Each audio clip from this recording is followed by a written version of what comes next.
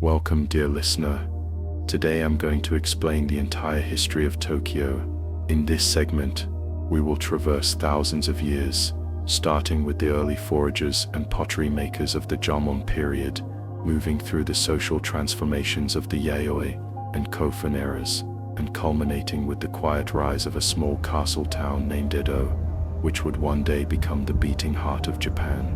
Let us begin by transporting ourselves back to a time before skyscrapers, neon signs, and bustling train stations, back to an era when the region we now call Tokyo was a stretch of forest, wetland, and coastline, alive with the calls of birds, the rustling of leaves, and the soft whisper of wind crossing the fertile Kanto plain. Chapter 1: The Land Before History.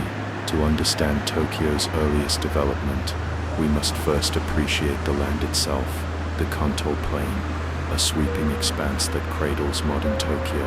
Imagine a landscape formed by shifting tectonic plates, rising sea levels, and volcanic activity in the distant past. Winding rivers such as the Tama, the Sumida, and the Arakawa snaked across this plain, carrying fresh water and nourishing abundant aquatic life. Forested hills in the distance offered game like deer and boar, while the coastal marshes teemed with shellfish, fish, and seaweeds, all of which became staples for early peoples who inhabited this area. In these primeval centuries, there was neither a city nor paved roads, no notion of Tokyo at all. Instead, life here followed the beat of natural rhythms, floods in the rainy seasons, the retreat of waters in drier months, and the cyclical arrival of migratory fish and birds. Those who came upon this land, though few in number, found a place of both rich resources and natural challenges. Chapter 2: Jomon roots circa 14,000 before the Common Era,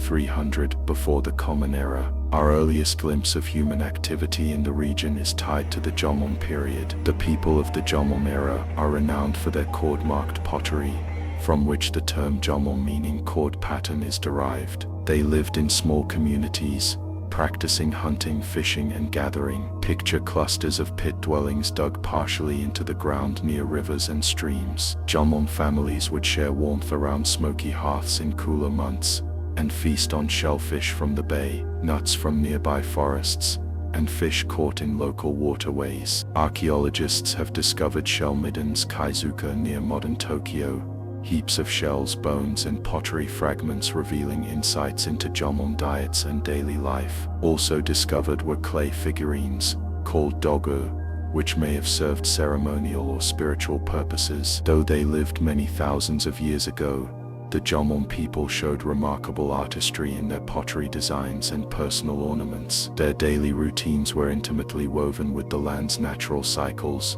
harvesting shellfish, tracking seasonal game, and collecting wild edible plants. Through these persistent interactions, they left an unmistakable imprint upon the landscape. Chapter 3: Transition to Yayoi and Kofun. 300 before the Common Era, 538 Common Era. Over time, the Jomon era gave way to the Yayoi period, 300 before the Common Era to 300 Common Era, which brought transformative changes in both technology and social organization. Foremost among these was the introduction of wet rice cultivation, a breakthrough likely brought from the Asian mainland. This innovation dramatically reshaped local societies, as more stable food production supported larger populations and stimulated broader social hierarchies. The spread of iron and bronze tools further increased efficiency, helping communities become more specialized. Following the Yayoi period came the Kofun period, 300 to 538 Common Era, characterized by enormous burial mounds, or kofun, constructed for regional elites. Political power was gradually solidifying under a royal court in western Japan, but local chieftains in the Kanto region were not without influence of their own. Though these areas remained somewhat removed from the core of imperial power, the presence of farmland, rivers, and trade routes connecting various parts of the archipelago laid the groundwork for future significance. Chapter 4: The Asuka, Nara, and Heian eras. 538, 1185 Common Era. From the Asuka period, 538 to 710 Common Era through the Nara period, 710 to 794 Common Era, and into the Heian period, 794 to 1185 Common Era. Japan's cultural and political landscape evolved at a breathtaking pace. Buddhism arrived from the mainland, deeply influencing art, governance and daily customs. Aristocratic culture flourished in the West, first in Nara, then in Heian-kai modern-day Kyoto, with refined poetry, decorative court costumes, and myriad protocols defining what we now call courtly life. Meanwhile, the Kanto region, including the land that would become Tokyo, occupied a peripheral position relative to the imperial centers. Yet being peripheral gave emerging samurai clans room to consolidate power. By the close of the Heian period, formidable warrior families such as the Minamoto and Taira were set to disrupt the centuries-long hegemony of the aristocracy. In this evolving backdrop, Edo's future glinted on the horizon. The region's farmland, waterways, and coastal access made it valuable, even though the main drama of Japanese polity still played out in the West. Local warlords in the East invested in building up strongholds, forging alliances, and honing martial prowess, anticipating opportunities to expand their spheres of influence. Chapter 5. Ota Dokkan and the First Edo Castle. Mid-15th century Japan entered the Muromachi period, 1336 to 1573 Common Era, a tumultuous era riddled with feudal conflicts among rival lords or daimyo. In the mid-15th century, a pivotal figure in Edo's history emerged, Ota Dokkan. Serving the influential Usugi clan, he was both a warrior and a poet, famed for his keen strategic mind. In the year 1457, he founded a fortress in Edo, recognizing the region's assets, fertile soil, protective wetlands, and access to Edo Bay, present-day Tokyo Bay. Envision that first Edo castle rising near the mouth of the Sumida River. It stood modest yet strategic, surrounded by small clusters of samurai dwellings and trade shops. Though Dokkan himself was later betrayed and assassinated, his efforts anchored Edo as a place of rising importance. Still,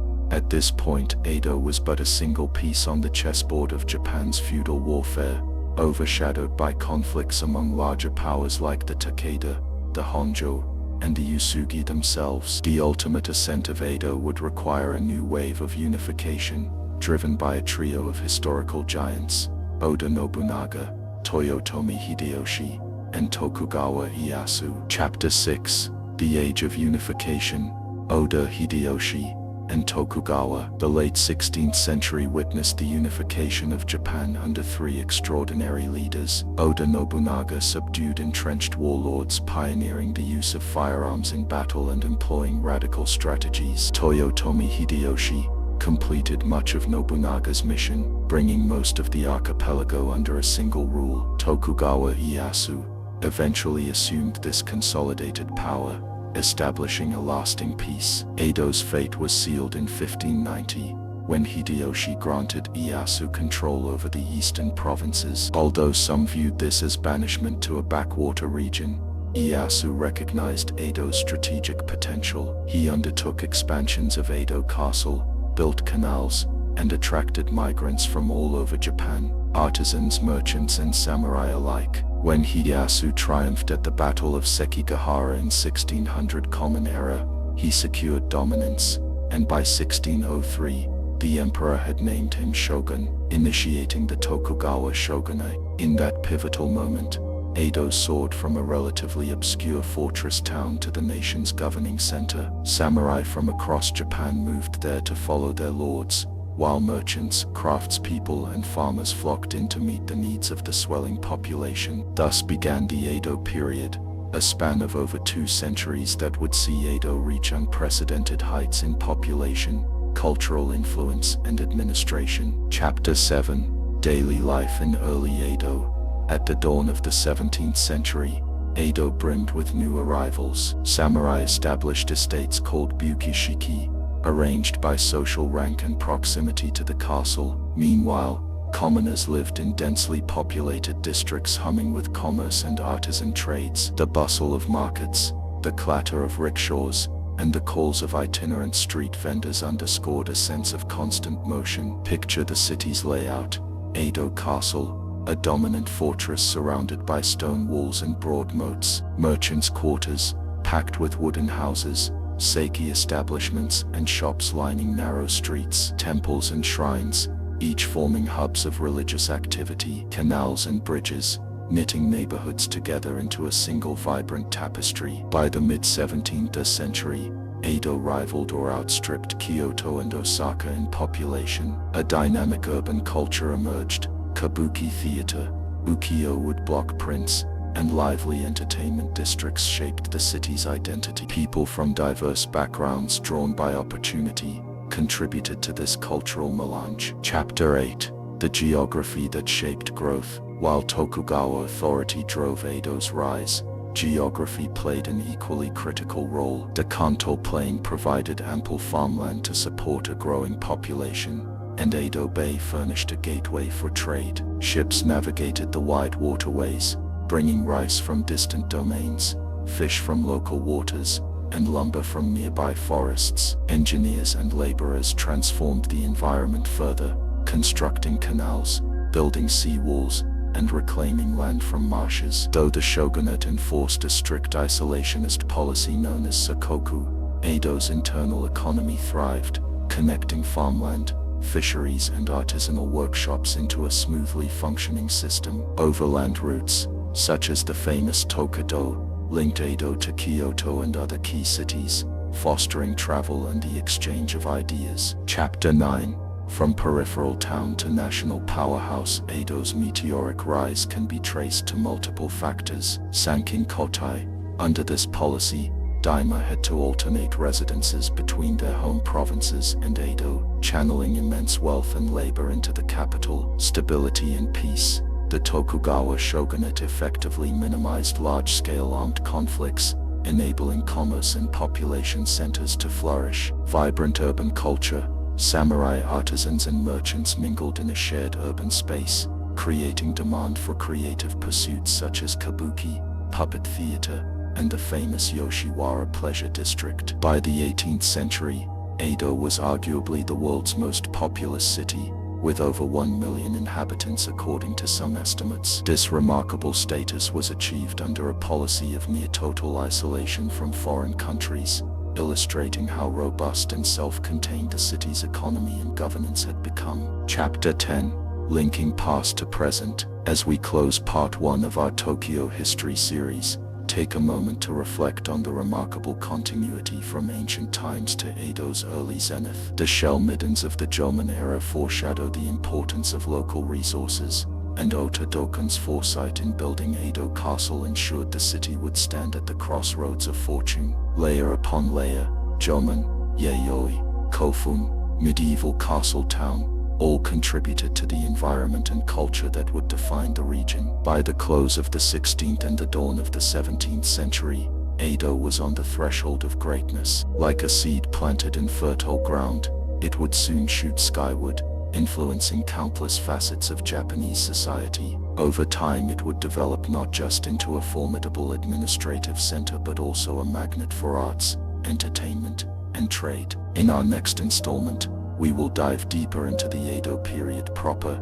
examining its strict social hierarchies, cultural brilliance, and the mechanics of a feudal system that maintained peace for over 2.5 centuries. We will also see how Edo braced itself, unbeknownst, for the seismic shifts that would follow the reopening of Japan to the outside world in the mid-19th century. Part 2. The Tokugawa Shogunate and the blossoming of Edo. When the Tokugawa clan solidified power at the dawn of the 17th century, they turned Edo from a relatively modest fortress town into the de facto capital of a unified Japan. In doing so, they set the stage for more than 2.5 centuries of peace, an extraordinary stretch of time that allowed Edo's population to swell, its economic systems to mature, and its popular culture to flourish.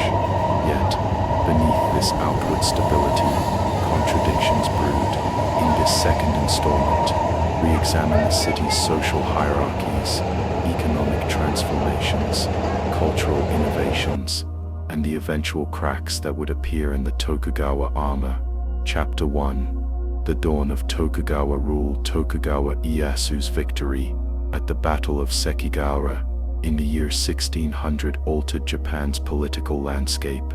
Although the imperial court in Kyoto remained the ultimate source of formal legitimacy, real authority now rested with the Tokugawa family. Ieyasu's move to Edo, initially spurred by Toyotomi Hideyoshi, turned out to be a masterstroke of foresight. Edo, though less prestigious than the ancient capitals in the west, offered strategic advantages: fertile lands, protective wetlands, and easy access to the Pacific. By the year 1603, the emperor conferred upon Ieyasu the title of shogun, formalizing the birth of the Tokugawa shogunate. To maintain stability after centuries of warfare, the new regime consolidated power with a blend of political acumen and shrewd social engineering. The city around Edo Castle began a rapid transformation. Moats, walls, and carefully laid streets attested to the shogunate's desire for order. Strongholds for daimyo feudal lords blossomed around Edo, each striving to display its wealth and loyalty through imposing mansions and elaborate gates. This shift did not happen overnight, but the sense of purpose behind the Tokugawa project was palpable. Samurai from distant domains flocked to Edo to serve or at least keep tabs on the new government. Merchants perceived Edo's potential as a booming marketplace for rice, lumber, and luxuries. Craftspeople, from swordsmiths to potters, saw opportunities to ply their trades for the expanding population. Within a few decades, the seeds of a highly stratified yet dynamic society had been sown. Chapter 2. The Social Pyramid. Samurai, peasants, artisans, and merchants. Central to Tokugawa governance was an official system that classified people into four main ranks: samurai, peasants, artisans, and merchants. Samurai occupied the apex of this structure. They served as the administrative backbone of the shogunate, enforcing its laws while upholding the ideal of martial discipline. In theory, samurai lived by Bushido, a code emphasizing loyalty, honor, and frugality, though in practice, individual behavior varied widely. Below the samurai were peasants, who tended the rice fields that formed the economic bedrock of feudal Japan. Possessing farmland conferred a certain dignity within the social fabric. Government proclamations proclaimed peasants the foundation of the realm for producing the rice on which tax calculations and stipends were based. Still, many peasants struggled under heavy levies, and some deserted the countryside to seek fortunes in Edo, swelling the ranks of day laborers and unskilled workers. Artisans formed the third rank. They crafted everything from exquisite lacquerware and finely wrought swords to everyday utensils and cookware. Concentrated in Edo's bustling neighborhoods, artisans shaped the city's aesthetic. Their output not only satisfied local demand but also became markers of cultural pride. One could scarcely travel beyond Edo without hearing of its renowned printmakers, kimono designers, or metalsmiths. Merchants, occupying the bottom rung, might initially seem the least esteemed.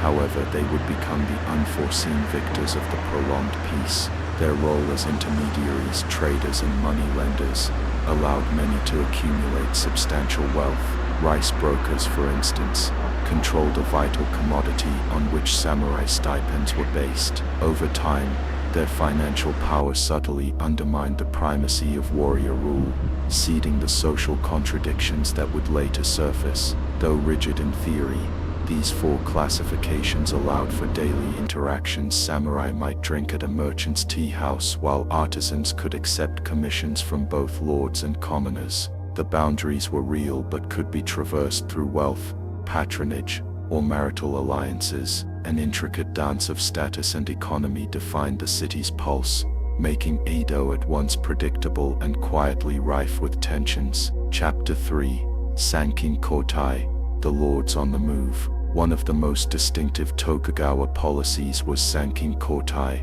requiring each daimyo to spend alternating years in Edo and his home domain. This system, perfected under Tokugawa Hidetada, and Tokugawa Iemitsu, sought to discourage insurrection by keeping lordly families in Edo as unofficial hostages. Yet Sankin Kotai also yielded striking cultural and economic consequences. Edo evolved into a metropolis bustling with the constant arrival and departure of feudal retinues. Imagine a daimyo's grand procession entering Edo, hundreds of retainers clothed in the clan's colors, their spears and banners gleaming in the sunlight, marching under elaborate standards. These retinues transported not just people, but local specialties, foods, fabrics, and artworks that eventually found buyers in Edo's marketplaces. Over years of repeated journeys, cultural habits migrated from every corner of Japan to Edo, forging an atmosphere that was cosmopolitan in a particularly Japanese manner. These comings and goings fueled the construction of daimyo estates in Edo. Many lords erected sprawling compounds complete with landscaped gardens, gates embellished by family crests, and residences for officials. Demand for materials, stone, lumber, tatami mats, ceramics, shot up, propelling entire industries. Merchants, always keen for profit, positioned themselves to sell or finance everything from building materials to fine textiles. In short, Sankin Kotai transformed Edo into a nexus of trade and culture, melding regional identities into a shared urban tapestry. Yet all this movement had personal repercussions. Many daimyo lamented the expense, while samurai in their service chafed at the endless relocations. Separation from their farmland domains made it harder to oversee local affairs. Meanwhile, wives and heirs remained in Edo year-round, forging new social circles. Over time, the city gained an aura of sophistication, its well-to-do residents mixing courtly elegance with the brash commercial ethos of the low-lying merchant districts. This blend of restraint and indulgence, formality and improvisation, gave Edo a spirit unlike any other city in Japan. Chapter 4: Cityscape and Governance. The heart of Edo. The city of Edo spread outward from the imposing Edo Castle. Its castle grounds encompassed layers of moats and ramparts, with watchtowers punctuating the walls. At the center was the Onmaru, the main keep and ceremonial court, reserved for the shogun's most formal function. Surrounding this were additional enclosures that housed official residences and armories. As you moved away from the castle, you entered the realm of warrior mansions. Each high-ranking samurai or daimyo compound, known as a bukishiki, followed a similar pattern: a gate displaying the family crest, a main building for receptions, an inner garden perhaps with a pond, and lesser structures for retinue housing. Man-made canals and wooden bridges lent a picturesque quality to these areas, though functionally they served to assist with defense and transportation. Descending toward the marshy lowlands, you encountered the merchant and artisan quarters, collectively known as the Shitamachi, or Low City. Here life took on a frenetic energy. Narrow alleys brimmed with shops selling rice, fish, vegetables, and prepared foods. Signs painted in bold calligraphy competed for attention. Vendors shouted to passers-by, enticing them with fresh wares. Rickshaw pullers navigated crowds while street performers might set up impromptu shows in small plazas. This was also where Edo's famed entertainment districts flourished. Tea houses, kabuki theaters, bathhouses, and sumo arenas gave the city its famous hustle and bustle. The official policies guiding these districts aimed to channel hedonistic pursuits into well-defined spaces, preventing moral corruption from spilling into samurai enclaves. Local officials known as Machi-bugyo town magistrates supervised everything from firefighting arrangements to tax collection. Edo was divided into wards called sho. Each sho had leaders responsible for public order and communal tasks, such as keeping the streets clean or organizing night watches. Fire posed a perennial threat to this wooden metropolis. Not for nothing did people dub fires Edo's flowers, lamenting the frequency with which entire neighborhoods might go up in flames. Fire brigades, or haikeshi, became a crucial civic institution, manned mostly by commoners. Whenever a fire broke out, citizens formed bucket chains, while the brigades used hooks to demolish structures and create fire breaks. Despite such measures, conflagrations could rage uncontrollably, leveling thousands of homes in a matter of hours. Out of this vulnerability arose a communal ethos. Everyone had to be prepared and maintain solidarity. Edo's governance thus wove threads of bureaucracy, class discipline, and grassroots collaboration into a distinctive urban fabric. The city's resilience through repeated calamities testified to the determination of its residents. Chapter 5: The Flourishing of Popular Culture. Kabuki, ukiyo-e, and the floating world. Nothing symbolizes Edo's cultural bloom more than kabuki theater, ukiyo-e woodblock prints, and the so-called floating world found in places like the Yoshiwara district. Despite the Tokugawa regime's emphasis on order and decorum, the commoners carved out spaces of frivolity and artistic exploration that eventually captured the imagination of the entire country. Kabuki began in the early 17th century as a theatrical form combining dance, drama, and music. Initially performed even by female troupes, it evolved into an all-male stage art, loaded with exaggerated makeup, kesho, flamboyant costumes, and eye-catching stage effects. From heroic samurai tales to comedic domestic dramas, Kabuki appealed to a cross-section of Edo society. Samurai, despite formal disapproval, often snuck in disguise to watch popular actors like Ichikawa Danjiro. Merchants and artisans too found in Kabuki a reflection of their experiences, stories of romance, moral dilemmas, or struggles against authority. The theaters became social mixing bowls, thronged by excited crowds who cheered favorite actors. Parallel to Kabuki's ascendancy was the spread of ukiyo-e, meaning pictures of the floating world. These mass-produced woodblock prints initially depicted scenes of pleasure quarters, kabuki actors, and romantic intrigues. Over time, ukiyo-e expanded to include landscapes, daily life, and mythical lore. Artists like Kitagawa Utamaro, Utagawa Hiroshige, and Katsushika Hokusai achieved immortal fame through their prints, images that captured both the fleeting nature of pleasure and the transcendent beauty of Edo's environment. These prints were affordable, fostering an early form of popular media consumption.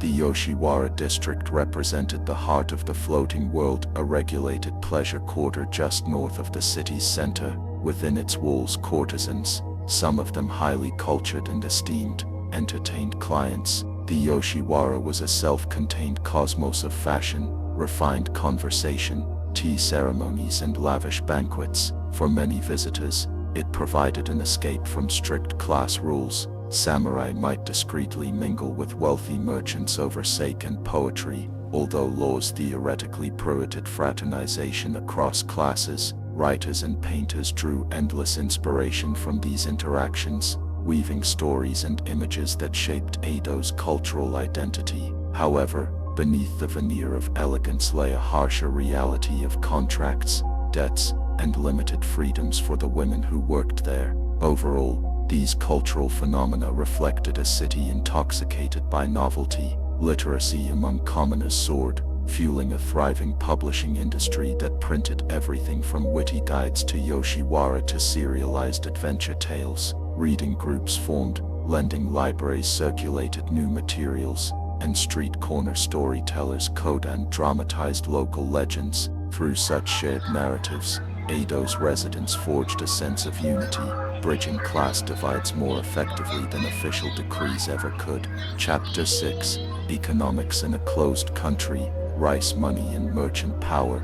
Although Japan under the Tokugawa shogunate adopted a policy of restricted foreign contacts, often referred to as Sakoku, the internal economy still flourished. Edo's population required vast amounts of rice, fish, and daily necessities, all of which had to be transported by ship or pack animal from the provinces. This demand spurred improvements in infrastructure, like port facilities along Edo Bay, and a sophisticated distribution network of rivers and canals. By the mid-18th century, Edo had grown into a major economic hub, rivaling the older cities of Osaka and Kyoto. Crucial to this system was the rice tax, Daimyo collected rice from peasant farmers, then used it to support their armies and officials, or converted it into cash by selling it to rice brokers in major cities. Samurai stipends were similarly denominated in koku, the amount of rice estimated to feed one adult for 1 year. Over time, the reliance on rice as a proxy for wealth created complex issues. Fluctuations in rice prices could undermine samurai finances, pushing them to borrow from merchant houses. Merchants, as a result, gained a measure of influence that far exceeded their nominal social rank. Money lending became a lucrative enterprise for merchant families. Prominent houses in Edo, such as the Mitsui conglomerate, expanded from simple retail into banking, transport, and later even large-scale finance. Hidden behind modest storefronts, these merchant bankers kept intricate ledgers detailing debts owed by noble families, and even the shogunate. This phenomenon quietly eroded the basis of the class system. How could a samurai maintain pride when indebted to a merchant who, in theory, occupied the lowest social rung? Simultaneously, the shogunate set up official guilds to regulate industry, controlling the prices of goods and wages for artisans. The aim was to avert social unrest by preventing sudden price hikes in essentials, yet the complexity of Edo's economy often bypassed these measures. Smuggling, black markets, and unregulated side deals flourished. For all its attempts at controlling commerce, the Tokugawa regime had to acknowledge the unstoppable momentum of an emerging proto-capitalist society. Chapter 7: Administration, Reforms and Tensions. Beneath the surface, governance in Edo balanced a centralized shogunate with myriad local officials. Town magistrates, Machi Bugyo, oversaw law enforcement and arbitration in commoner neighborhoods. At the same time, specialized agencies handled finance, religious matters, and protocols for foreign relations. Limited though they were, the Edo period witnessed repeated attempts at reforms intended to shore up the existing order. Kyo, reforms under Shogun Tokugawa Yoshimune, beginning in 1716, sought to strengthen the economy by promoting frugality, encouraging new agricultural techniques, and imposing regulations on currency. Yoshimune also emphasized scholarship, opening certain libraries to samurai, and encouraging the study of Western science under controlled conditions. Kansei reforms, led by Matsudera Sadanobu in the late 18th century, aimed to curb extravagant spending and restore Confucian values. These reforms targeted luxury items, sumptuary laws, and even the content of published books, hoping to reassert moral rectitude amid what was seen as cultural excess. Tenpo reforms, implemented in the 19th century, tackled issues such as inflation, rural distress, and merchant dominance. They banned certain kabuki performances deemed licentious, attempted to stabilize rice prices, and launched crackdowns on perceived moral failings in Edo's pleasure quarters. Each wave of reforms revealed the Tokugawa shogunate's determination to preserve the status quo, yet they also betrayed the system's underlying fragility. Rebellions occasionally flared up in rural domains, triggered by high taxes or natural calamities such as crop failures. Samurai stipends declined in real value, forcing some to find menial side jobs or become one masterless samurai. Meanwhile, wealthy merchant families grew bolder, quietly influencing policy through loans or by financing local projects. These frictions seldom erupted into open conflict, thanks to social conditioning that prized harmony and hierarchy. However, the cracks were plain to see for those who cared to look closely. Intellectual currents, such as Kokugaku, a movement that studied Japan's ancient literature and Shinto beliefs, began questioning whether the Tokugawa regime had deviated from true Japanese values. Others studied Western texts on astronomy, medicine, and navigation, known as Rangaku, or Dutch learning, planting early seeds for modernization. Beneath Edo's glitter, the question lingered: could the shogunate adapt, or would it collapse under the weight of its own contradictions? Chapter 8: Foreign Pressures and Growing Awareness. While the shogunate enforced a strict policy of national seclusion, foreign ships did not simply vanish from the seas. Incidents involving Russian explorers in Hokkaido or British vessels in southern waters found their way into Edo's rumor mills.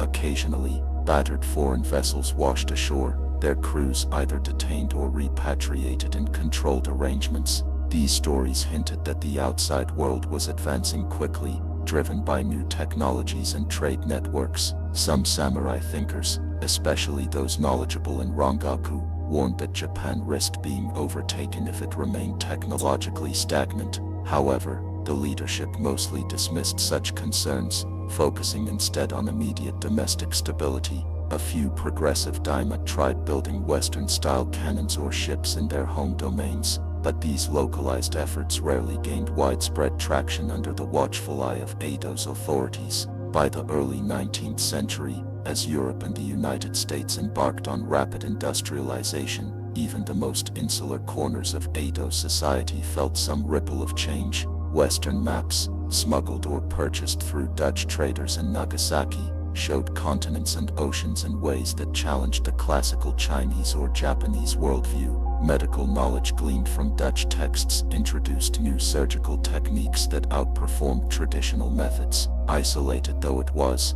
Edo's academic and intellectual circles began to question the very basis of Sakoku, anticipating a major shift in Japan's destiny, even if they could not foresee exactly how that shift would come about. Chapter 9. The late Edo period. Seeds of unrest. As the 18th century gave way to the 19th, the Tokugawa regime found itself beset by multiple challenges. Repeated famines devastated rural areas. In some domains, peasants staged riots or fled to cities like Edo, adding to urban overcrowding. The economy continued shifting away from feudal ideals, as merchant wealth quietly eclipsed samurai stipends. Intellectuals, both Confucian and Rangaku scholars, decried the government's apparent inertia in the face of modern realities. In Edo, the ordinary person might still delight in festivals, theater, and the vibrant street life, yet a sense of unease was creeping in. Martial clans who prided themselves on swordsmanship grew restless at being little more than bureaucrats. Young samurai, reading works that glorified imperial loyalty, began to question why the emperor in Kyoto held so little direct power if he was indeed the spiritual sovereign of the land. Meanwhile, many commoners who lacked stable employment drifted into day laborer communities, living precariously and sometimes turning to petty crime. However, few truly predicted how abruptly the Tokugawa world would be rocked when external powers forced open Japan's long-closed gates. The impetus arrived in 1853 when Commodore Matthew Perry of the United States Navy steamed into Uraga Bay near Edo, demanding trade rights and diplomatic relations. The shockwaves reverberated through Edo Castle. If the shogunate allowed foreign treaties, it would violate centuries of proud isolation, but if it refused, it risked war with a Western power that possessed steamships and modern cannons. Chapter 10. The Edge of Transformation. The forced opening of ports after Perry's arrival, and subsequent treaties such as the Convention of Kanagawa in 1854 represented a watershed in Japanese history. It exposed the shogunate's vulnerability on the international stage, emboldening critics who argued that Tokugawa authority was obsolete. Edo, at the heart of it all, soon saw a swirl of agitation. Samurai from distant domains traveled to the city, proclaiming loyalty to the emperor and calling to expel the foreigners. Merchants eyed new opportunities in foreign trade, while artisans glimpsed the allure of Western innovations. A confluence of crises, economic, social, and geopolitical, rendered the Tokugawa shogunate untenable. As more foreign envoys arrived setting up legations in Edo and Yokohama, fervent patriots and reactionary samurai clashed with government forces. The question was no longer whether the Tokugawa system would change, but how violently the transition would occur. By the 1860s, the conflict between pro-imperial and pro-shogunate factions grew in intensity, culminating in the Boshin War 1868 to 1869. After centuries of relative peace, Japan hurtled toward civil strife. Ultimately, the Tokugawa line was deposed. Edo itself, the great city of moats and merchant quarters, surrendered without a major battle to the victorious imperial forces. In 1868, Edo was renamed Tokyo, or Eastern Capital, signaling a new era under the young Emperor Meiji. In a flash, the political, social, and cultural equilibrium that had shaped Japan for generations crumbled, giving rise to a world of possibility and uncertainty. Part 3. The Meiji Restoration and the birth of modern Tokyo.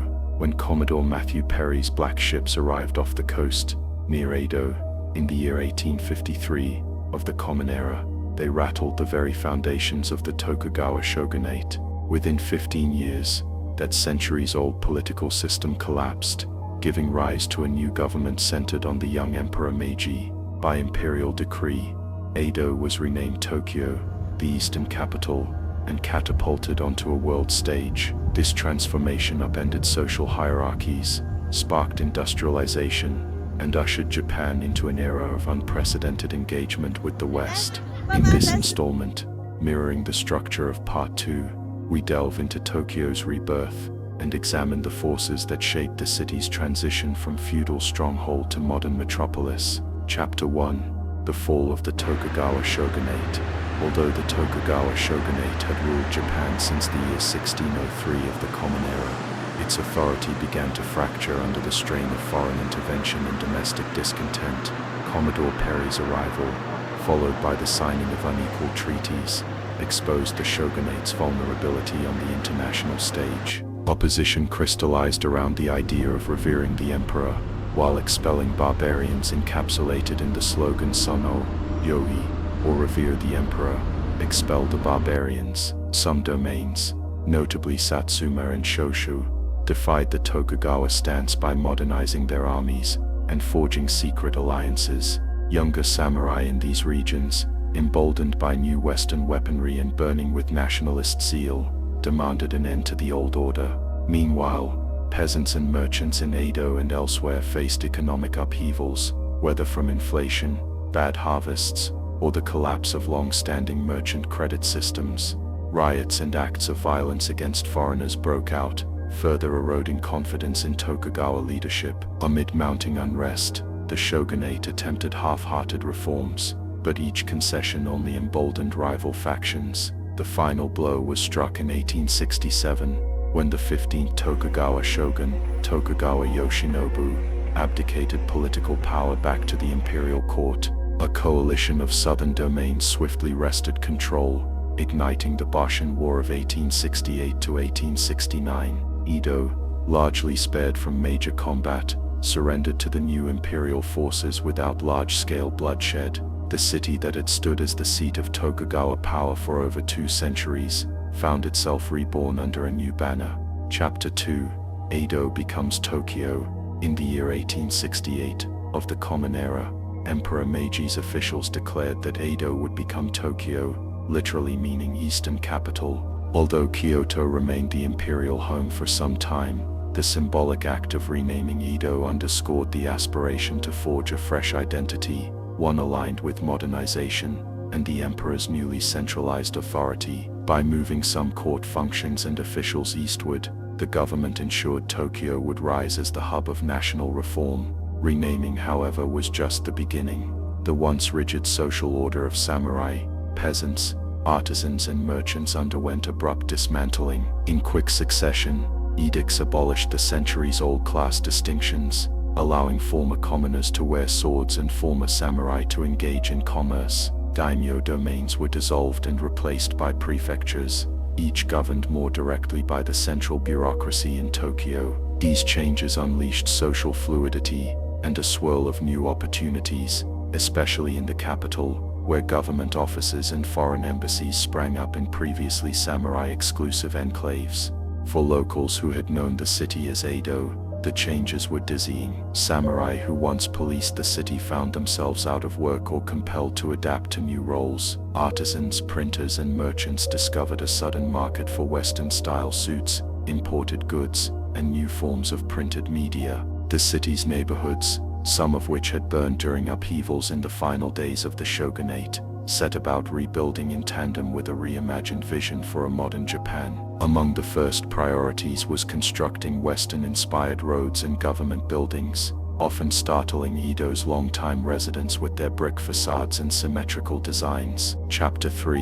The Meiji government in Tokyo, Mugen Emperor Meiji, moved from Kyoto to Tokyo in 1869, making an enormous cultural statement. Japan's monarchy was no longer a cloistered and distant relic, but a driving force of national policy. Foreign diplomats soon followed, establishing legations in Tokyo, each bringing with it a retinue of advisors, experts and merchants. The city that had once enforced near total seclusion under the Tokugawa regime found itself opening daily to outsiders and outside ideas. A modern bureaucracy emerged in Tokyo, staffed by ambitious samurai from formerly influential domains, as well as bright commoners who seized educational opportunities. Ministries, such as those of finance, foreign affairs, education and war, took shape, adopting or adapting Western administrative frameworks. In place of old feudal offices within castle grounds, new Western-style administrative quarters were erected.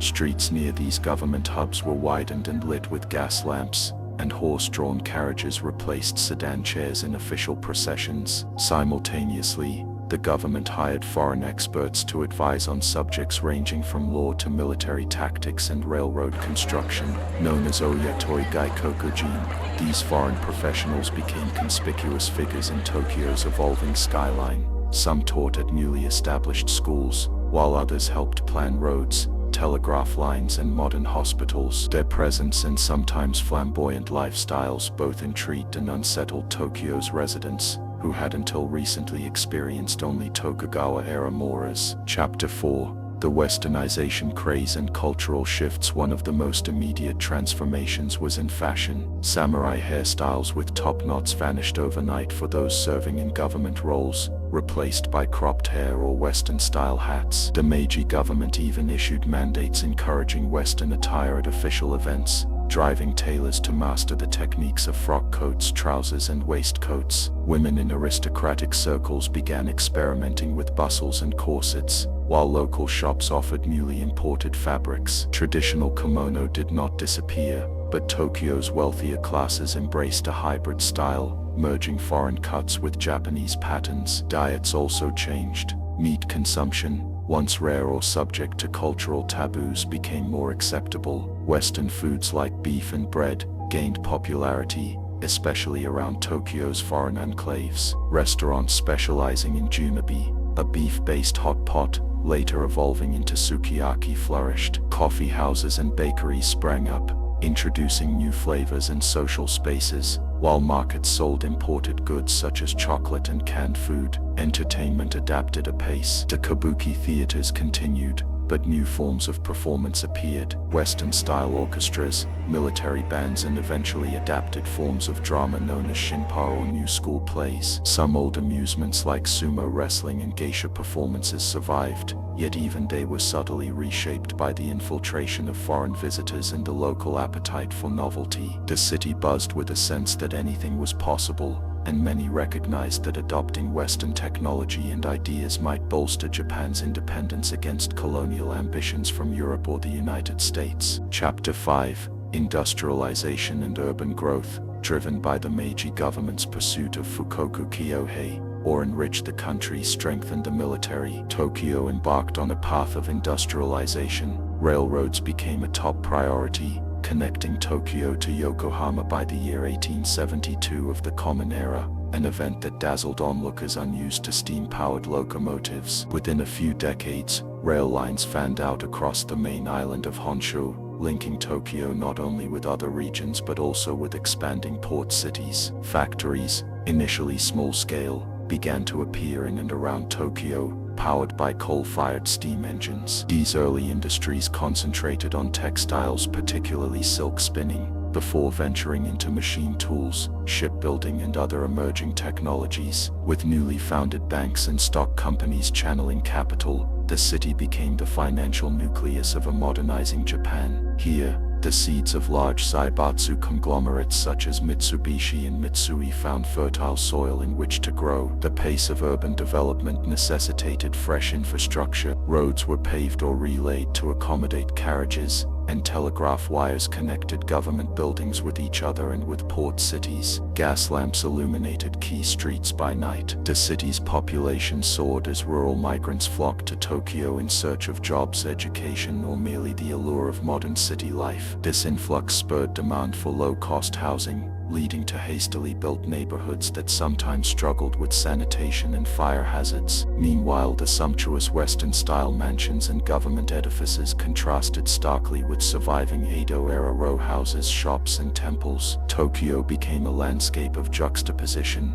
where centuries of tradition coexisted alongside brash modernity. While many citizens embraced these changes, others worried that too rapid a westernization risked losing Japan's cultural soul. Intellectuals debated the proper balance between tradition and progress, fueling lively discussions in newspapers and public lectures. Chapter 6: Education, Journalism and Public Discourse. Central to the transformation of Tokyo was a dramatic overhaul of the education system. The Meiji government introduced universal schooling in 1872, aiming to mold disciplined, literate citizens capable of serving the state. Tokyo led this revolution, establishing schools that blended Confucian ethics with Western science. Foreign instructors taught math, chemistry, and engineering, while Japanese language texts quickly adopted new vocabulary to express concepts like constitution, democracy, and civil rights. Tokyo University, originally founded as the Imperial University, emerged in 1877, catalyzing the intellectual scene. Here, scholars delved into both Western and Japanese classics, forging new philosophies that would influence modern governance. Students wore Western uniforms and studied subjects like international law, civil engineering, medicine, and political economy. Graduates often ascended to influential roles in government, commerce, or academia, further cementing Tokyo's status as the national center of learning. This academic upsurge went hand in hand with a flourishing press. After centuries in which printing was largely used for woodblock prints, official gazettes, or privately commissioned works, newspapers and magazines exploded onto the Tokyo scene. Publications like the Yokohama Mainichi Shimbun and the Tokyo Nichi Shinbun fed the public's hunger for news, domestic reforms, foreign affairs, the latest technology, and philosophical debates. Editorials criticized or championed government actions, fostering a nascent public sphere of modern political discourse. Socio-political thinkers influenced by Western liberalism and domestic Confucian tradition formed societies to discuss pressing questions. Should Japan adopt a constitution? What was the role of the emperor in a modern polity? Did social classes still matter in this age of industrialization? Tokyo's coffee houses and lecture halls buzzed with these inquiries, drawing together samurai descendants, middle-class entrepreneurs, and even those from once humble rural backgrounds who had gained an education under the new system. Public discourse soared, echoing the city's rising skyline. Chapter 7: Constitutional Monarchy and Tokyo's Political Role. By the mid-1880s, the Meiji government recognized the urgency of establishing a constitutional framework, partly to gain international respect and renegotiate unequal treaties. Influential figures such as Eto Hirobumi traveled abroad to study Western political models, returning with ideas gleaned from the Prussian Constitution, British Parliament, and even elements of American governance. Their findings culminated in the Meiji Constitution, promulgated in 1889. Under this new constitution, sovereignty still resided in the emperor, but an elected Diet parliament was established, composed of a house of peers drawn from aristocracy and ex-samurai families, and a house of representatives voted in by a small fraction of wealthy male taxpayers. Tokyo became the seat of the Diet, marking another step in its journey from a feudal outpost to a seat of modern governance. The imposing building where the Diet assembled symbolized this shift, featuring Western columns and a grand hall for parliamentary debate. Despite these innovations, power remained concentrated in a small oligarchy around the emperor. Voices from Tokyo's emerging middle class often felt marginalized, especially since the voting franchise was severely limited. Still, the city saw a surge in political activism. Political parties, initially overshadowed by the oligarchy,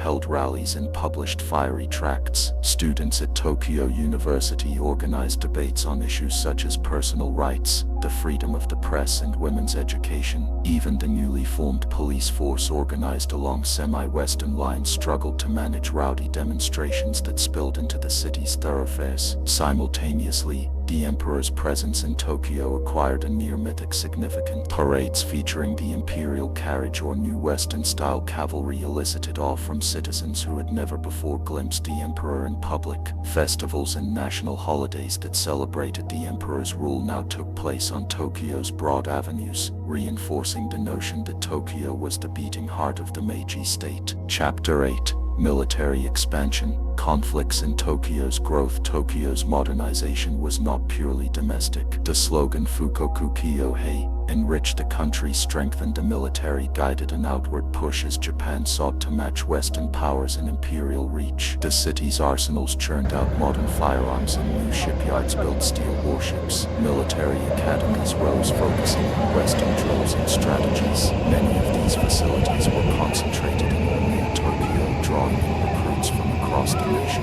By the 1890s, Japan's new army and navy tested their mettle against external foes. The First Sino-Japanese War, 1894 to 1895, ended in a swift, decisive victory for Japan, shocking observers in Europe and the United States. Tokyo erupted in celebrations, parades, and lavish decorations. War heroes returned to the capital, championed by an admiring public. Newspapers in Tokyo trumpeted each triumph, fueling a new wave of patriotism and a sense of national destiny. Shortly thereafter, Japan's defeat of Russian forces in the Russo-Japanese War 1904 to 1905 elevated Tokyo's global standing further, forging it as a modern military and industrial power. Throngs gathered in Tokyo's public spaces to hail returning troops, mark victories, or hold ceremonies for the war dead. Industries tied to war production boomed, including steel mills, locomotive factories, and advanced shipbuilding. The city's banks financed these ventures, amplifying Tokyo's role as Japan's economic core. However, military victory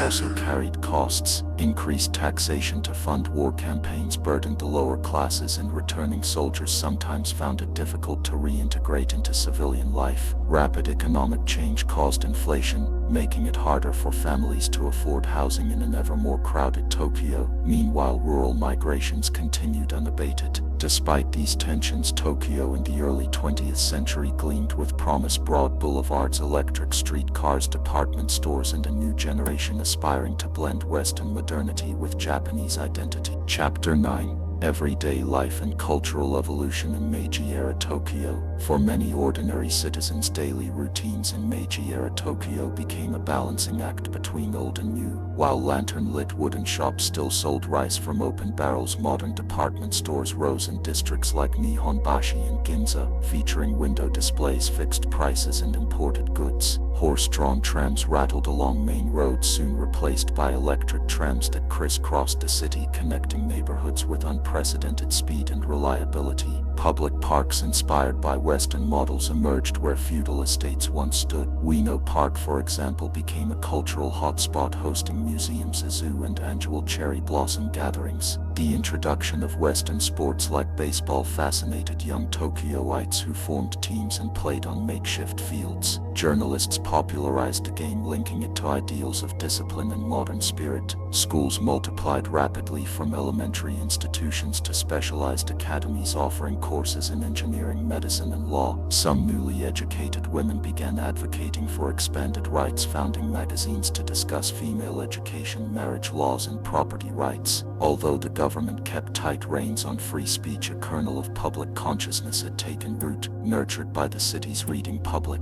bookstores and lending libraries flourished, feeding an appetite for translations of Western novels, political treatises, and scientific tracts. Even the realm of personal leisure and recreation adapted. Tea ceremonies and traditional arts persisted, yet Western-style cafes and dance halls increasingly attracted the youth. Cinemas, initially screening short foreign films, found an eager audience, and soon domestic film production was on the rise. All these elements melded into a mosaic of coexisting traditions and innovations, giving Tokyo an exhilarating, if at times disorienting, character. Chapter 10. Entering the 20th century. The city transformed. By the dawn of the 20th century, Tokyo was nearly unrecognizable compared to the Edo of a few decades prior. Its population exceeded 1 million, and the city's skyline boasted not just temple spires but also chimneys, telegraph poles, and modern buildings. Electric lights lit up main avenues, while newspapers printed multiple daily editions reporting on both local gossip and global affairs. Street cars ferried office workers, students, and shoppers. Gas lamps and wooden bridges were either replaced or upgraded to meet the evolving demands of a city rapidly integrating into the global system. Modern education, a standing army, and industrial might all converged in Tokyo, fusing to make it the nerve center of a newly awakened empire.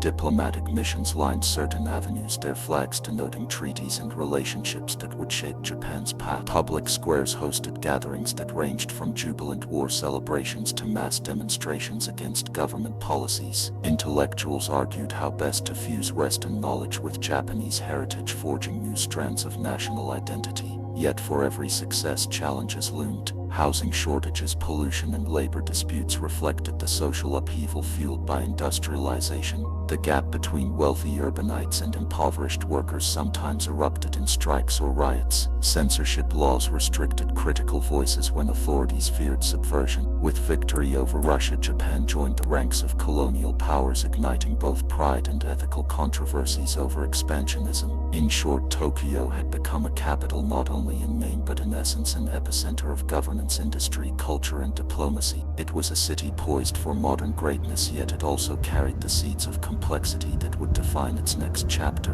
While the late Meiji period catapulted Japan to global prominence, new storms were brewing, storms that would test Tokyo's resilience in ways few could have imagined. Part 4. Tokyo in Turmoil. The early to mid-20th century. At the close of the Meiji era, Tokyo had emerged as Japan's political, cultural, and economic heart, a modern metropolis that reflected the nation's ambitions to stand as an equal among Western powers. With the dawn of the 20th century, Tokyo continued to expand, modernize, and wrestle with the contradictory pulls of democracy and authoritarianism. Natural disasters and global conflicts would test the city's resilience, culminating in destruction on a scale unseen in its long history. Yet, through it all, Tokyo would endure, setting the stage for a dramatic post-war revival. In this installment, we trace the city's tumultuous journey from the early 1900s through the aftermath of the Second World War. Chapter 1. Taisho Democracy and Social Change. The passing of Emperor Meiji in the year 1912 of the Common Era ushered in the Taisho era, named for his successor, Emperor Taisho. This new period was initially characterized by a surge of political liberalism, often referred to as Taisho democracy. Inspired by the previous era's educational reforms and constitutional developments, many Tokyo-based intellectuals and activists championed ideas such as universal suffrage, labor rights, and freedom of speech. Political parties gained more traction in the Imperial Diet, which continued to convene in Tokyo.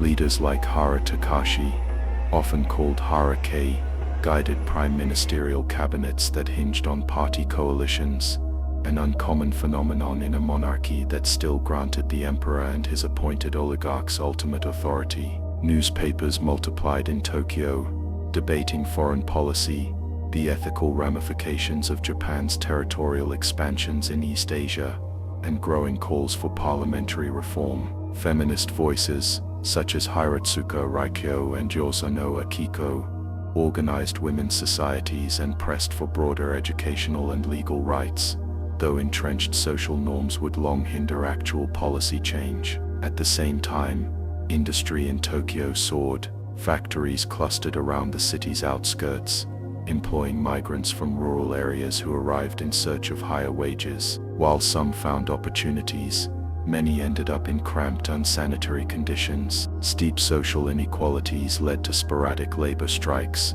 which the government and business owners often suppressed. Even so, the sense of possibility was palpable. Tokyo's boulevards, newly lit by electric lamps, bustled with a youthful energy that melded Western fashions, jazz influences, and the enduring tastes of traditional festivals. Chapter 2.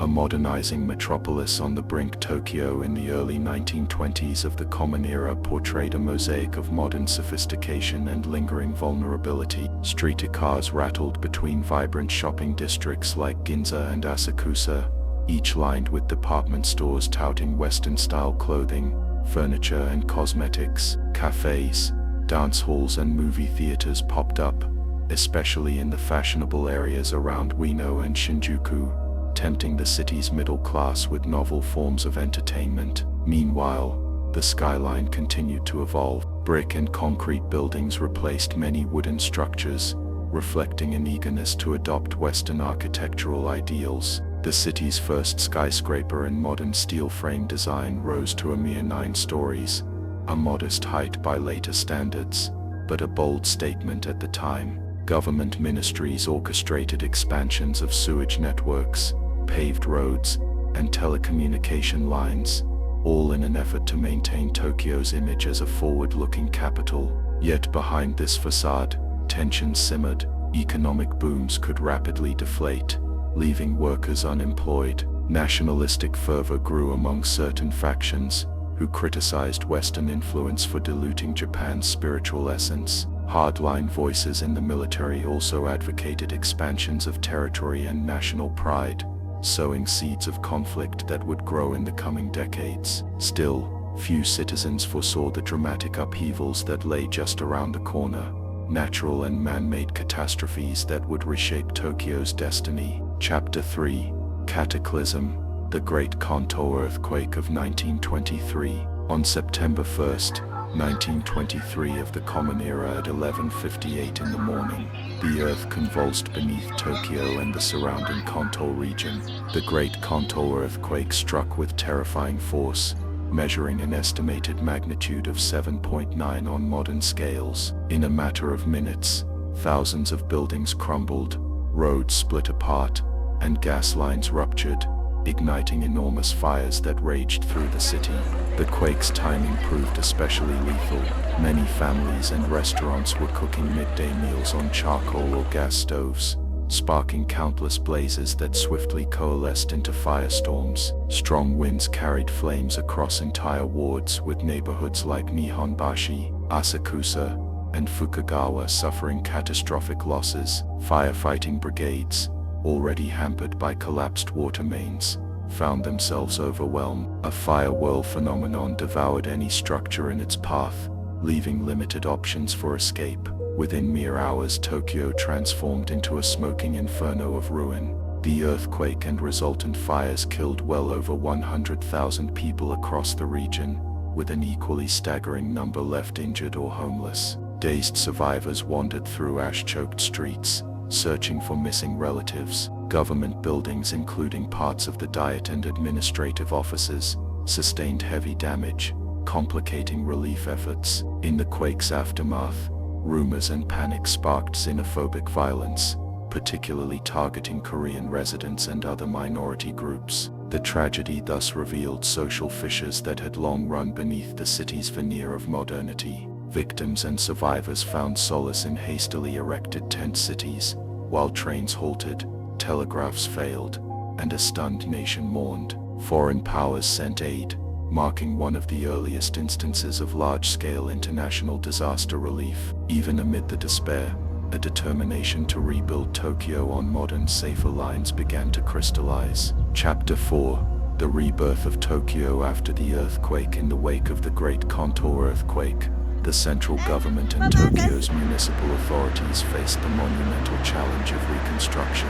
City planners, engineers and politicians seized the disaster as a grim opportunity to modernize Tokyo's urban layout. It was a chance to widen roads, create more public parks, and implement building codes that favored concrete and steel over flammable wood. Under the visionary guidance of officials like Otto Shinpei, the city embarked on ambitious projects: road widening, major thoroughfares were broadened to facilitate traffic flow and reduce fire risk, zoning, and public spaces.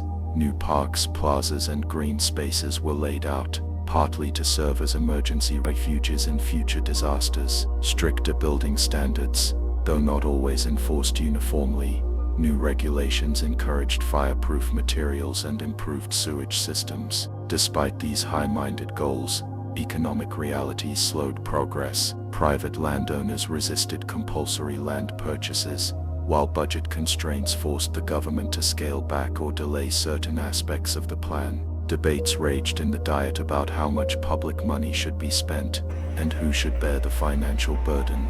Nonetheless, a wave of philanthropic assistance, low-interest loans, and commercial enterprise allowed significant rebuilding to take place. Many Tokyoites who lost homes or businesses found renewed resilience, forging new lives on the city's rapidly altering streets. The quake-induced diaspora also reshaped Tokyo's demography. While some survivors moved to peripheral suburbs, others left permanently for other regions or overseas. By the late 1920s, new apartment buildings began dotting central wards, illustrating another Western influence on Japanese housing. Media outlets, from newspapers to radio broadcasts, publicly championed rising from the ashes as a national ethos. The hardships had forged new communal bonds, and the city pressed onward, inching closer to the next tumultuous chapter in its saga. Chapter 5: The Shifting Political Winds, the 1930s and Militarism. Although the Taisho era had ushered in a measure of democratic progress,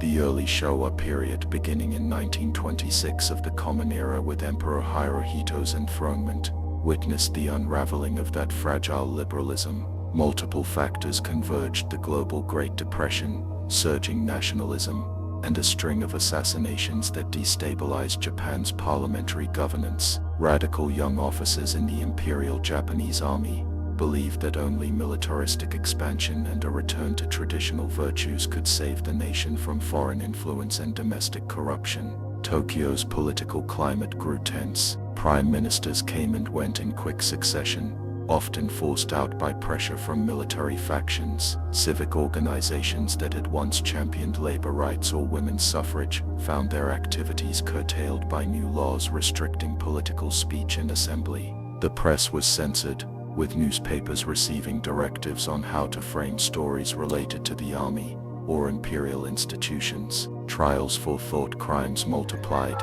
as critics of the state faced arrests and sometimes harsh prison sentences. Many Tokyo residents, reeling from economic downturns, latched onto the militarists' patriotic rhetoric. The notion of a strong Japan that could secure resources abroad and ensure domestic stability resonated in impoverished neighborhoods. Japan's incursion into Manchuria in 1931, followed by the broader Sino-Japanese conflict, stirred public pride as victories were trumpeted in headlines. Some saw in these campaigns a rightful assertion of Japan's place among great powers, while others quietly worried about the morality and sustainability of the empire's expansion. Through it all, Tokyo's outward modernization continued. Department stores held grand displays of exotic goods from newly captured territories, while the city's factories hummed with the production of military supplies. Electric trams, newly installed neon signs, and public radio broadcasts gave the capital a sense of modern dynamism, though beneath the glamour lay an anxious population bracing for the uncertainties of a militarized future. Chapter 6: Tokyo in Wartime, the Road to the Second World War. From the mid-1930s onward, Japan's military involvement in China escalated into full-scale war, culminating in the Second Sino-Japanese War, 1937 to 1945. Public sentiment in Tokyo hardened into widespread acceptance that continuous military campaigns were necessary for national survival. Government propaganda hammered home themes of loyalty, sacrifice, and the emperor's divine guidance. Children in Tokyo's schools learned revised history lessons glorifying the Yamato spirit and the rightful expansion of the empire. Draft notices went out to countless households, turning city dwellers into conscripts. Women joined auxiliary corps or found employment in munitions factories, stepping away from domestic roles to aid the war effort. Rationing of food, gasoline, and textiles became a norm. Shop windows displayed government slogans urging frugality, and neighborhood associations enforced ration cards. Even theaters and geisha houses were expected to contribute to national morale, staging patriotic plays or hosting farewell gatherings for departing soldiers. By 1940, Japan had entered an alliance with Germany and Italy, known as the Tripartite Pact, further embedding Tokyo in the geopolitical struggles of the Second World War. With relations between Japan and Western powers deteriorating rapidly, especially with the United States, tension in Tokyo soared. Diplomatic negotiations frayed after the attack on Pearl Harbor in late 1941. The empire found itself fighting on multiple fronts across Asia and the Pacific. Tokyo's bustling central districts, once known for nightlife and cultural vibrancy, dimmed as blackouts and air raid precautions became daily life. The capital's newspapers censored defeatist talk and trumpeted improbable battlefield victories, but private conversations in bars, barbershops, and street corners revealed exhaustion and doubt. The city had grown used to shortages and constant updates on the conscription of young men.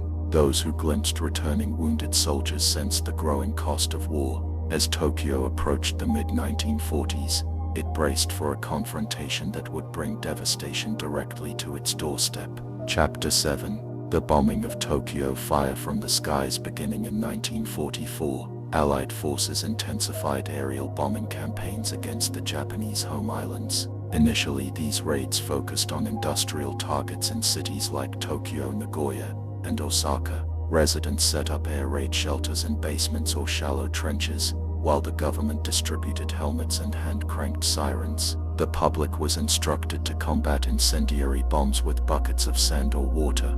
Many doubted these measures would hold off modern high-altitude bombers. Their fears were realized during the night of March 9 to March 10, 1945, in what became known as the firebombing of Tokyo, one of the deadliest air raids in world history. High winds fed the conflagration from thousands of napalm-filled bombs dropped by American B-29 superfortresses. Entire wards, predominantly composed of wooden houses, erupted in flames. The city's firefighting brigades were hopelessly outmatched by the scale of the inferno. Civilians tried to flee through narrow lanes choked with debris and smoke. Many perished in canals that were meant to serve as fire breaks but now teemed with evacuees. Estimates of casualties vary, but it is widely believed that at least 100,000 people lost their lives that single night. Whole districts were reduced to ash. In subsequent months, additional bombing raids battered what remained of Tokyo's infrastructure. Each new dawn brought scenes of collapsed homes, severed train lines, and broken families searching for loved ones. Daily life in the city deteriorated into a struggle for survival under blackened skies. Chapter 8: The Final Stages of War and Surrender. As 1945 wore on, Japan's losses mounted on all fronts. Tokyo's populace, already weary from food scarcities and round-the-clock alert, faced the reality that the empire's once confident expansion was collapsing. Rumors spread of possible land invasions and mass evacuations. Emperor Hirohito's voice, rarely heard in public, urged citizens to endure, fueling a brittle mixture of despair and patriotism. By the summer, Allied forces had seized key Pacific islands, placing Japan within range of continuous bombing. On August 6, 1945, an atomic bomb decimated Hiroshima. 3 days later, a second atomic bomb obliterated Nagasaki. Stunned by these new and horrifying weapons, Japan's Supreme Council for the Direction of the War deliberated frantically. At last, on August 15th, Emperor Hirohito announced the surrender over radio, an unprecedented direct address to his subjects that many in Tokyo listened to in absolute shock. The war's end brought relief but also profound grief and uncertainty. The once imperial capital lay in ruins, with large swaths of Tokyo incinerated or shattered. Survivors scrounged for food among the rubble, often exchanging personal valuables for rice. War, Orphans roamed the streets. Factories that remained standing were silent for lack of raw materials. Soldiers returned home to find families displaced or lost. Yet amid the devastation, flickers of hope emerged as people resolved to rebuild and reclaim their lives. At the cusp of a new era, Tokyo stood poised for the greatest transformation in its history. Chapter 9: The Allied Occupation, Reinventing Tokyo. The arrival of Allied troops, primarily American, in late 1945 initiated the official occupation of Japan. General Douglas MacArthur established his headquarters in Tokyo, making the once imperial city the nerve center of a sweeping program of demilitarization and democratization. Under Allied oversight, militarist policies were dismantled, political prisoners were freed, and the emperor publicly renounced his divine status. While large numbers of occupying soldiers roamed Tokyo's streets, the city grappled with shortages, black markets, and a housing crisis exacerbated by wartime destruction. Displaced families constructed makeshift shelters from scavenged materials. Long queues formed daily for rationed bread and beans. Criminal elements, from petty thieves to organized rackets, thrived amid chaos. Yet, there were also organized relief efforts as the Allies brought in food shipments, set up public kitchens, and rehabilitated essential services like water and electricity. Politically, the occupation authorities supervised a new constitution that enshrined pacifism and civil liberties, including votes for women. Tokyo's municipal government found itself recast in a more democratic mold, with locally elected officials and an expanded electorate. War crime trials, notably the International Military Tribunal for the Far East, convened in Tokyo to prosecute high-ranking Japanese leaders. Coverage of these trials filled the papers, fueling public debates on responsibility and atonement. Many Tokyo residents experienced a mixture of resentment, curiosity, and cautious optimism about the transformation of their city and nation. Chapter 10: Glimmers of a New Beginning Amid the Rubble. Tokyo's citizens tapped into the same resilience that had guided them through past disasters. Temporary housing known as barracks gave way to more permanent, though modest, structures. Markets revived, offering fresh produce alongside meager imports. Radio stations shifted from wartime propaganda to broadcasting entertainment shows, music, and discussions of democracy.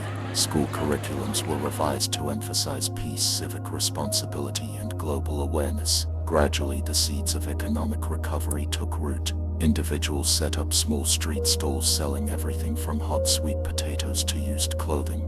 Enterprising souls organized cooperatives or local businesses that would eventually expand as Japan's industrial base returned. The famed Tokyo hustle was rekindled. By the early 1950s, a sense of normalcy re-emerged, albeit in a city still scarred by bombed-out lots and partially collapsed buildings.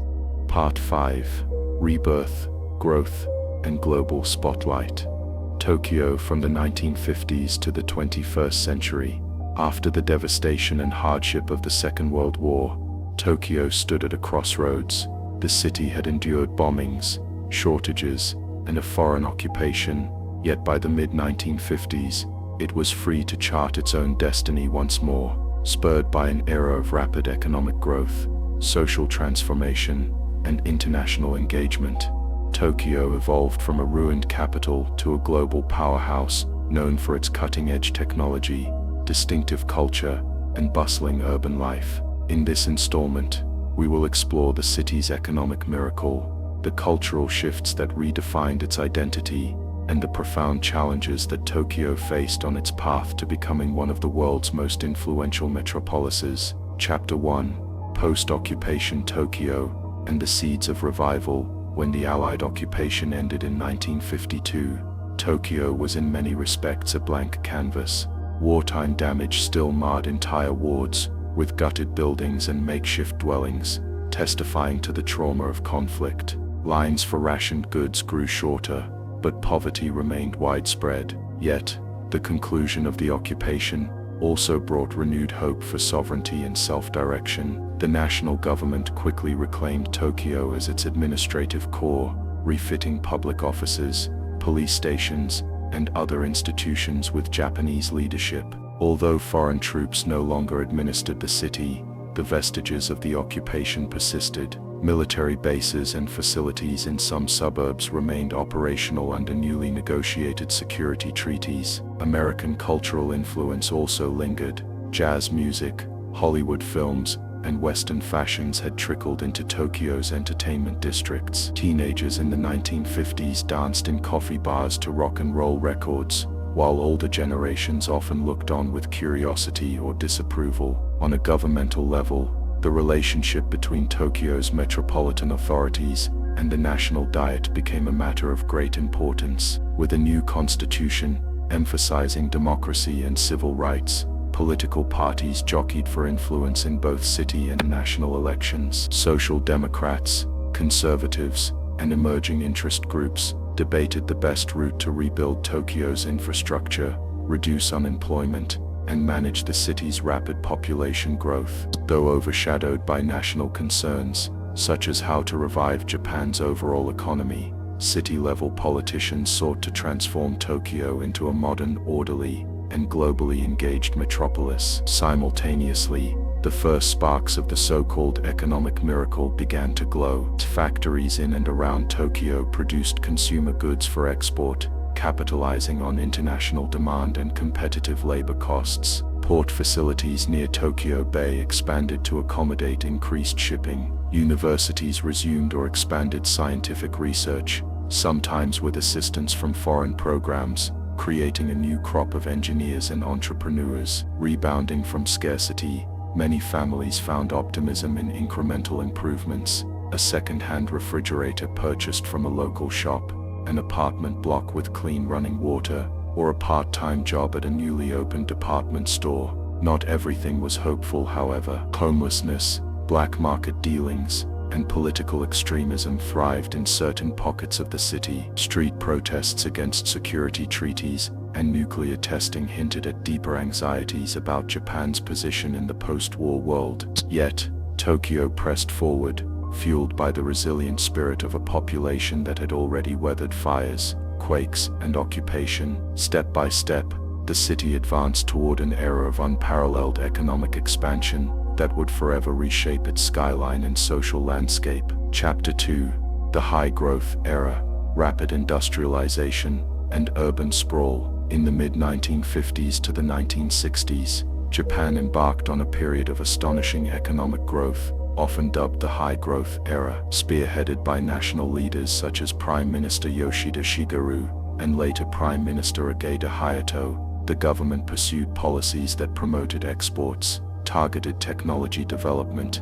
and fostered business conglomerates known as keiretsu. Tokyo, being the political and commercial heart of the nation, quickly became the epicenter of this economic renaissance. Manufacturing surged. Factories for electronics, automobiles, and precision machinery sprang up not just in Tokyo's central wards but also in surrounding prefectures like Saitama and Kanagawa. Rail and highway projects multiplied to connect these industrial zones with shipping ports and major consumer markets. Companies such as Toyota, Nissan, Sony, Panasonic, and Hitachi opened or expanded offices in Tokyo, underscoring the city's stature as a nerve center for corporate planning, financing, and international outreach. This swift industrial ascent propelled massive rural to urban migration. Farmers' children, lured by higher wages and modern amenities, poured into the capital. Tokyo's population ballooned by the hundreds of thousands each year, straining housing,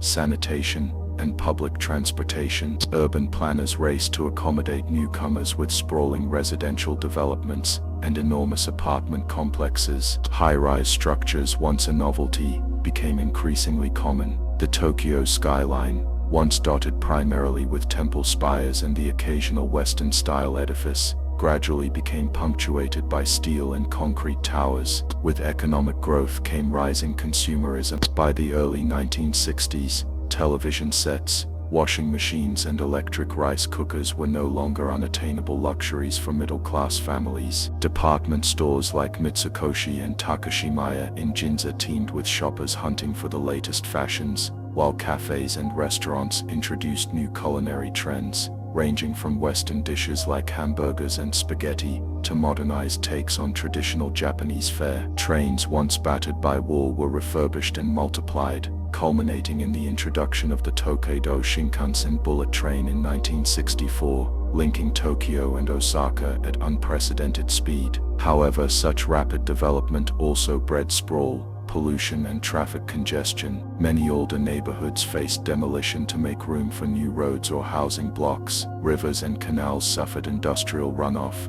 while the city's air grew hazy with smog. Residents complained about endless noise from construction sites and the relentless crush of commuter trains. Concerned voices questioned the human cost of economic success, an issue that would intensify over the coming decades as Tokyo strove to balance prosperity with quality of life. Still, in the eyes of many, the city's meteoric rise from war-torn devastation to industrial powerhouse symbolized the resilience and determination of Japan's post-war generation. Chapter 3: The 1964 Tokyo Olympics, a global debut. One of the most defining moments of Tokyo's post-war history came in October 1964, when it hosted the 18th Olympic Games, the first Olympic Games ever held in Asia. Winning the bid to host the event signaled to the world that Japan had not only recovered from the ashes of war, but was eager to present itself as a modern, forward-thinking nation. For Tokyo, the Olympics were more than a sporting event. They were a symbolic unveiling of its renewed identity. In the years leading up to 1964, the city undertook vast infrastructure projects to prepare for the incoming surge of athletes, officials, and international visitors. The Tokaido Shinkansen began its high-speed service just days before the Olympics opened, wowing spectators with bullet train technology that exemplified Japan's engineering prowess. Highways such as the Shuto Expressway system were rapidly constructed to accommodate increased automobile traffic, though many local neighborhoods suffered from abrupt redevelopment plans. Tokyo's urban landscape transformed. Shiny modern stadiums and sports facilities, some designed by visionary architects like Tange Kenzo, rose amid older districts. The National Stadium, Yogi National Gymnasium, and other venues became instant landmarks, showcasing bold architectural expressions that combined Western modernism with Japanese aesthetic sensibilities. Streets were repaved, sidewalks widened, and new signage introduced to guide international tourists. Public signage in Romanized letters Romaji multiplied, reflecting efforts to make the city more navigable for foreigners. When the games officially opened, the world tuned in to watch thousands of athletes march into the newly built stadium. Colored television broadcasts beamed images of Japan's carefully orchestrated ceremonies into living rooms across the globe. The event carried profound emotional weight for locals. Older generations recalled the humiliations of defeat and occupation less than 2 decades earlier, while younger residents saw the Olympics as an emblem of national pride and global recognition. The games themselves proceeded smoothly,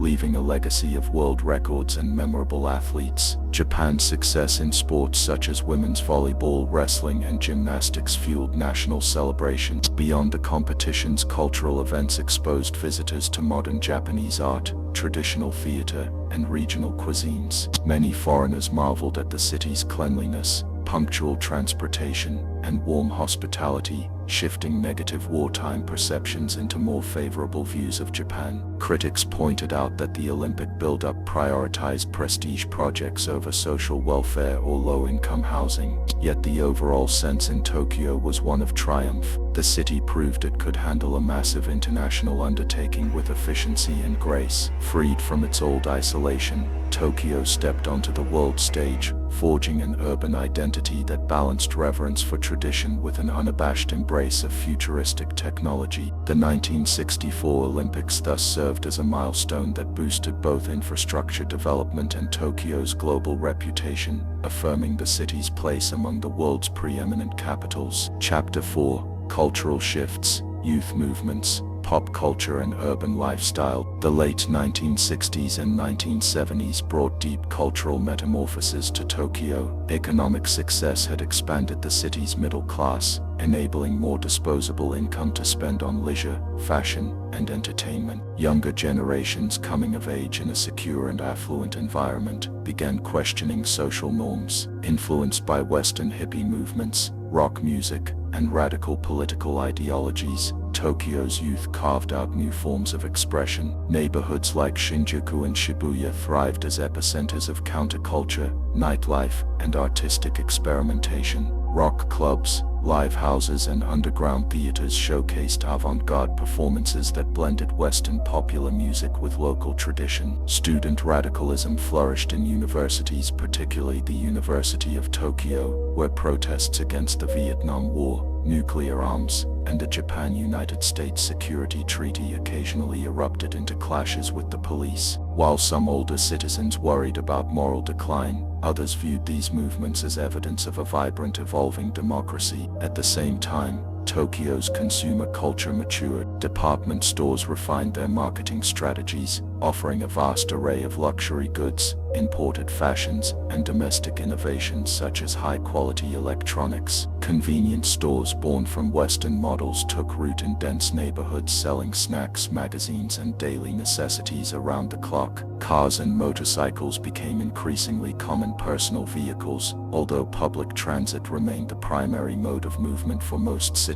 Film, television, and manga, Japanese comics also flourished, feeding public imaginations with tales that mirrored the tensions and triumphs of modern Tokyo. Works by directors like Shima Nagisa explored social taboos, while manga artists like Tezuka Osamu garnered massive followings for stories that combined action, science fiction, and deep moral themes. Pop idols found devoted fandoms as music variety shows dominated primetime television. The city's cultural tapestry expanded to accommodate both tradition and novelty. One could attend a centuries-old kabuki performance in the afternoon, and then enjoy a psychedelic rock gig in the evening. Yet rapid cultural change came with friction. Critics bemoaned the Americanization of urban life, pointing to hamburger franchises and round-the-clock neon as symbols of cultural dilution. Universities faced crises as radical student groups seized campuses, demanding educational reforms or an end to perceived imperialistic foreign policies. Meanwhile, economic restructuring started affecting longtime shopkeepers in older districts, who struggled to keep pace with big chain stores. Tokyo pressed on, convinced that growth and adaptation were integral to its identity, even if many residents yearned for the city to hold on to simpler, more communal values. Chapter 5: Pollution, Urban Challenges, and Rising Environmental Awareness.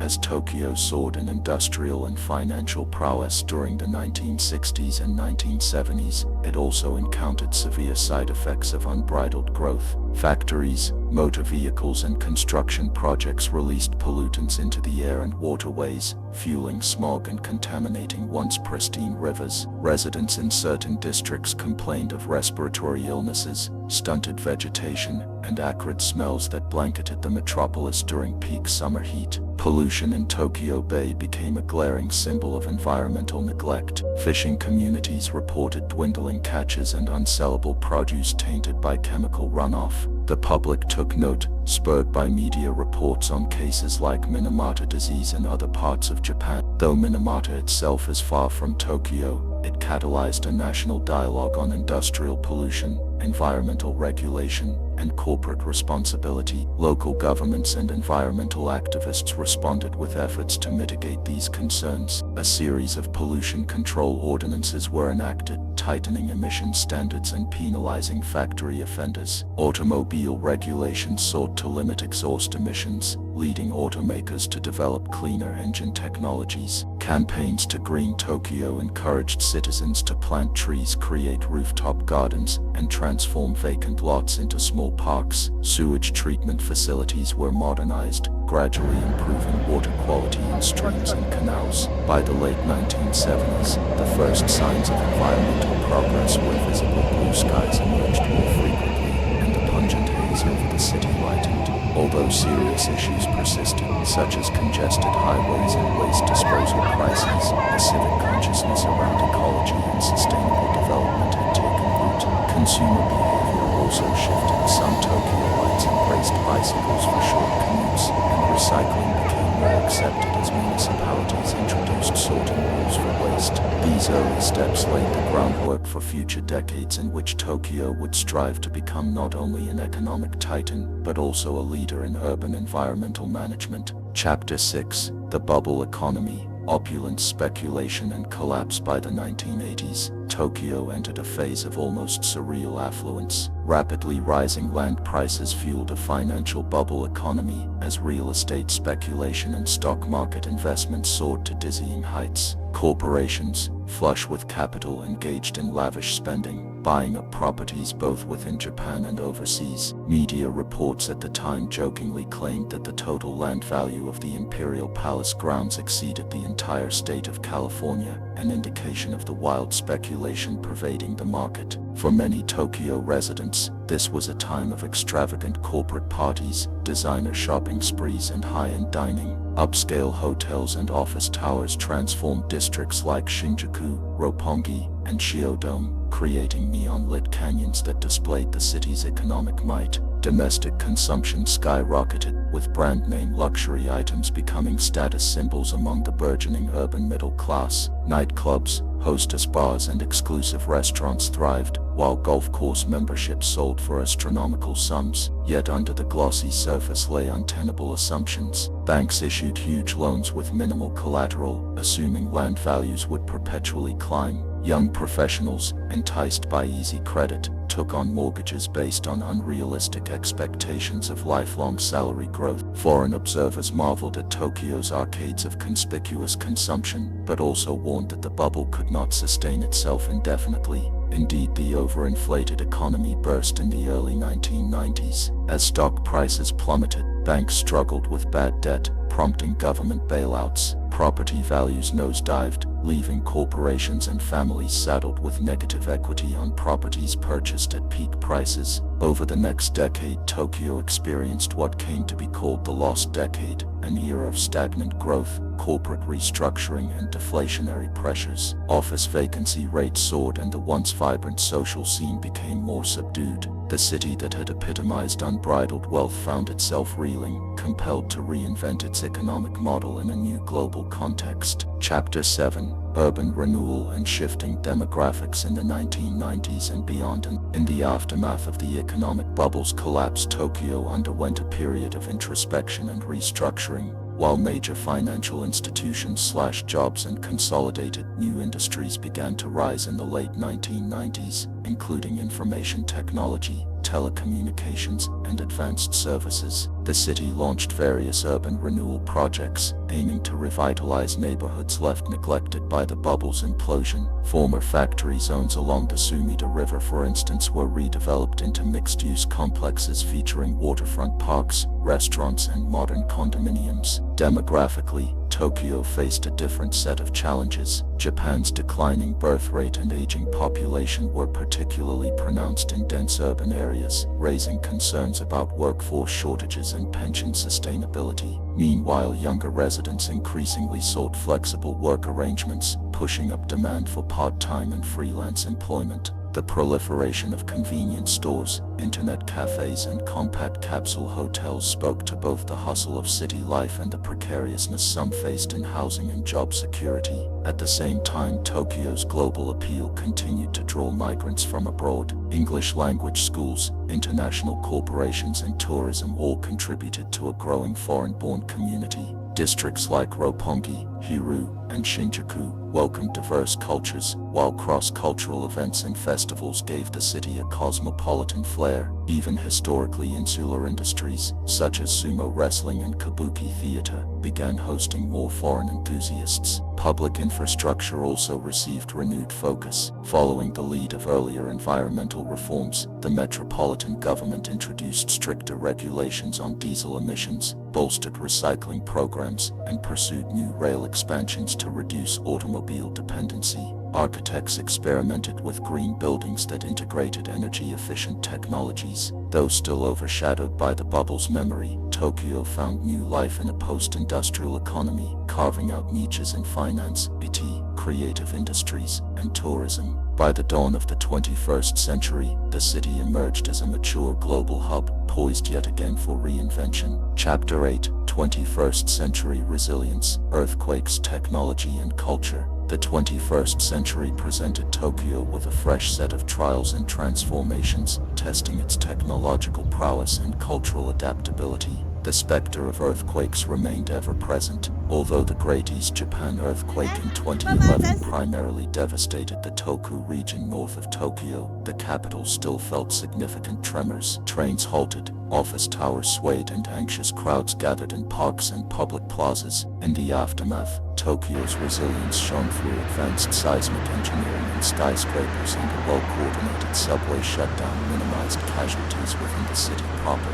Even so, the quake was a grim reminder of the city's vulnerability to natural disasters. On a brighter note, Tokyo in the 21st century solidified its reputation as a tech-savvy metropolis, home to advanced robotics research, gaming giants, and futuristic architecture. Districts such as Akihabara became global meccas for electronics, anime, and otaku subculture, attracting fans from around the world. Mobile technology soared, with Tokyo's population rapidly adopting smartphones, mobile payment systems, and social networking tools that blended seamlessly into daily life. The city also embraced a wave of creative industries, from pop music to contemporary art. Stylish neighborhoods like Daikanyama and Nakameguro fused sleek design boutiques, artisanal coffee shops, and independent galleries. Social media influencers showcased Tokyo's unique street fashions, from Harajuku's eclectic cosplay culture to Omotazendo's chic couture. Traditional crafts, once overshadowed by modern consumerism, found renewed appreciation through government-backed initiatives supporting tourism and heritage preservation. Yet challenges persisted. Income inequality grew as contract work and temporary employment became common. Urban sprawl remained an issue, even with Tokyo's extensive rail network encouraging compact living. Some wards grappled with an aging population needing new services, healthcare facilities, barrier-free infrastructures, and care worker programs for senior residents. A culture of long working hours, known as karushi death by overwork, sparked debates on labor reform and mental health. Tokyo's leaders, from mayors to corporate executives, sought innovative policies to ensure the metropolis could handle the demands of a changing society. Chapter 9. The Olympics return and pandemic disruption. In September 2013, Tokyo garnered international headlines by winning the bid to host the 2020 Olympic and Paralympic Games. Eager to replicate the success of 1964, the city embarked on major upgrades to stadiums, transportation, and hospitality infrastructure. Plans unfolded to revitalize waterfront areas in Tokyo Bay, building a new Olympic village and sports arenas with eco-friendly designs. Public excitement abounded, as many saw the Games as a chance to spur tourism, showcase Japan's cultural richness, and symbolize resilience after decades of economic stagnation. However, the global outbreak of a novel coronavirus in late 2019 and early 2020 triggered an unprecedented crisis. Travel halted, lockdowns were enforced, and sporting events worldwide were cancelled or postponed. Tokyo, previously lauded for its efficiency, faced tough decisions about the Olympics. After months of deliberation, officials postponed the event to the year 2021, a remarkable first in modern Olympic history. This disruption posed financial hardships for organizers, sponsors, and local businesses banking on an influx of international visitors. Despite the challenges, Tokyo persevered, adapting to remote work protocols and implementing comprehensive public health measures. An advanced medical system and a generally cooperative population helped keep infection rates lower than in many global capitals, though the pandemic still wrought personal tragedies and economic strain. When the rescheduled games finally proceeded in a scaled-down format, Tokyo exemplified both the burdens and the resilience of a city striving to uphold traditions of international unity amid a global health crisis. Chapter 10. Tokyo's identity in the modern world. As Tokyo navigates the 21st century, it stands at the intersection of a proud past and an innovative future.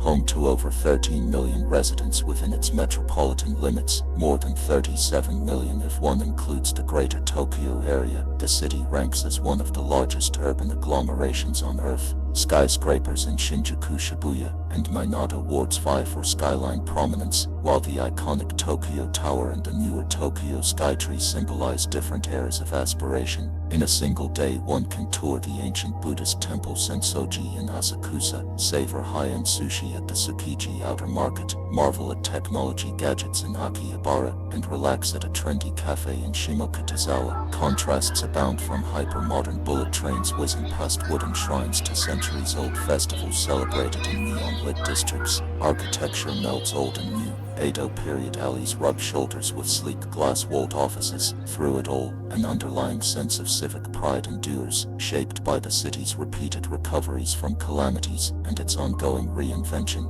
Issues such as climate change, a shrinking workforce, and the need for sustainable urban living dominate public discourse. Flood prevention systems and quake-resistant building designs speak to lessons learned from Tokyo's storied history of disasters. Government officials and city planners talk about smart city initiatives, digital networks that manage energy use, monitor traffic flows, and provide real-time public services. Tokyo's robust arts and entertainment industries continue to place it at the cutting edge of global pop culture, whether in anime, high fashion, or interactive gaming. At its core, Tokyo's identity is fluid, ever-evolving. From its origins as Edo, shaped by samurai rule and closed borders, to its post-war image as a phoenix rising from the ashes, the city has consistently balanced tradition with change. The challenges and opportunities that lie ahead, be they demographic shifts, technological breakthroughs, or transnational cooperation, will be met by a metropolis that has survived earthquakes, fires, war, and economic booms and busts. To witness Tokyo's present is to glimpse both an ancient capital and a futuristic laboratory, poised to influence global trends for decades to come. Part 6. Tokyo's ongoing evolution, challenges and opportunities in the 21st century. Since the turn of the 21st century, Tokyo has balanced its role as a mega capital, steeped in tradition, yet embracing relentless innovation, and as a home to millions seeking a fulfilling urban life. After re-establishing itself on the world stage in the post-war decades, the city has grappled with accelerating demographic shifts, technological upheavals, and the urgent demands of global sustainability. Far from resting on past achievements, Tokyo's administrators, businesses, communities, and cultural creators push the metropolis to adapt, aspiring to keep it vital for generations to come. In this part, we explore Tokyo's present-day landscape, its policy reforms, technological frontiers, cultural exports, and prospective pathways forward. Chapter 1. The Contemporary Cityscape. Layers of History and Modernity. Tokyo's 21st century physical landscape is a collage of historic shrines, bustling shopping arcades, corporate skyscrapers, and high-rise apartments. Centuries-old temples like Sujo-ji or Sensoji stand in the shadow of steel and glass towers, while newly built structures strive to incorporate earthquake-resistant designs and energy-efficient features.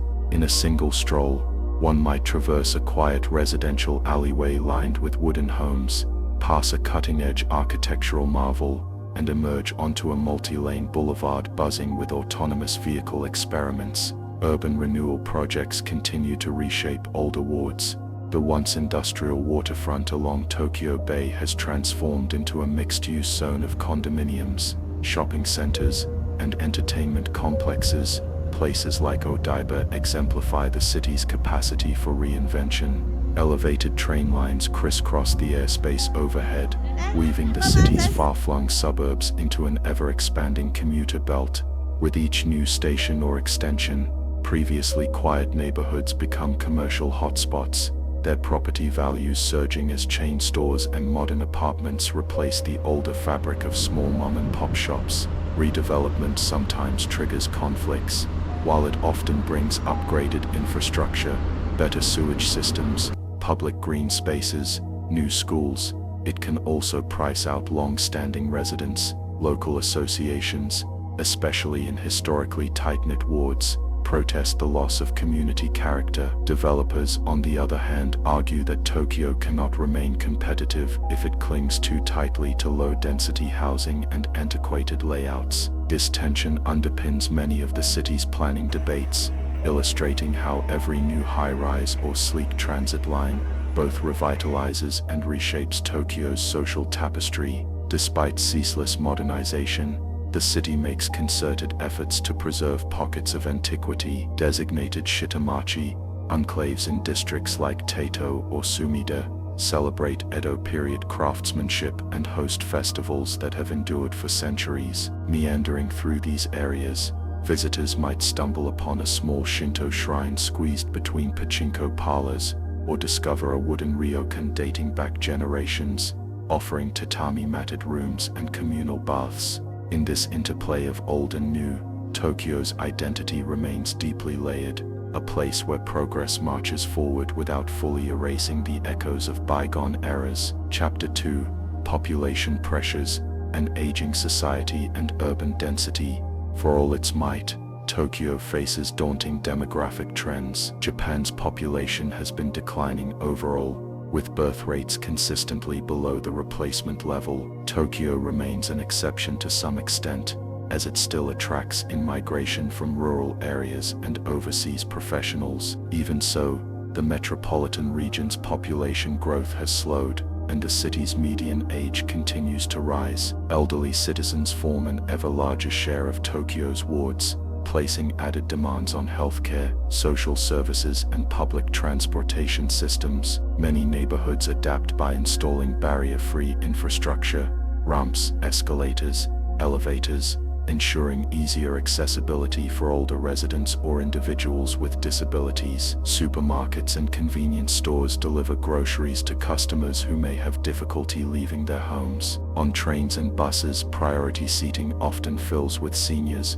and new seats or extended floors accommodate wheelchairs. Yet this wave of aging also compels city planners to think creatively about housing. High-rise apartment complexes may no longer be ideal for seniors, prompting experiments with vertical communities that integrate clinics, communal dining areas, and specialized care services on lower floors. The city's workforce composition also changes. As younger people have fewer children, Tokyo's businesses worry about labor shortages, particularly in healthcare, construction, and service industries. This concern prompts government-led initiatives to attract both domestic migrants and international employees. Immigration laws are gradually liberalized in certain sectors, allowing more foreign workers to staff hospitals, nursing homes, or tech startups. While this policy shift diversifies Tokyo's cultural fabric, it also stirs debate about how to balance assimilation with respect for multicultural identities. Population density remains a hallmark of urban life, with many wards boasting tens of thousands of residents per square kilometer. Though high-rise living is common, micro-apartments, the so-called Leo Palace or one-room mansion, proliferate as well, offering minimal living space at relatively low rents. City officials attempt to mitigate overcrowding through the development of satellite towns and the expansion of commuter rail networks. Nonetheless, rush-hour trains remain famously packed, a daily reminder that Tokyo's scale of urbanization poses both practical and psychological challenges. Individuals carve out personal space in subtle ways, using smartphones or e-readers to vanish into digital worlds while physically pressed against fellow commuters. Chapter 3: Technological Innovation, Smart City Initiatives, and Robotics. Tokyo has long been synonymous with futuristic technology, from the earliest bullet trains to the sophisticated vending machines that line nearly every street. In the 21st century, the city amplifies its tech-savvy reputation through numerous smart city initiatives. Municipal authorities partner with tech firms to pilot advanced data systems, monitoring traffic flows, energy usage, and air quality in real time to optimize public services. Overhead digital signage provides updates on train schedules, available parking slots, and local emergency notifications. Artificial intelligence algorithms are being trialed to regulate traffic lights, aiming to reduce congestion in busy intersections like Shibuya Crossing. Robotics also has a central place in Tokyo's image. Once found primarily on factory assembly lines, robots are now stepping into daily life. Hotel lobbies experiment with multilingual android concierges that greet tourists and help with check-ins. Elder care facilities deploy companion robots capable of basic conversation and mobility assistance, easing burdens on overtaxed staff. Research labs at institutions like the University of Tokyo or the Tokyo Institute of Technology push breakthroughs in humanoid robotics, focusing on advanced dexterity and emotional responsiveness. These advances stir excitement and anxiety. Technophiles celebrate a future where robots handle menial tasks, letting humans focus on creativity or leisure. Other residents worry about job displacement if automated kiosks or driverless vehicles replace bus drivers, store clerks, or office workers. Privacy advocates raise concerns over data collection in a hyper-connected environment, where camera systems, mobile apps, and smart appliances constantly gather personal information. Tokyo's leadership generally welcomes innovation, betting that these technologies can help mitigate social problems like labor shortages and senior care. Nonetheless, the city grapples with the need for ethical frameworks and regulations that ensure tech-based improvements do not erode fundamental human rights or social bonds. Chapter 4: Environmental Goals. Greening the metropolis. While pollution in the 1960s and 1970s left an indelible mark on Tokyo's collective memory, the city has since emerged as a global advocate for urban sustainability. Building on earlier legislation, recent decades have seen even stricter emission standards for automobiles and factories. The adoption of electric and hybrid vehicles is encouraged through tax breaks, and public electric charging stations dot major thoroughfares. Sections of busy roads in Shinjuku, Chiyoda, and elsewhere are periodically closed to car traffic, transforming them into pedestrian-friendly open streets. Green rooftops and vertical gardens have become part of Tokyo's architectural vernacular. Office towers in Marunouchi boast leafy terraces that not only reduce building temperatures but also provide resting spots for workers. Some local wards sponsor pocket parks, small green squares wedged between tall buildings to offer residents a breath of fresh air. Along the Sumida and Arakawa rivers, waterfront promenades allow joggers and cyclists to enjoy recreational paths, while flood control improvements help prepare for heavy rains and typhoons that may intensify with climate change. Recycling and waste management too have advanced. Tokyoites follow detailed sorting rules: burnable, non-burnable plastics, cans, glass that require discipline and coordination. Incineration facilities use high-temperature processes to generate electricity while reducing landfill burdens. Meanwhile, zero-waste movements encourage shops and restaurants to minimize packaging. Some major supermarkets trial no-plastic bag policies, offering incentives for customers who bring reusable containers. Although not all efforts succeed overnight, the general public demonstrates a willingness to adapt, rooted in the city's long-time awareness of how crucial environmental measures are to maintaining livable, safe surroundings. Yet, vulnerabilities remain. Rising sea levels and stronger tropical storms pose threats to the coastal plains. The city invests heavily in levees, subterranean flood channels, and advanced warning systems, but experts caution that climate patterns may outpace infrastructure improvements. Additionally, city planners consider how to preserve biodiversity amid concrete sprawl. Initiatives to restore small wetlands or plant native trees in parks symbolize Tokyo's evolving commitment, an urban space that not only mitigates environmental harm but also fosters a symbiosis with nature, ensuring that future generations can thrive here. Chapter 5: Cultural Export and Global Influence. From anime to high cuisine, Tokyo's cultural influence extends across the globe, arguably surpassing that of any previous era in the city's history. Cultural exports like anime, manga, and J-pop captivate fans worldwide,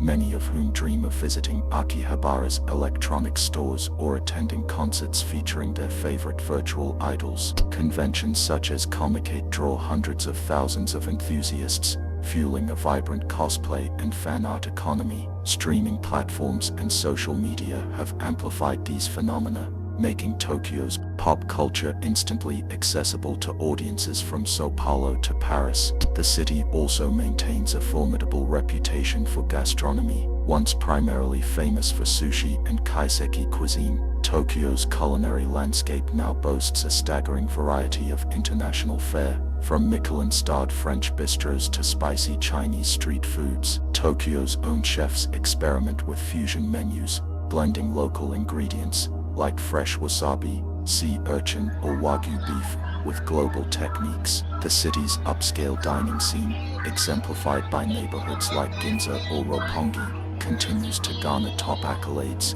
while street-level izakayas and ramen shops attract budget-conscious patrons. Food tourism, propelled by social media, fosters a massive influx of foreigners eager to sample authentic Japanese dishes, further cementing Tokyo's status as a gastronomic capital.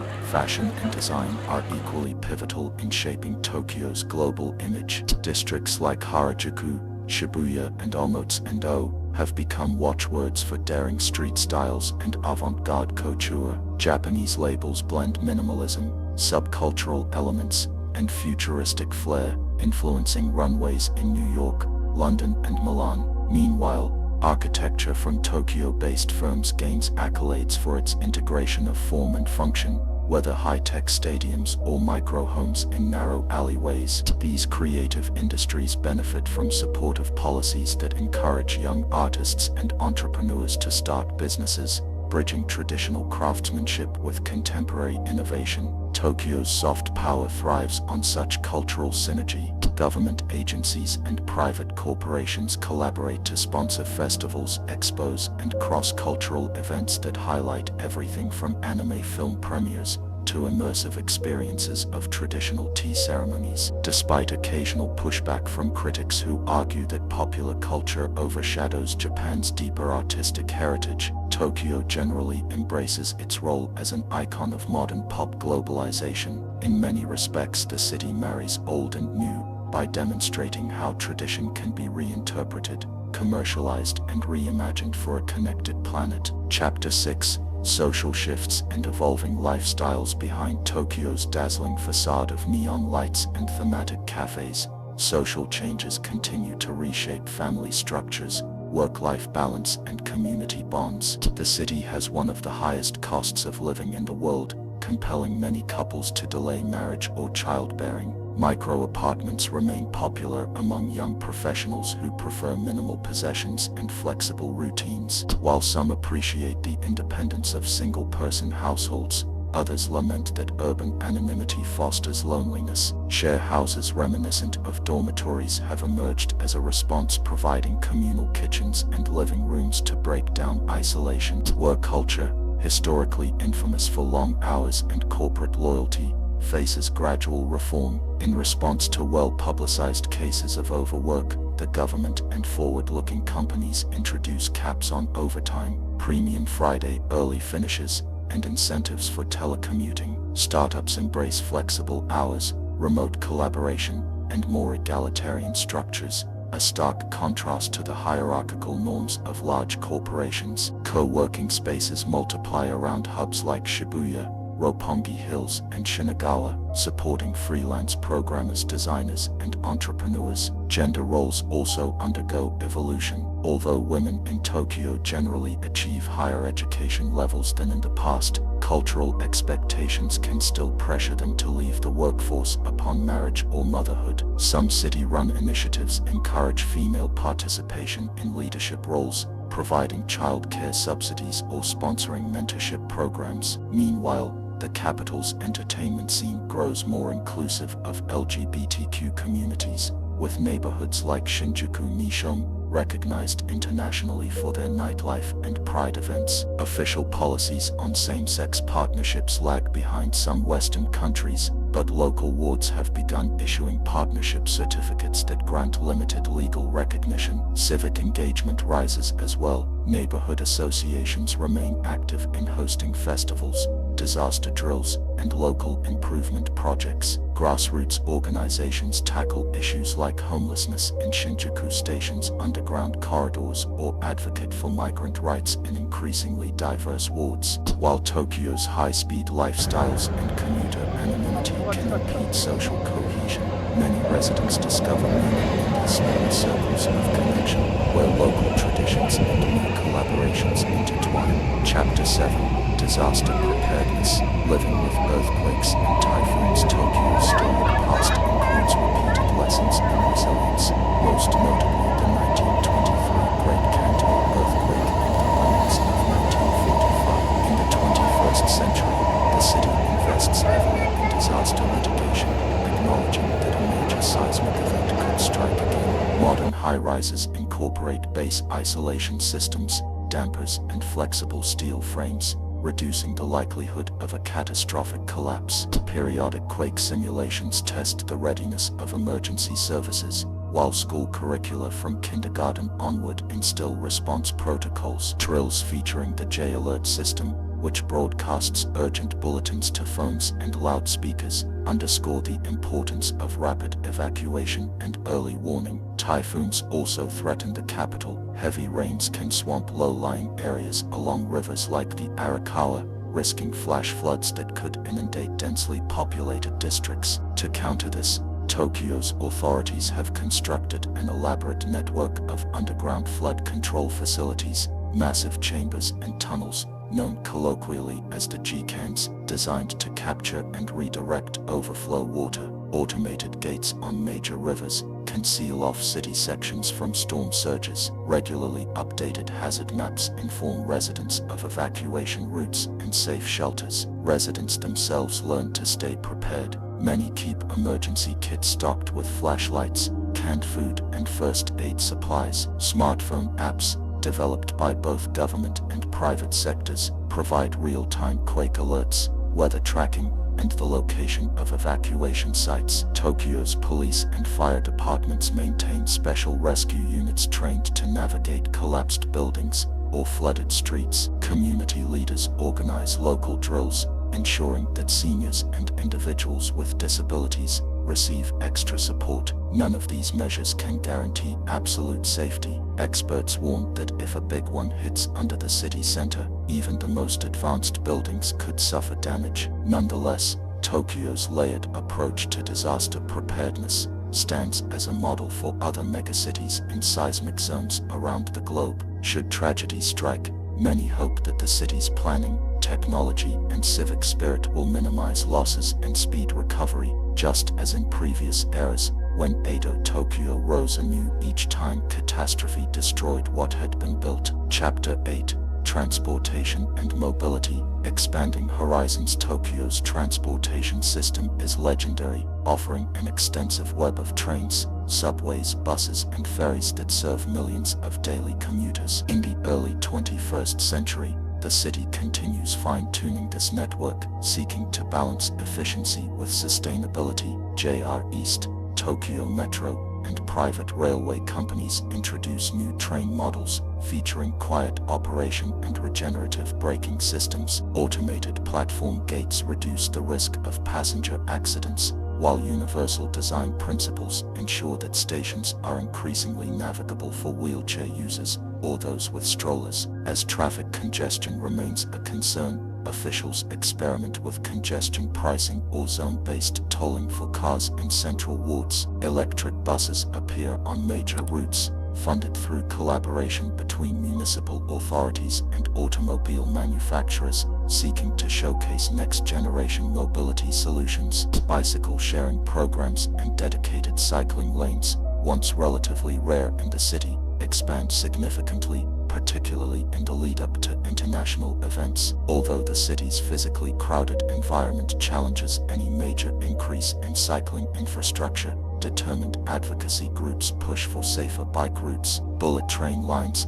like the Tokaido Shinkansen, continue to be upgraded, reducing travel times between Tokyo and other major regions. Meanwhile, maglev magnetic levitation technologies under development promise even faster links, potentially cutting the Tokyo-Osaka journey to about 1 hour. Plans for the Chungcho Shinkansen, a maglev route, spur excitement and controversy, with some residents worrying about environmental and noise impacts. Looking further ahead, autonomous vehicles are being piloted in special test zones around Tokyo Bay and in areas near Haneda Airport. Ride-sharing services, once stymied by local regulations, gradually expand, offering app-based convenience. As these emerging technologies take hold, Tokyo's goal is to remain a world leader in integrated mobility, ensuring that each new advancement complements the existing public transit backbone rather than undermines it.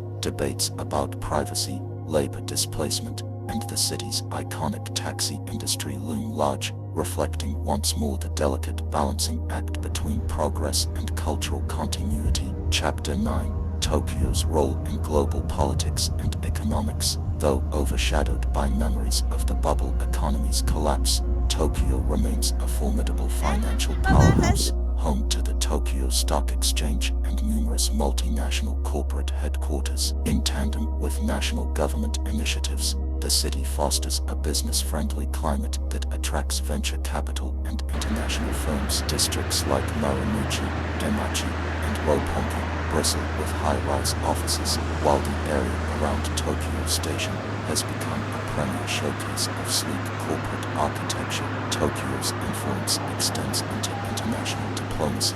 As the capital, it hosts the Prime Minister's office, key ministries, and foreign embassies, shaping Japan's engagements with major trade partners and geopolitical alliances. High-profile summits and ministerial meetings often convene here, signaling Tokyo's ongoing significance in arenas like climate negotiations, regional security dialogues, and global health initiatives. Politically, Tokyo's electorate can sway national policy directions when local elections in the Metropolitan Assembly reflect dissatisfaction with ruling parties. Reverberations are felt in the Diet. The city further bolsters its soft power through cultural events that draw international media coverage. Film festivals, tech expos, and design fairs present Tokyo as a hub of creativity and entrepreneurship. Startups flourish in technology incubators, frequently receiving support from government grants and corporate mentorships. Entrepreneurs from across Asia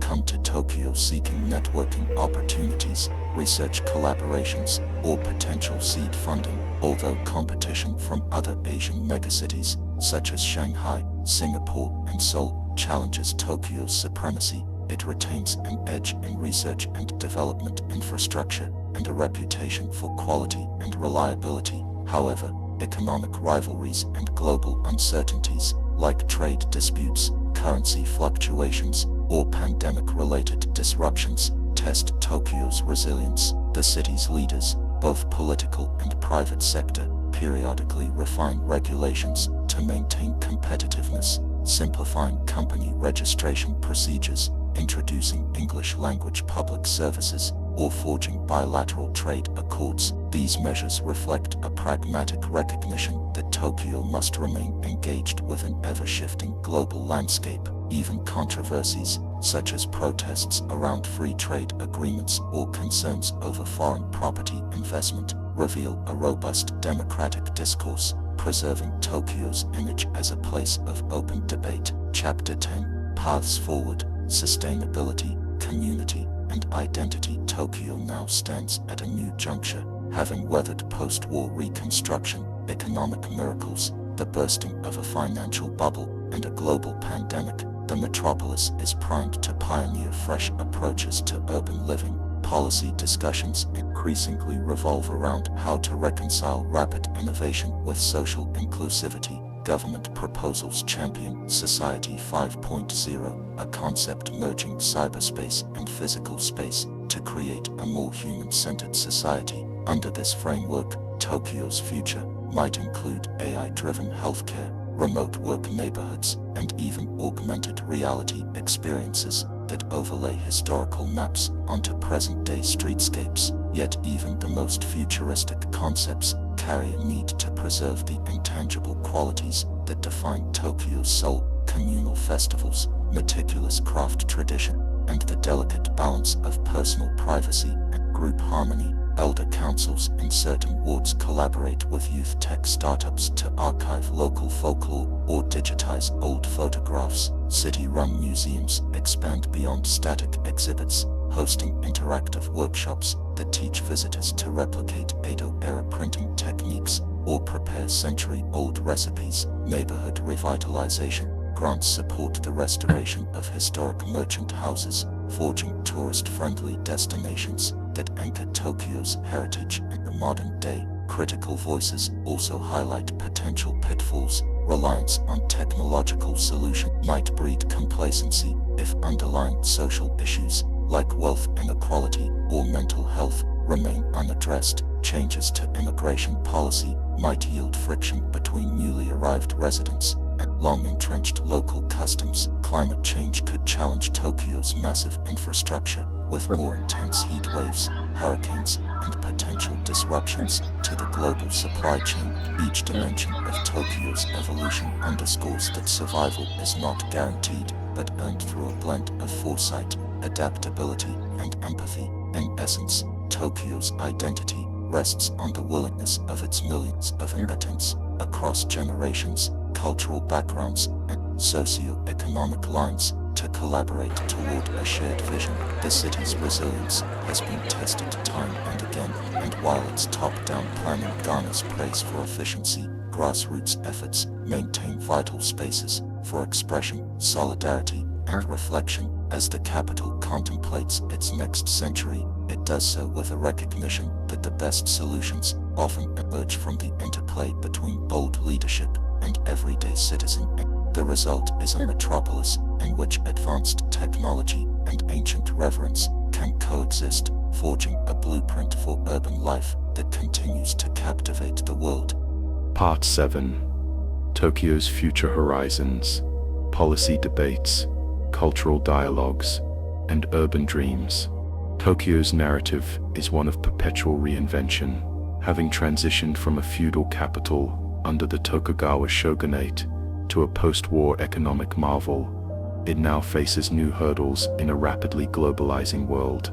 Balancing tradition with innovation, the city grapples with policy questions around governance, education, healthcare, housing, tourism, and more. At the same time, its diverse cultural currents, from heritage festivals to cutting-edge art, keep Tokyo vibrant and forward-looking. In this installment, we examine Tokyo's present condition and its near-future possibilities, seeking to understand how this colossal metropolis negotiates sustainability, inclusivity, and the demands of an ever-shifting landscape. Chapter 1.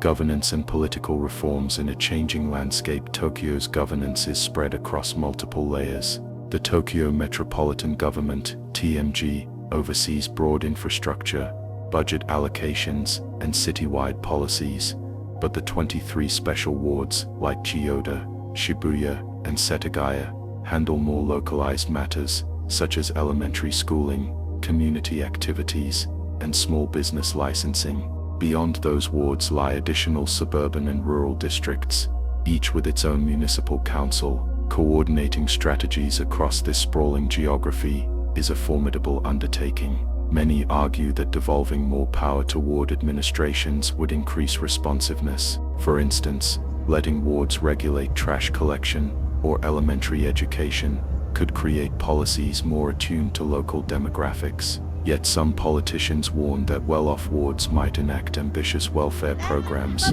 while poorer wards lag behind, widening inequalities. Meanwhile, business communities generally favor uniform metropolitan policies that minimize bureaucratic variation and attract corporate investment. Electoral politics in Tokyo mirror national trends but also possess local nuances. Elections to the Metropolitan Assembly can become referendums on Japan's national leadership, drawing high voter turnouts. Younger demographics often support progressive parties promising environmental protection, digital transparency, and socially equitable policies. More conservative voters may prefer continuity and emphasis on big projects, Think stadiums, highways, or overseas promotion. Coalitions can shift abruptly, as Tokyoites are unafraid to replace long-standing incumbents when corruption or stagnation emerges. Another persistent issue is fiscal policy. Tokyo's central wards generate substantial tax revenues from corporate headquarters, luxury real estate, and tourism.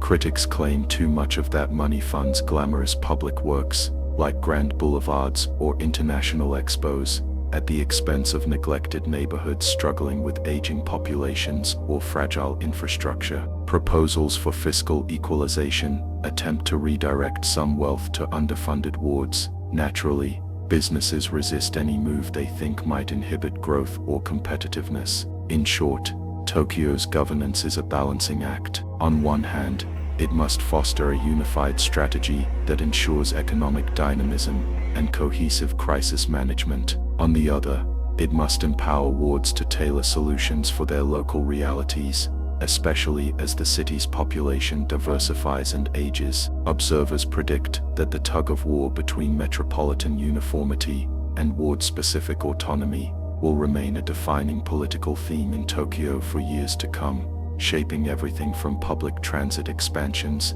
to social welfare systems. Chapter 2: Education Innovations and Global Competitiveness. Tokyo's education system remains renowned for its rigor, having propelled Japan's post-war success with a focus on discipline, memorization, and standardized exams. Yet, the 21st century demands a broader skill set: creativity, intercultural fluency, digital literacy, spurring numerous wards to test new approaches. Parents, educators, and policymakers ask how best to prepare students in an era where technology disrupts career paths faster than ever. Some wards, such as Shibuya and Minato, introduce English language immersion as early as kindergarten. Children learn through hands-on projects rather than rote drills, developing flexibility and confidence. Coding lessons begin in primary school, with robotics clubs forming part of the extracurricular scene. A few middle schools relax uniform codes and incorporate collaborative courses merging science, environmental studies, and arts, hoping to nurture imaginative, well-rounded thinkers. Tokyo's universities likewise look outward. Institutions like the University of Tokyo or Waseda intensify partnerships with global research hubs, hosting joint labs on artificial intelligence, biotech, and sustainability. International students flock to these programs, benefiting from Tokyo's technological ecosystem and corporate sponsorships. Private colleges also carve niches in animation, game design, and fashion, aligning their curricula with Tokyo's unique cultural industries. Despite these experimental pockets, a large portion of the city's schooling remains exam-driven. Prestigious high schools and cram schools Juku still revolve around intense test prep, pushing students through rote memorization. Critics worry that the push for global competencies might not trickle down to less affluent districts, where resources are scarce and class sizes remain large.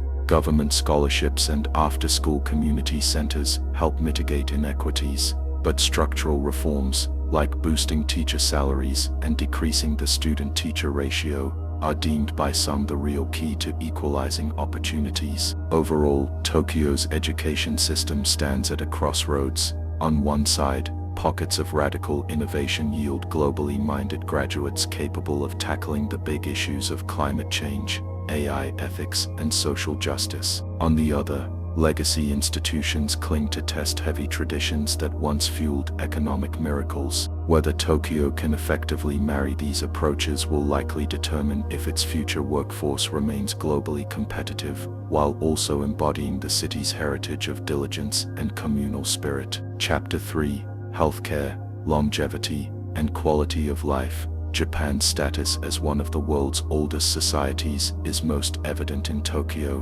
where more than a quarter of residents are over 65. Hospitals and nursing facilities struggle to accommodate growing demand, while an overextended workforce tries to finance ballooning pension and healthcare costs. Simultaneously, Tokyo still lures ambitious youth from across Japan and abroad. Reconciling these twin realities, an elderly majority and a robust influx of younger professionals drives much of Tokyo's current policy. Medical facilities in Tokyo often stand at the cutting edge. Telemedicine links elderly patients in suburban wards with top specialists in central hospitals. Robotics assist in surgeries, daily care, and physiotherapy, alleviating staff workloads. Yet, capacity remains an issue. Waitlists for specialized geriatric wards can be long, forcing families to juggle private nursing or home-based solutions. Ward administrators build more clinics in less congested districts to reduce pressure on central hospitals. Pilot programs merge family doctors, visiting nurses, and physiotherapists under shared digital records, streamlining follow-ups and preventing redundancies. Social isolation looms large. Many older residents dwell in aging apartment blocks far from relatives. Neighborhood associations step up with meal deliveries, monthly social gatherings, and buddy systems that encourage neighbors to check on the less mobile. Government-backed silver volunteer initiatives empower healthy retirees to help those with limited mobility, forming a culture of mutual assistance. Although loneliness isn't eliminated, these efforts uphold a semblance of community in a city often associated with anonymity. Meanwhile, mental health demands grow among youth and working adults. Rigorous schooling, relentless commutes, and corporate norms can breed anxiety and burnout. Once taboo, therapy and counseling gain acceptance, with corporate wellness programs and online support platforms proliferating. Some wards sponsor relaxation zones, small parks, quiet reading lounges, or refurbished traditional gardens, where stressed individuals can decompress. Advocacy groups push for better funding of counseling hotlines, broader insurance coverage for psychiatric services, and more open dialogues around depression. Tokyo's overarching goal is to maintain the city's trademark energy, without sacrificing emotional well-being. In bridging generational needs, communal spirit proves essential. Park expansions, library events, and casual meeting spots help seniors and youth cross paths. Urban design increasingly prioritizes barrier-free sidewalks, easy public transit access, and pocket parks where different age groups coexist. If Tokyo can deftly merge top-tier healthcare technology with a strong sense of neighborly kinship, it may set an example for other megacities grappling with aging populations and the quest for balanced living. Chapter 4: Transforming Work Culture, Remote Offices and Flexible Arrangements. Tokyo's corporate world, historically famed for rigid hierarchies and punishing hours, is undergoing a slow revolution. The city's roads and subways have long been congested at peak times, reflecting a salaryman ethos that prized punctuality and group cohesion above personal comfort. Now, remote work, flexible schedules, and teleconferencing are altering that dynamic. The municipal government encourages telecommuting to ease commuter crushes, awarding tax perks to companies that slash on-site staffing by designated percentages on certain days. Co-working spaces proliferate, especially around Shibuya, Roppongi, and the areas near Tokyo Station. These hubs feature communal desks, private pods, meeting rooms, and event corners where freelancers, startups, and remote employees mingle. Large corporations sometimes lease entire floors on rotation, reducing overhead for permanent office spaces. Transit data suggests that telework days yield noticeable decreases in rush hour congestion, hinting at a more sustainable approach to commuting. However, internal opposition exists. Senior managers, who built careers on face-to-face mentorship and group rituals like post-work drinking sessions, nomikai, fear losing intangible bonds. Some worry remote oversight dilutes accountability, while others suspect the city's vibrant after-hours scene might wither if fewer employees gather in central wards. Younger workers, on the other hand, relish flexible hours, grateful for time to manage childcare, side businesses, or self-improvement activities. Nonetheless, boundaries blur as digital devices tether employees to office demands outside conventional schedules. Real estate markets also shift.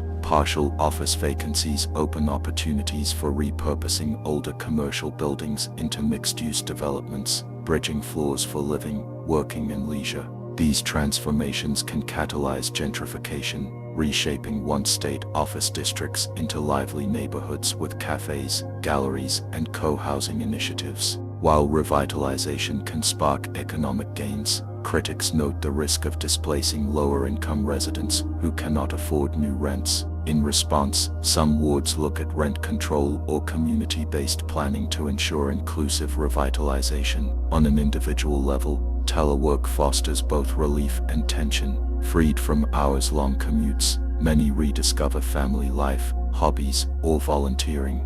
Others complain of isolation or an always-on digital culture that sees emails or group chats intruding at all hours. Policy proposals range from enshrining a right to disconnect in labor laws to mandating offline periods for corporate servers. Tokyo's enduring question is how to preserve the communal solidarity that once underpinned the old work culture while embracing the flexibility demanded by modern lifestyles. The city's future likely rests on forging nuanced hybrid models that temper tradition with the evolving needs of employees and families. Chapter 5: The Role of Art, Heritage, and Creativity in Shaping Identity. Amid Tokyo's unstoppable modernization, bullet trains, neon skyscrapers, and global commerce, a persistent undercurrent of art and heritage affirms the city's unique identity.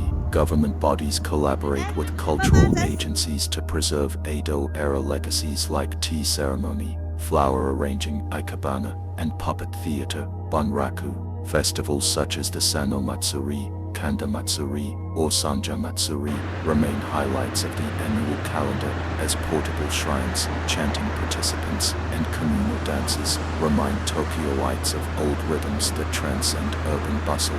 Contemporary creativity flourishes alongside tradition.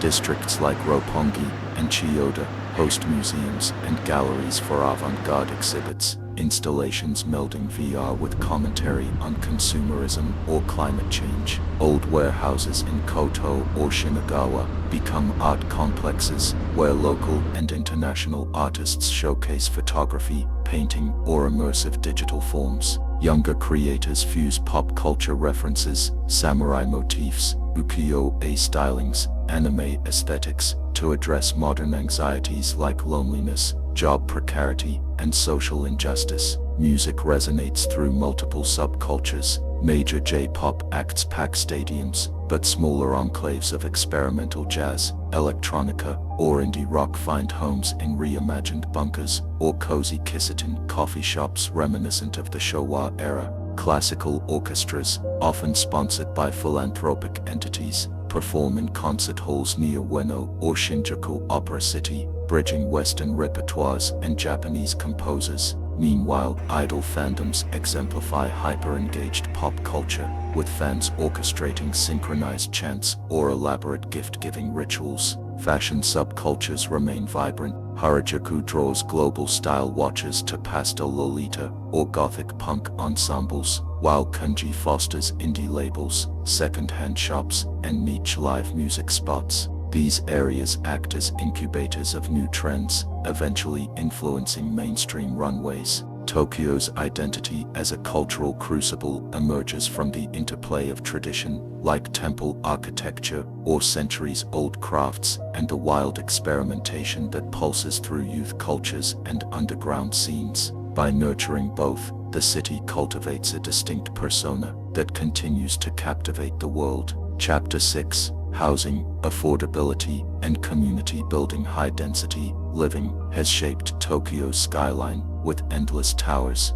but it has also precipitated challenges of cost and comfort. In central business wards, rents and mortgages strain middle-income families, who often settle for cramped one-room mansions. Overcrowding can stifle mental well-being, prompting calls for better urban planning to ease the tension between population growth and limited space. Local policies encourage transit-oriented development around major rail hubs, stacking residential blocks above commercial centers, daycares, and cultural facilities. By clustering essential amenities vertically, the city reduces commutes and fosters neighborhood foot traffic. Critics warn that an overemphasis on high-rise living risks homogenizing local character, overshadowing older Shitamachi districts with their traditional architecture and small-scale commerce. Meanwhile, older wooden row houses, nagaya, in certain historical precincts, are restored or converted into co-housing. Groups of families or friends share courtyards, kitchens, and communal lounges, reviving a sense of close-knit community, rarely found in corporate high-rises. Cooperative housing has gained prominence, appealing to those who prefer stable, moderately priced residences. These co-ops typically bar speculative flipping, preserving affordability and nurturing lifelong ties among residents. Opponents argue that large developers, driven by profit, still dominate the market, limiting co-ops to a niche phenomenon. Gentrification adds another layer of complexity, as once working-class wards like Kita or Arakawa become trendy. Property values climb, displacing long-time residents. Some wards consider partial rent controls or heritage protections for iconic streets, hoping to maintain local flavor despite modernization pressures. The net effect is a city wrestling with how to remain welcoming to diverse social strata. Tokyo's urban planners juggle an economic imperative to expand with the moral duty of ensuring stable housing that fosters belonging. If the metropolis can successfully integrate vertical density with community-focused models, like co-housing and revitalized historic quarters, it may show how a global city addresses inequality while keeping its social fabric intact. Chapter 7: Tourism and the Reinvention of Hospitality. Pre-pandemic, Tokyo broke records with over 30 million annual visitors to Japan, many entering via Narita or Haneda. Famous attractions: Shibuya Crossing, Asakusa's Temple District, the Tsukiji Outer Market, at times clogged with tourists, capturing neon cityscapes and sampling street foods. The economic upsides were clear. Shops and hotels thrived, but problems also surfaced: overcrowding, noise complaints, and the dilution of authentic local character. In response, tourism bureaus promoted alternative attractions. Hidden Tokyo campaigns directed visitors toward lesser-known wards, rural enclaves, or artisan studios. Entrepreneurs guided tours of historical factories or disused railway lines repurposed as scenic trails, distributing the tourist burden while giving new life to older neighborhoods. Traditional ryokan adapted their rooms for foreign guests, introducing bilingual staff and sleek booking systems while keeping tatami floors and communal baths. However, the rise of short-term rentals prompted regulatory action. Unlicensed lodgings threatened to squeeze locals out of rental markets, and neighbors complained about rowdy overnight guests. Tokyo established licensing rules that balanced hospitality innovation with community well-being, limiting rental periods, enforcing safety standards, and requiring host registration. More adventurous tourists sought deeper engagement: cultural workshops on local farms, sushi making with family-run eateries, or language exchange meetups in temple courtyards.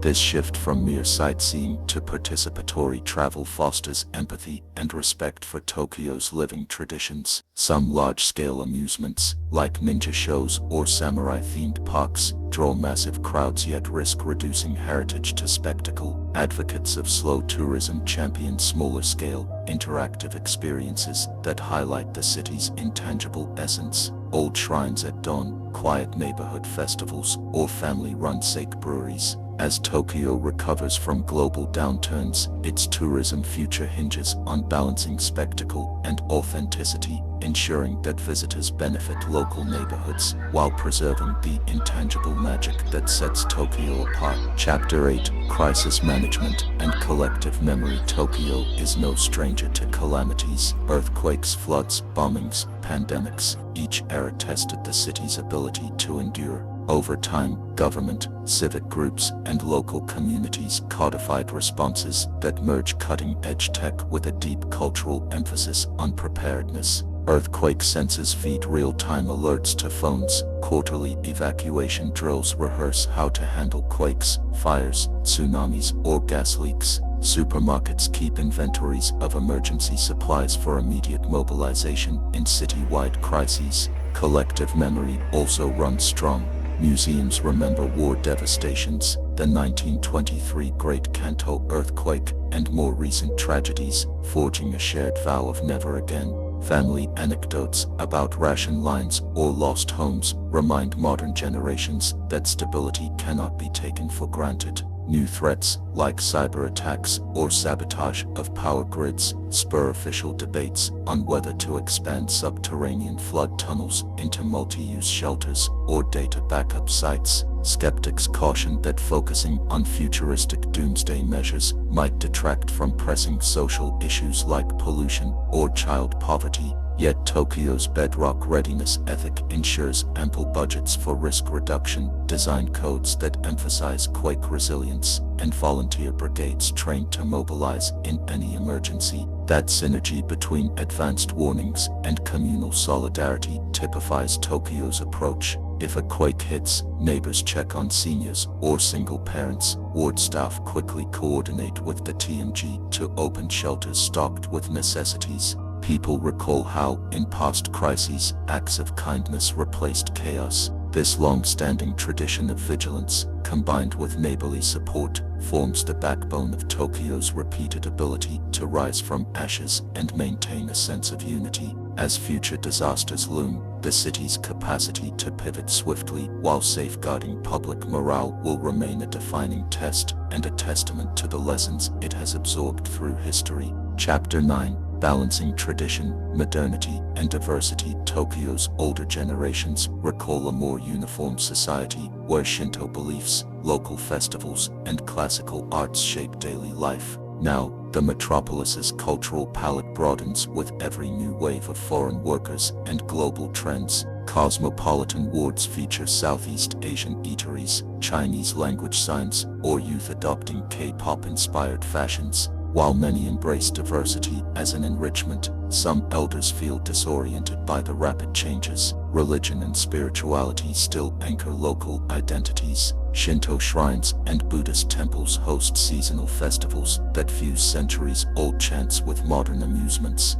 Tourists marvel at how seamlessly ritual can merge with commerce. Souvenir stands sit beside sacred altars, bridging realms in a single courtyard. Meanwhile, wards occasionally sponsor study circles on folk legends, ensuring intangible heritages do not fade into museum relics. Immigration has made Tokyo more multilingual. Schools scramble to provide support for children who speak minimal Japanese. Some wards experiment with awarding limited voting rights in local elections to long-term foreign residents, fueling debates on assimilation versus representation. Language barriers spawn tensions over garbage sorting rules, landlord biases, or differing social customs. Yet the impetus to foster peaceful coexistence generally prevails, with ward offices and NGOs offering orientation programs, translation services, and cultural mixes. Ultimately, Tokyo's identity arises from layering old beliefs with new influences. Traditional shops stand near neon-lit karaoke alleys, while festivals incorporate pop performances or cosplay elements.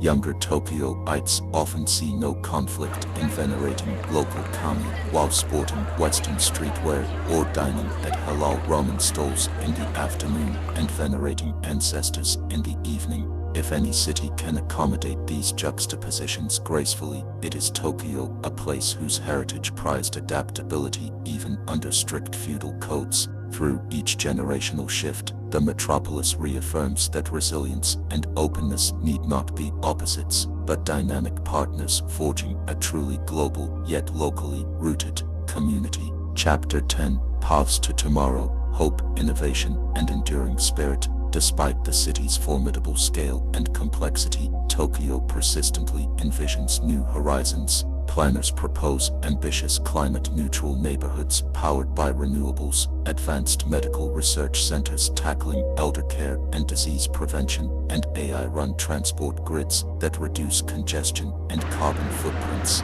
Grassroots movements champion local solutions, community gardens on rooftops, energy co-ops that share solar power, or cooperatives bridging housing affordability with shared living spaces. Meanwhile, architects experiment with living buildings that merge nature and technology, further softening Tokyo's relentless concrete environment. Global downturns, geopolitical tensions, or an unforeseen natural disaster could disrupt these lofty ideals. Public skepticism inevitably arises when flashy designs overshadow concerns about child poverty or mental health care. Yet Tokyo's repeated ability to adapt underscores a measure of optimism. Fires, earthquakes, wars, and economic collapse have all, in their own ways, catalyzed creative problem-solving. Citizens, too, adopt the ethic of Ganbaru, striving one's best through adversity, and Yoroshiku Onegai Shimasu, a spirit of mutual support, blending these concepts into daily life. In forging a balanced future, Tokyo must reconcile advanced innovation with heritage. From an outsider's vantage, the city is already a symbol of futuristic hustle: bullet trains, robotic automation, skyscrapers emblazoned with neon. Internally, though, older threads of communal warmth, spiritual reflection, and aesthetic subtlety persist. The resulting tapestry reveals that modern ambition need not sever ties with the past. Tokyo's lived narrative suggests that synergy between leadership and grassroots efforts, local custom and global flair, can indeed bear solutions to the universal challenges faced by all megacities. Where then does Tokyo stand as it strides into the coming decades? Perhaps it points the way to a new urban paradigm combining density, sustainability, digital transformation, cultural preservation, and social equity. No single blueprint guarantees success. Yet, if Tokyo's centuries of resilience and continuous adaptation speak to anything, it is that embracing a nuanced path, honoring tradition while exploring daring innovation, can ensure a city thrives no matter how complex the challenges become. This is Tokyo's promise, a place where the echoes of old Edo still mingle with the hum of tomorrow's technology, and where each generational shift brings fresh energy to a metropolis that never stops inventing its own future. Part 8. Tokyo at Mid-Century.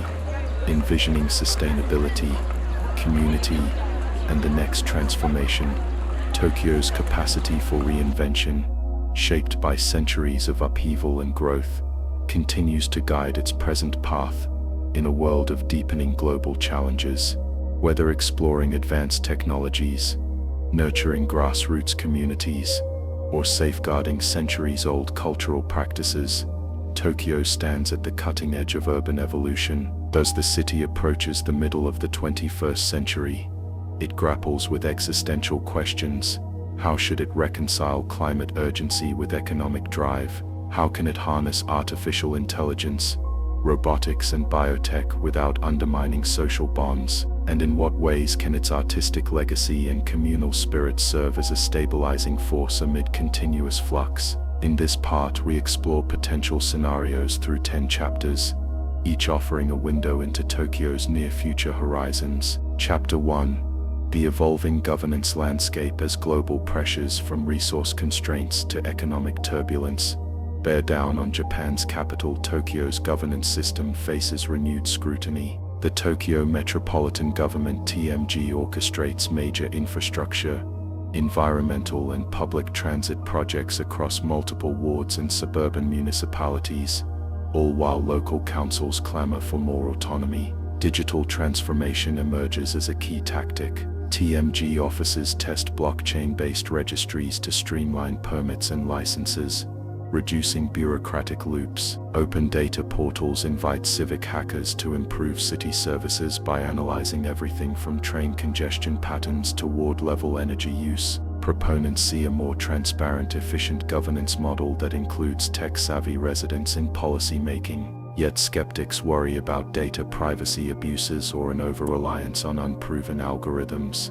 Meanwhile, administrative consolidation proposals spark debates. Some planners insist that merging wards or unifying services can slash redundancies and unify disaster responses. Local leaders, though, fear losing historical identities and the responsiveness that smaller wards provide. Tokyo's political dynamism also hinges on the drive to include more women, younger citizens, and community-led assemblies in decision-making. Observers note that as Tokyo grows more diverse and connected, Governance will need fresh voices and agile structures to address crises quickly and nurture a shared city-wide vision. Chapter 2: Climate Adaptation and the Green Horizon. No issue looms larger for Tokyo than climate change. Rising seas, intensifying typhoons, and brutal heat waves threaten a city built on reclaimed land and dense infrastructure. The city already deploys massive flood chambers near the Arakawa River to funnel away storm surges,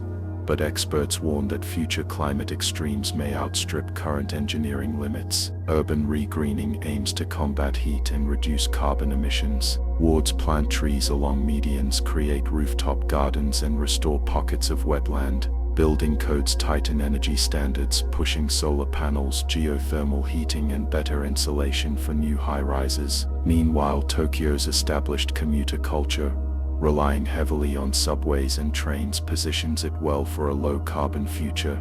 Yet freight transport still emits pollutants, and older residential blocks lag behind in efficiency retrofits. Innovative nature-based solutions go further, rewilding certain riversides and encouraging floating structures along Tokyo Bay. Critics note that these plans can displace local communities or cater to affluent developments. Still, many environmentalists see them as critical to shifting away from a fortress-like approach to climate adaptation, urging Tokyo to integrate with natural cycles wherever possible. Through global climate leadership, carbon trading collaborations, and exporting green tech, Tokyo aspires to influence other megacities. Ultimately, success depends on whether political and corporate interests align with the idea that short-term gains cannot override ecological imperatives. Chapter 3: The AI Frontier and Ethical Urbanism, an epicenter of robotics and digital advances. Tokyo sees artificial intelligence permeating daily life. Algorithms help dispatch social workers,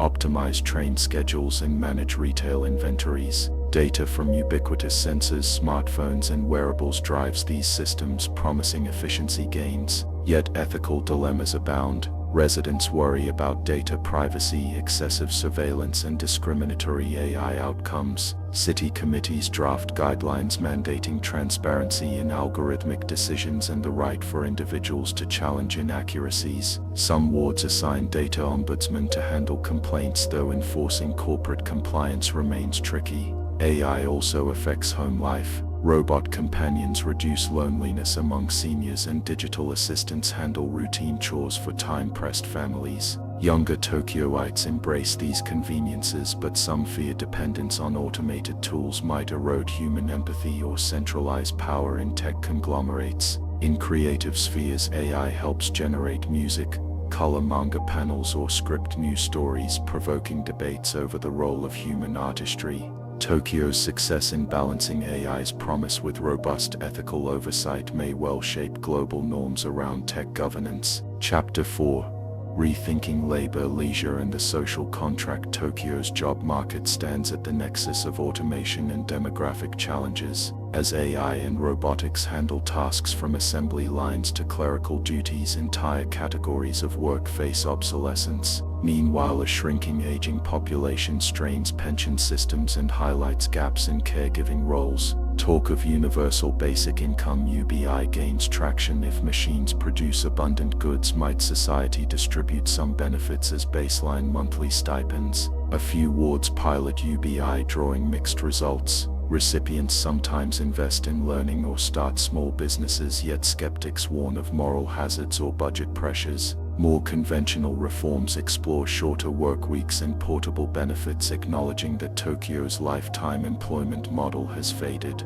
Freelancers juggle multiple gigs, praising flexibility yet lamenting precarious pay and minimal labor protections. Looser schedules also reshape leisure. With fewer rigid corporate routines, daytime visits to museums or cafes rise. Co-working lounges become social hubs that blur professional and personal boundaries. City planners adapt, encouraging membership-based public spaces, gym libraries, or cultural centers for spontaneous gatherings. Grassroots experiments like local time banking or skill sharing cultivate close-knit support networks reminiscent of older village life. Whether these evolutions can safeguard dignity, belonging and creative potential in a digitally disrupted era stands as a vital question for Tokyo's emerging social contract. Chapter 5: Families, Social Norms and Emerging Values. Despite its futuristic reputation, Tokyo retains conservative social norms around marriage, child-rearing and elder care.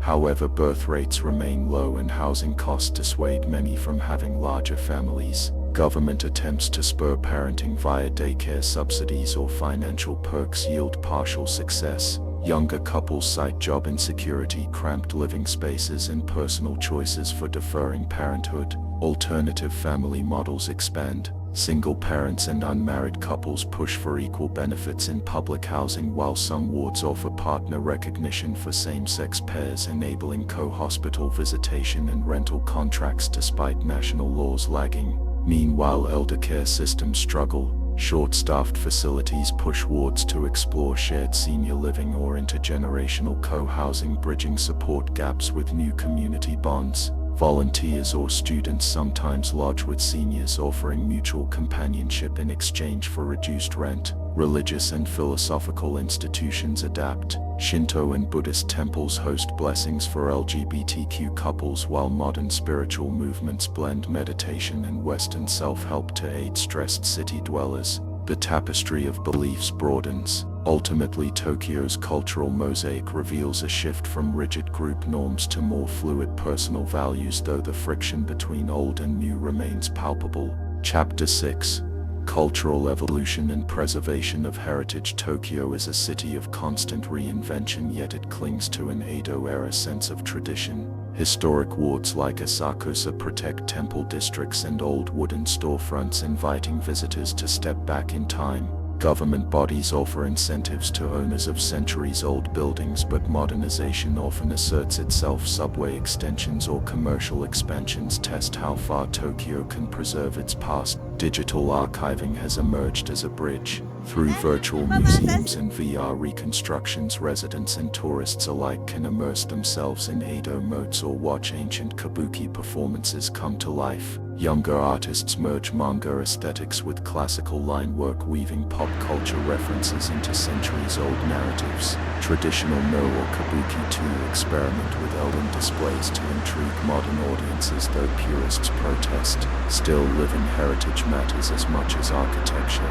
Seasonal Matsuri shrine visits and local customs infuse daily life with intangible continuity. While Tokyo charges ahead with bullet trains and neon skylines, every ward retains spiritual anchors that link modern achievements to ancestral roots. In that synergy, the city demonstrates that heritage need not be relegated to museums. It breathes through festivals, crafts, and communal spaces that carry Edo's echoes into tomorrow. Chapter 7: Tokyo in the global context. Diplomacy, economics, and cultural exchange. Long recognized as Japan's political and economic hub, Tokyo also plays a global role. Its banks, tech conglomerates, and stock exchange connect to markets across Asia and beyond, shaping trade flows and sector investments. Summits in Tokyo tackle pressing issues like cyber regulations, plastic waste, and pandemic response, highlighting the city's diplomatic clout. Soft power further enhances Tokyo's reach.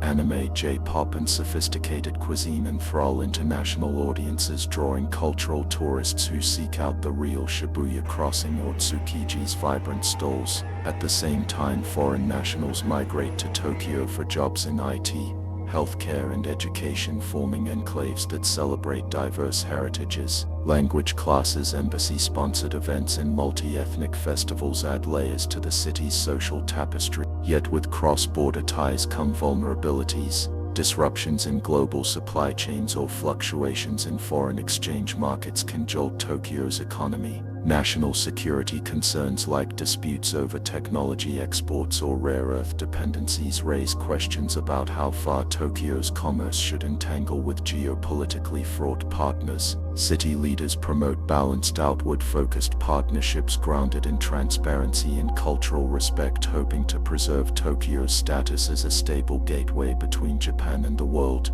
Chapter 8: Neuroscience, Well-being, and the Redefinition of Public Health. Tokyo's attention to urban well-being increasingly encompasses mental and emotional health. Neuroscience labs partnering with clinics in upscale wards test devices for brain stimulation and neural prosthetics, offering hope for patients with degenerative diseases. Meanwhile, philanthropic bodies aim to ensure these breakthroughs do not remain exclusive, funding community-based centers that integrate digital diagnostics with basic medical care. Spiritual and somatic traditions also resurface. Zen meditation, forest therapy walks, and group breathing sessions calm the city's typically frenetic pace. Some wards designate quiet corners in office complexes or train stations, providing noise-reduced areas that replicate forest acoustics. Architecture blends nature and technology. Biophilic designs accent hallway gardens, while subtle aroma diffusers in malls encourage a calmer shopping experience. Balancing these initiatives is a question of equity and ethics. Do advanced neural interfaces and stress reduction measures remain a luxury for wealthier inhabitants, or can they become municipal standards? Civic coalitions argue for universal mental health coverage, extended therapy sessions in public clinics, and more accessible group exercises to ensure no one is left behind.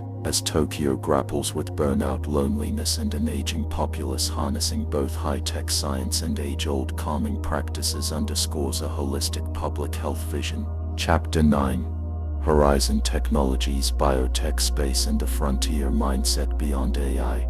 Tokyo's entrepreneurs and researchers push into biotech and space exploration. Gene therapies for inherited conditions and lab-grown meats for sustainable diets underscore Tokyo's attempt to merge scientific boldness with ecological conscience. Ethical watchers, however, worry about profiteering or a playing God mentality if gene editing extends beyond medical cures to human enhancements. Space captures imaginations as well. Japan's National Space Agency teams with Tokyo-based firms to design next-gen rockets, lunar habitats, and satellite constellations for Earth monitoring. Younger engineers hope to unify advanced robotics, material science, and energy solutions. Public space-themed expos near Haneda or Tokyo Bay let residents experience zero-G simulators and watch rocket prototypes. Enthusiasm mingles with caution as large budgets and security implications raise the specter of militarizing orbit or funneling resources away from domestic concerns. Culturally, these frontiers blend with Tokyo's legacy in anime and sci-fi. Innovators take cues from classic mecha stories or cosmic sagas, while sci-art collectives host festivals combining biotech demos with futuristic dance performances. The deeper question is whether Tokyo's frontier mindset can remain collaborative and ethically guided. Policymakers champion open science pacts and global partnerships, though commercial rivalries loom. Regardless, the city's track record of harnessing adversity for creativity suggests that if anywhere can explore biotech and space responsibly, it is Tokyo, anchored by a proud tradition of merging bold leaps with communal reflection. Chapter 10: Paths Forward. Synthesis, renewal, and the unfinished story. Amid the swirl of technology, demographic shifts, and climate imperatives, Tokyo's fundamental dilemma remains how to fuse diverse pressures into a coherent, humane urban environment. Over time, the city has repeatedly proven that adversity can spawn renewal. Edo's strict hierarchies gave way to Meiji dynamism. Post-war ruins birthed bullet trains and global business. The bursting economic bubble stimulated creative industries and new social experiments. Now the city contends with global-scale challenges: ecological breakdown, resource instability, and the moral quandaries of AI and biotech. Critics highlight the threat of deepening inequalities or cultural loss if futuristic projects overshadow local traditions and grassroots well-being. Yet Tokyo's intangible resilience, grounded in centuries of communal solidarity and spiritual ethos, stands as a guiding force. Grassroots campaigns champion micro-communities, shared gardens, and inclusive public services. Younger activists demand climate justice, data ethics, and mental health recognition. Architects imagine nature-infused vertical neighborhoods, bridging tomorrow's technologies with Edo's knack for communal spaces. Tokyo's clarity lies in its acceptance that it is never truly finished.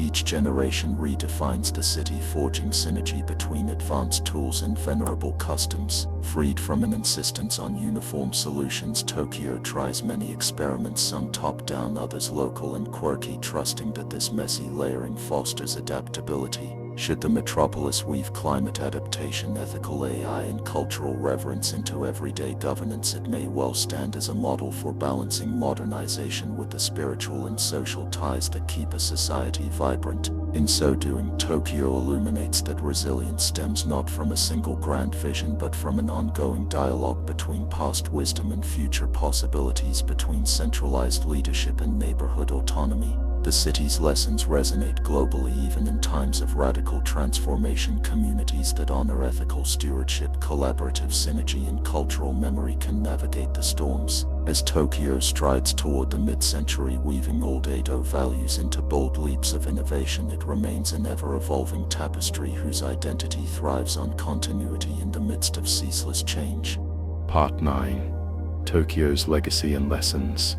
A metropolis in the global mirror, Tokyo's vast narrative, stretching from its roots as Edo, through eras of isolation, industrial might, wartime ruin, meteoric resurgence, and sweeping 21st century transformations, offers a lens into how cities can repeatedly reinvent themselves.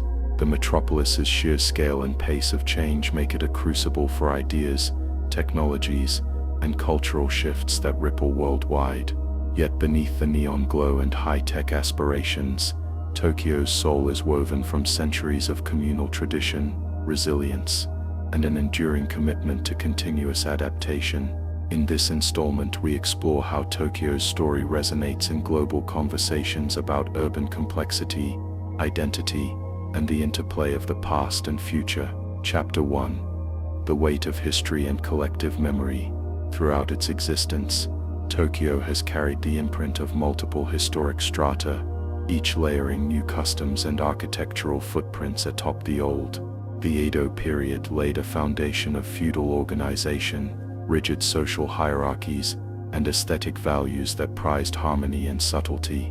With the Meiji Restoration came a feverish push toward westernization and industrial growth, uprooting many prior ways of life. The catastrophic events of the early to mid-20th century, earthquakes, fires, bombings, and subsequent occupation, reshaped the city's consciousness around themes of ruin, rebirth, and national identity. In modern Tokyo, these layers manifest in both tangible and intangible forms. Narrow alleys in old districts like Yanaka or Fukagawa still harbor Edo period temples and merchant houses, their roofs bowed under the weight of centuries. Major boulevards and train lines reflect the Meiji and Taisho era expansions, plus the reconstruction after the 1923 Great Kanto earthquake. Post-war zoning churned out uniform high-rises, while pockets of older architecture stand defiantly as glimpses into vanished worlds. The intangible elements, Matsuri festivals, seasonal rituals, or the layout of historically preserved gardens, remind residents that memory is not confined to textbooks or museums, but alive in daily routines and cultural events. This multifaceted historical tapestry shapes Tokyo's sense of itself, even as it leaps forward with bullet trains, robotics, and advanced AI. The city's inhabitants, through festivals and local traditions, remain anchored in a continuum that extends backward for centuries. Scholars note that this tension between relentless modernization and deep-rooted cultural memory endows Tokyo with a unique psychological texture. Perhaps no other global capital so vigorously pursues the new while cherishing shrines and ceremonies that revolve around centuries-old beliefs. This interplay helps cultivate resilience. When calamities strike or social changes accelerate, Tokyo's inhabitants can look to ancestral patterns of communal solidarity, gleaning fresh inspiration for present-day recovery. In a world where many cities struggle to preserve heritage amid rapid development, Tokyo's balancing act stands as both caution and encouragement. The city's track record proves that preserving collective memory does not require halting growth. Rather, it demands thoughtful planning, adaptive reuse, and an ingrained respect for the intangible rhythms that keep communities emotionally rooted. As rising sea levels, global migrations, and shifting demographics challenge urban centers around the planet, Tokyo's example underscores how historical consciousness can guide policy choices, forging a cultural continuity that helps buffer external shocks. Chapter 2. Patterns of resilience and reinvention from the Great Fire of Maraki in the 17th century to the 1945 fire bombings and beyond. Tokyo has repeatedly endured cataclysms that might have shattered a lesser city. Each crisis fueled a process of reinvention, forging a civic identity in which adaptability became paramount.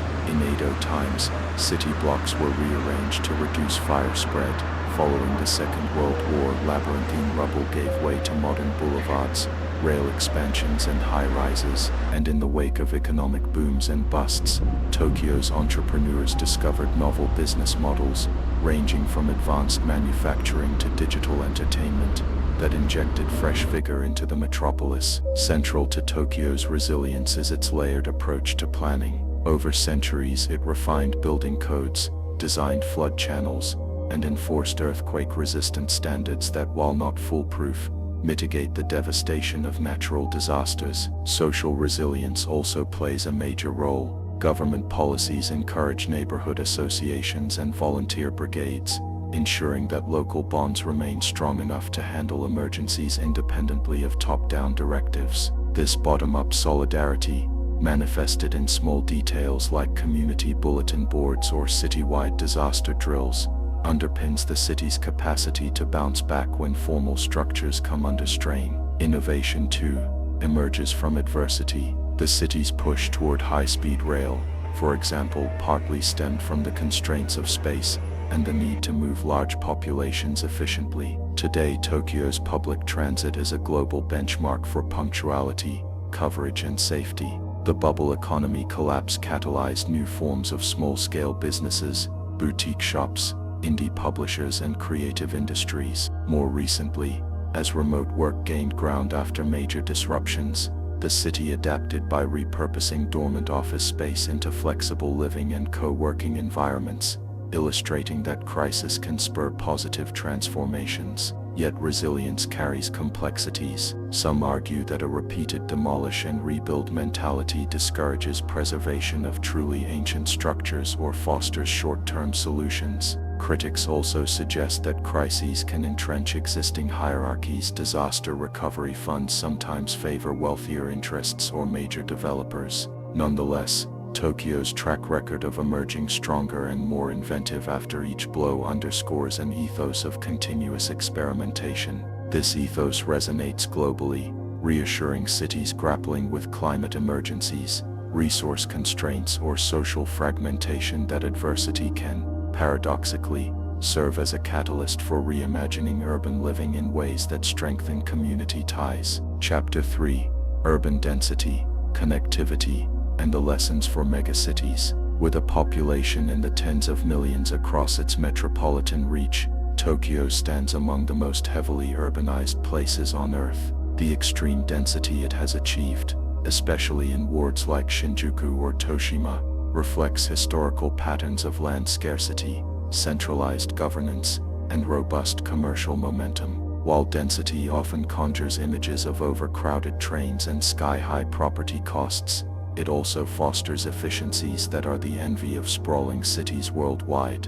One prime example is Tokyo's famed public transit network. The synergy between the Japan Railways lines, privately operated rail systems, and subway networks orchestrates a near-seamless daily flow of millions of commuters. Stations often integrate department stores, restaurants, and service centers, effectively making them micro-cities. Commuters can shop, dine, and even visit healthcare clinics within the station complex, minimizing the need for separate car trips. Density in this sense undergirds an intricate local economy that thrives on foot traffic and adjacency. Moreover, the city's approach to transit-oriented development, 2D, exemplifies how to concentrate housing, offices, and retail around train hubs. By melding these functions, Tokyo fosters walkable neighborhoods, reduces car dependency, and cuts down on greenhouse gas emissions. In an age when major metropolises contemplate radical solutions to traffic and pollution, Tokyo's model reveals how integrated planning, going back decades, can produce a city that, while massive, remains surprisingly navigable. However, Dense living presents profound challenges, from cramped apartments and inflated real estate to noise pollution and a dearth of green spaces. Tokyo's responses, like vertical gardens, rooftop agriculture, or repurposing old rail yards into parks, indicate that high density need not preclude environmental stewardship or communal well-being. Still, wide disparities exist between wards in terms of available parkland per capita and general housing affordability. This mosaic of urban experiences suggests that density alone is not a panacea. It must be coupled with conscientious public policies, equitable resource distribution, and consistent public engagement. On the global stage, Tokyo's density-driven successes, efficient transit, concentrated amenities, minimal reliance on cars spur other cities to consider adopting at least some aspects of the model. Yet Tokyo also serves as a warning that uncontrolled sprawl or lopsided development can overshadow the benefits of compact growth. Balancing vertical expansion with human-scale neighborhood identity requires rigorous planning, frequent feedback from local communities, and a willingness to refine or abandon projects that strain social cohesion. In other words, Tokyo's story confirms that density is a double-edged sword, delivering both synergy and stress, and that good governance is indispensable in maximizing the former while mitigating the latter. Chapter 4: Cultural Dialogues and the Power of Soft Influence. Few global capitals have leveraged cultural expression as powerfully as Tokyo. From anime and manga that enthrall worldwide audiences, to fine arts, cuisine, and traditional crafts that elicit global respect, the city's cultural exports have become a significant form of soft power. Tokyo is the beating heart of Japan's entertainment industry, fueling everything from idol groups and fashion subcultures to art house cinema and contemporary dance. This cultural dynamism draws both consumers and creatives to the metropolis, reinforcing its image as a fountain of artistic energy. The export of pop culture shapes international perceptions of Tokyo as simultaneously futuristic and whimsical. Tourists arrive primed by glimpses of neon-lit Shibuya or pastel-colored Harajuku, eager to see if reality matches their media-fueled fantasies. In many cases, it does. Tokyo's real-world synergy of flamboyant street fashion, high-tech convenience, and ancient shrines merges seamlessly with the stylized worlds portrayed in anime. Meanwhile, the deeper heritages of Noh theater, calligraphy, or the tea ceremony attract cultural connoisseurs seeking something older and more meditative. Cultural dialogues also flow inward. Tokyo's increasingly diverse population means local subcultures absorb global influences, be it K-pop fandom, Western street art, or Latin dance clubs. Culinary fusions appear across the city, melding Japanese techniques with spices and ingredients from Africa, South Asia, or the Americas. Beyond the immediate pleasure of novelty, these crossovers expand Tokyo's palette, literal and metaphorical, opening new frontiers of creativity. Amid the surge of cultural exchange, certain tensions emerge. Traditional artisans sometimes struggle to compete for younger audiences, enamored with virtual idols or ephemeral pop trends. Language barriers can impede the entry of foreign artists into Tokyo's mainstream, although many find success performing in niche venues or forging online followings. Cultural appropriation occasionally surfaces as a contentious issue, particularly if outside influences adapt Japanese motifs in ways locals find trivializing, or if Tokyo's industries commodify foreign traditions without due respect. Still, the interplay of soft power demonstrates Tokyo's role as a cultural crossroads bridging East and West, old and new. Governmental and private entities realize that fostering creative expression is not merely about tourism or commerce. It is integral to the city's brand and emotional draw. Through curated festivals, multi-genre exhibitions, and artist residencies, Tokyo's cultural institutions ensure that the city remains a fertile ground for cross-pollination. This synergy of creative forces, buttressed by centuries of artistic heritage, underscores Tokyo's capacity to influence global tastes while continuously renewing its own sense of identity. Chapter 5: Managing Inequality and the Quest for Inclusivity. Despite impressive wealth and modernization, Tokyo grapples with persistent socio-economic disparities. Certain wards boast some of the world's highest property values, five-star hotels and ultra-luxury boutiques, while others house older cramped apartment blocks where elderly or underemployed residents live on modest pensions or welfare stipends. Homeless individuals often cluster near large train stations like Shinjuku or Ueno, reflecting the city's hidden struggles with poverty, mental illness, and insufficient social services. Government efforts to address inequality include rent subsidies, job training centers, and expansions of public housing in suburban districts.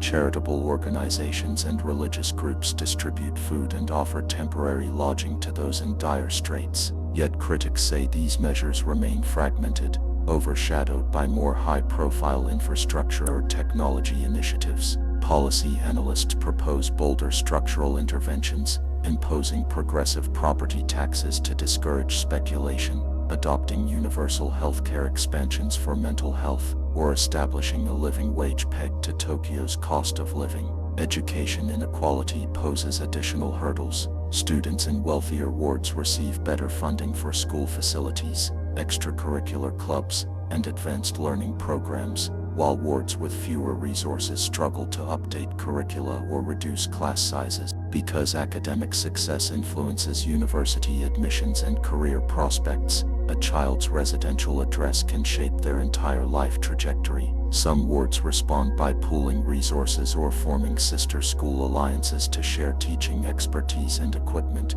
but systemic disparities persist. Inclusivity also extends to how Tokyo accommodates people with disabilities or neurodivergent conditions. On the one hand, the city invests in accessible transit stations, barrier-free sidewalks, and screen reader-friendly websites for municipal services. Public signage in multiple languages, larger elevator capacities in new high-rises, and advanced hearing loop systems in theaters aim to remove daily obstacles. On the other hand, older neighborhoods not yet retrofitted, plus certain cultural stigmas, can impede disabled residents' full participation. Disability advocates lobby for universal design codes in all building renovations, reaffirming that physical and social accessibility is a right, not a luxury. At an even broader scale, foreign workers, both high-skilled professionals and those in essential but lower-paid roles, often confront prejudices or exploitative conditions.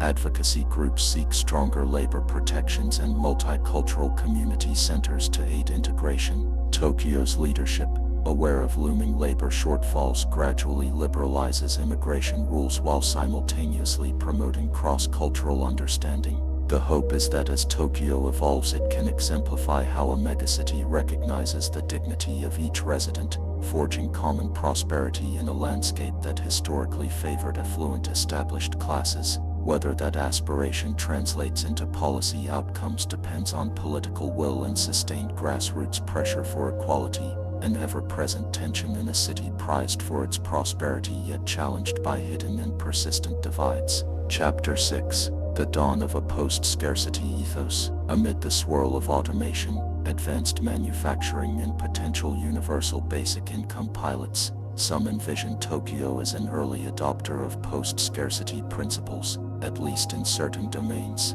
If robotics handle mass production and AI coordinates logistical supply chains, basic goods might become more abundant and cheaper to produce. In theory, such shifts could underwrite expansions in free public services, from library-run tool lending programs and 24-hour childcare centers to city-backed makerspaces where residents 3D print everyday necessities. Critics counter that complete post-scarcity is an illusion, pointing to resource constraints like rare earth metals and the high cost of advanced robotics. They note that a well-functioning system still demands governance of raw materials, environmental impacts, and ethical frameworks for distribution. Nonetheless, Tokyo's partial experiments offer tantalizing glimpses of a future where material survival exerts less stress on daily life, opening space for creativity, volunteerism, and deeper cultural pursuits. Younger entrepreneurs champion open-source design, letting individuals modify or improve publicly shared templates for clothing,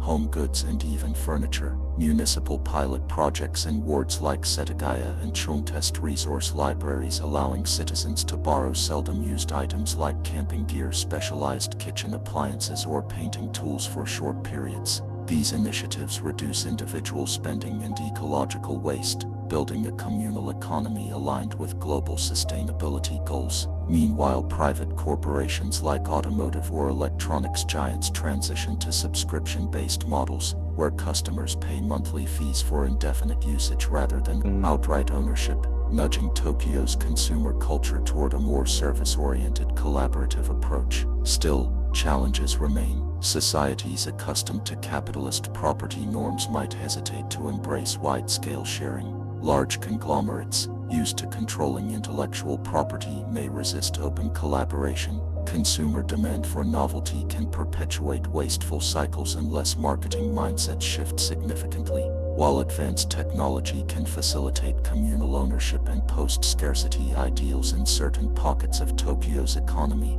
thorough adoption hinges on cultural acceptance. For many Tokyoites, the promise of minimal scarcity competes with a deeply ingrained sense of personal acquisition, an echo of the city's post-war scramble for economic security. Balancing these impulses stands as a fresh frontier in how Tokyo might embody a more sustainable, community-centered model of urban prosperity. Chapter 7: Cultural Diplomacy, Soft Power and Tokyo's Global Footprint. Tokyo's global reputation extends well beyond its boundaries through soft power, the ability to sway international perceptions via cultural lifestyle and intellectual appeal rather than raw economic or military might. Over decades, the city has honed this influence, embedding images of neon-laden Shibuya, cutting-edge electronics, refined cuisine, and captivating anime worlds into global consciousness. Tourists converge from every continent, seeking to experience an intangible Tokyo mystique that merges modern spectacle with a backdrop of subtlety.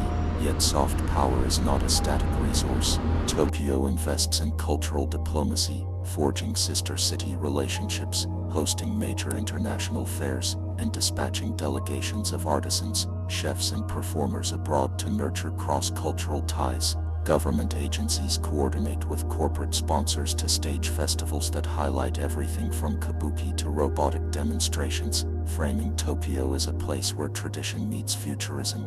In return, foreign artists and scholars are invited to residencies in the metropolis, reflecting a mutual cultural exchange, an acknowledgement that Tokyo's identity benefits from external perspectives. Economic ties amplify cultural ones. Local creators spin games, films, and music that enthrall overseas fans, fueling interest in Tokyo's real-world neighborhoods. Meanwhile, inbound investment from multinational firms fosters architectural and technological collaborations, leading to global districts where English, Chinese, or Korean signage is as common as Japanese. This synergy of commerce and culture cements Tokyo's role in shaping global trends, from fashion runways that incorporate pop culture aesthetics, to gastronomic fusions bridging kaiseki traditions with contemporary Western plating. Soft power also intersects with political realities. Diplomatic spats or controversies can hamper cultural goodwill. Some Tokyo-based media franchises have faced scrutiny for historical or nationalistic portrayals, sparking debates abroad.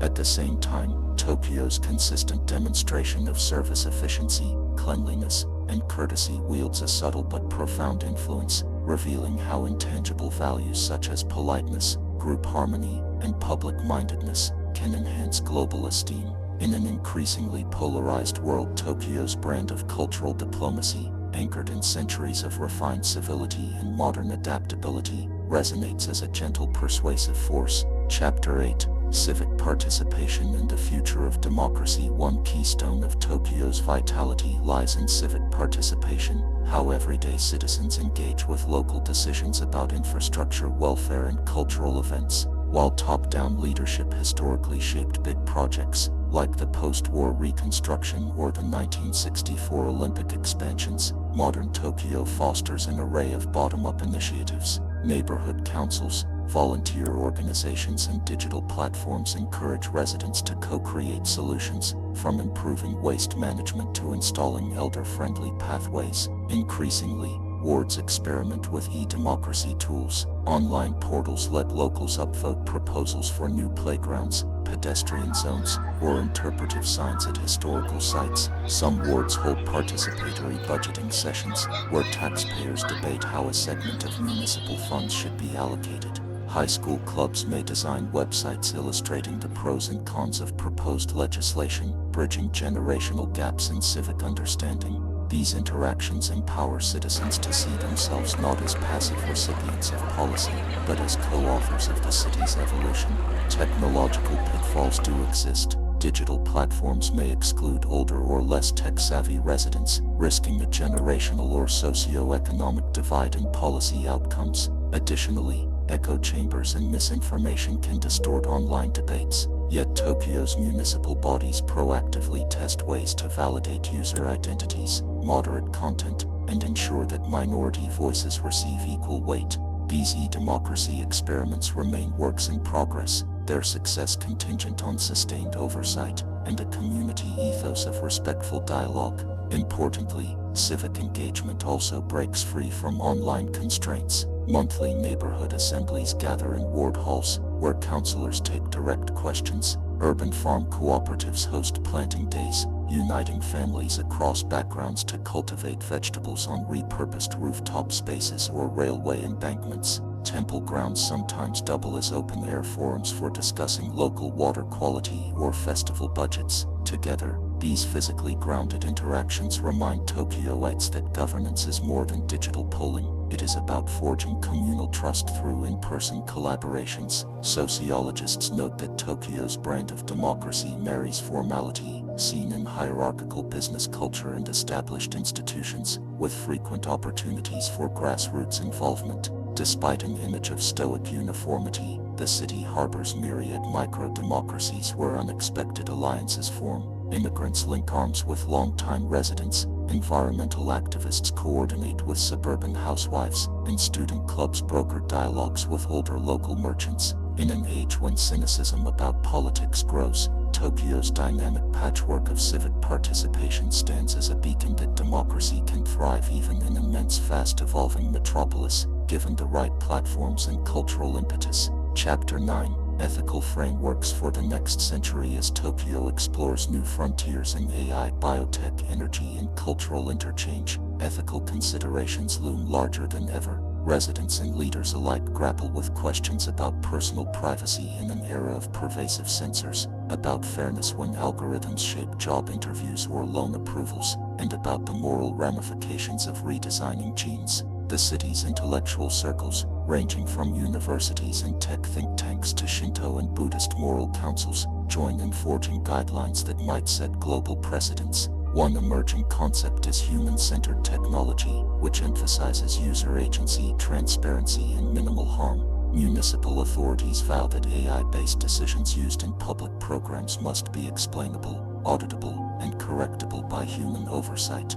Meanwhile, religious groups highlight the concept of kizuna, or social bonds, reminding technologists that intangible relationships matter as much as raw efficiency. Panels convene to debate whether gene editing therapies should be extended to enhance human faculties, like memory or physical endurance, or restricted to alleviating medical conditions. Ethical watchers worry about deepening inequalities if only the wealthy can afford such enhancements. Environmental ethics, too, intensify as climate disruptions threaten the region. Eco-spiritual movements cite centuries of Shinto reverence for nature, championing policies that treat rivers, forests, and marine life as co-stakeholders. Proposed laws might require major development projects to consult environmental proxies or allocate funds for habitat restoration. Although these ideas can appear radical, Tokyo's sense of urgency grows with each record-breaking heatwave or intense typhoon season.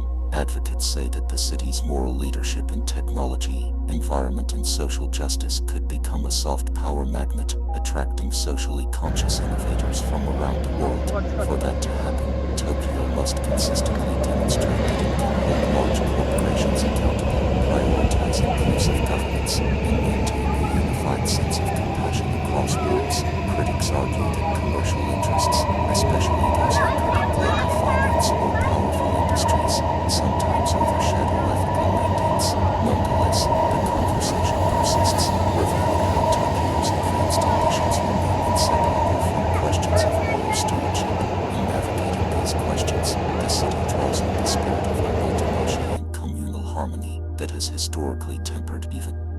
dramatic leaps forward. Chapter 10: Reconciliation of Past and Future. A city unfinished, standing on the threshold of the mid-21st century, Tokyo exemplifies both the grandeur and fragility of modern civilization.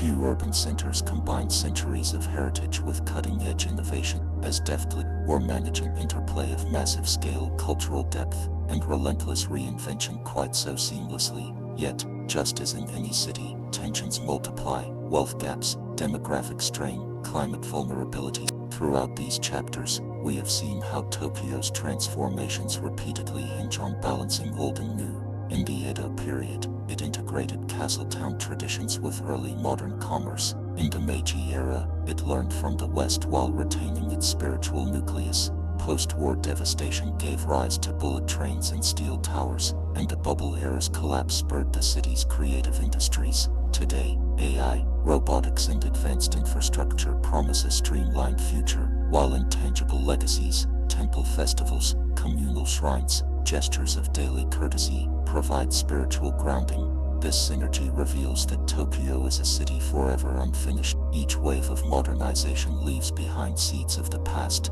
Each tragedy spawns determined visions of renewal, and each new generation reinterprets what it means to be Tokyoite. Even the city's name, once Edo now Tokyo, denotes a constant recasting of identity. As the metropolis journeys into realms of climate adaptation, digital governance, and socially inventive neighborhoods, it will continue this cycle of layering. Such cyclical reinventions keep Tokyo from falling into rigid uniformity, allowing it to respond fluidly to crises and cultural shifts. In the global mirror, Tokyo's story thus resonates as a testament to the human capacity for resilience, adaptation, and invention. The city's sheer size magnifies universal dilemmas. Where do we find belonging in an era of intense mobility? How do we protect nature while fueling economic prosperity? Can we preserve long-standing communal ethics in the face of digital fragmentation? Tokyo's experiences do not yield simple answers, but they demonstrate that complexity need not derail progress if a society invests in empathy, forward planning, and a willingness to learn from mistakes. Thus, as we reflect on Tokyo's epic history, from its earliest settlement to the vibrant tapestry it embodies today, we can see how one metropolis holds up a mirror to humanity's potential for revival, artistry, and moral striving. Far from concluding, Tokyo's narrative is an invitation to keep asking big questions about identity, about justice, about the interplay of technology and tradition. In that dialogue, Tokyo remains alive. Part 10. The Grand Reflection. Synthesizing Tokyo's past, present, and future. Few cities on Earth have navigated as many overlapping transformations as Tokyo. It has borne the weight of centuries: Edo-era feudalism, Meiji-era modernization, Taisho and Showa upheavals, post-war reconstruction, and a 21st century pivot into unprecedented digital and social landscapes. Along the way, the city repeatedly manifested a capacity for rebirth, building upon intangible cultural foundations while redefining itself for contemporary needs. In this concluding segment, we distill the overarching insights gleaned from Tokyo's epic narrative and consider its continued significance in a rapidly changing world. We will revisit the major arcs: ancient settlement, urban expansion, cataclysmic war, meteoric economic rise, post-industrial recalibration, and emergent technologies, and contemplate how they converge into lessons of endurance, reinvention, and the perpetual interplay between memory and innovation. Chapter 1. Tracing the Roots. From early settlements to Edo's ascendancy, Tokyo's prehistory and early development reveal how natural geography and human ingenuity set the stage for one of the world's great metropolises. The Kanto Plain's fertile soil, navigable rivers, and proximity to abundant marine resources first attracted Jomon-era foragers. Later, in the Yayoi period, rice cultivation expanded communities and trade networks. By the time samurai clans rose to prominence, the strategic advantages of Edo's location were undeniable. Under the guidance of warlords like Otodokan, the city's predecessor emerged as a fortified enclave, taking shape through carefully chosen castle sites and waterworks. Edo's official ascendancy under Tokugawa Ieyasu marked a turning point. The land once dotted by modest fishing villages and minor posts evolved into a bustling administrative nerve center. Daimyo residences, merchant quarters, and well-planned canals undergirded a city layout that rapidly ballooned into one of the world's most populous urban centers by the 17th century. These foundations, although feudal in structure, allowed for a surprising dynamism.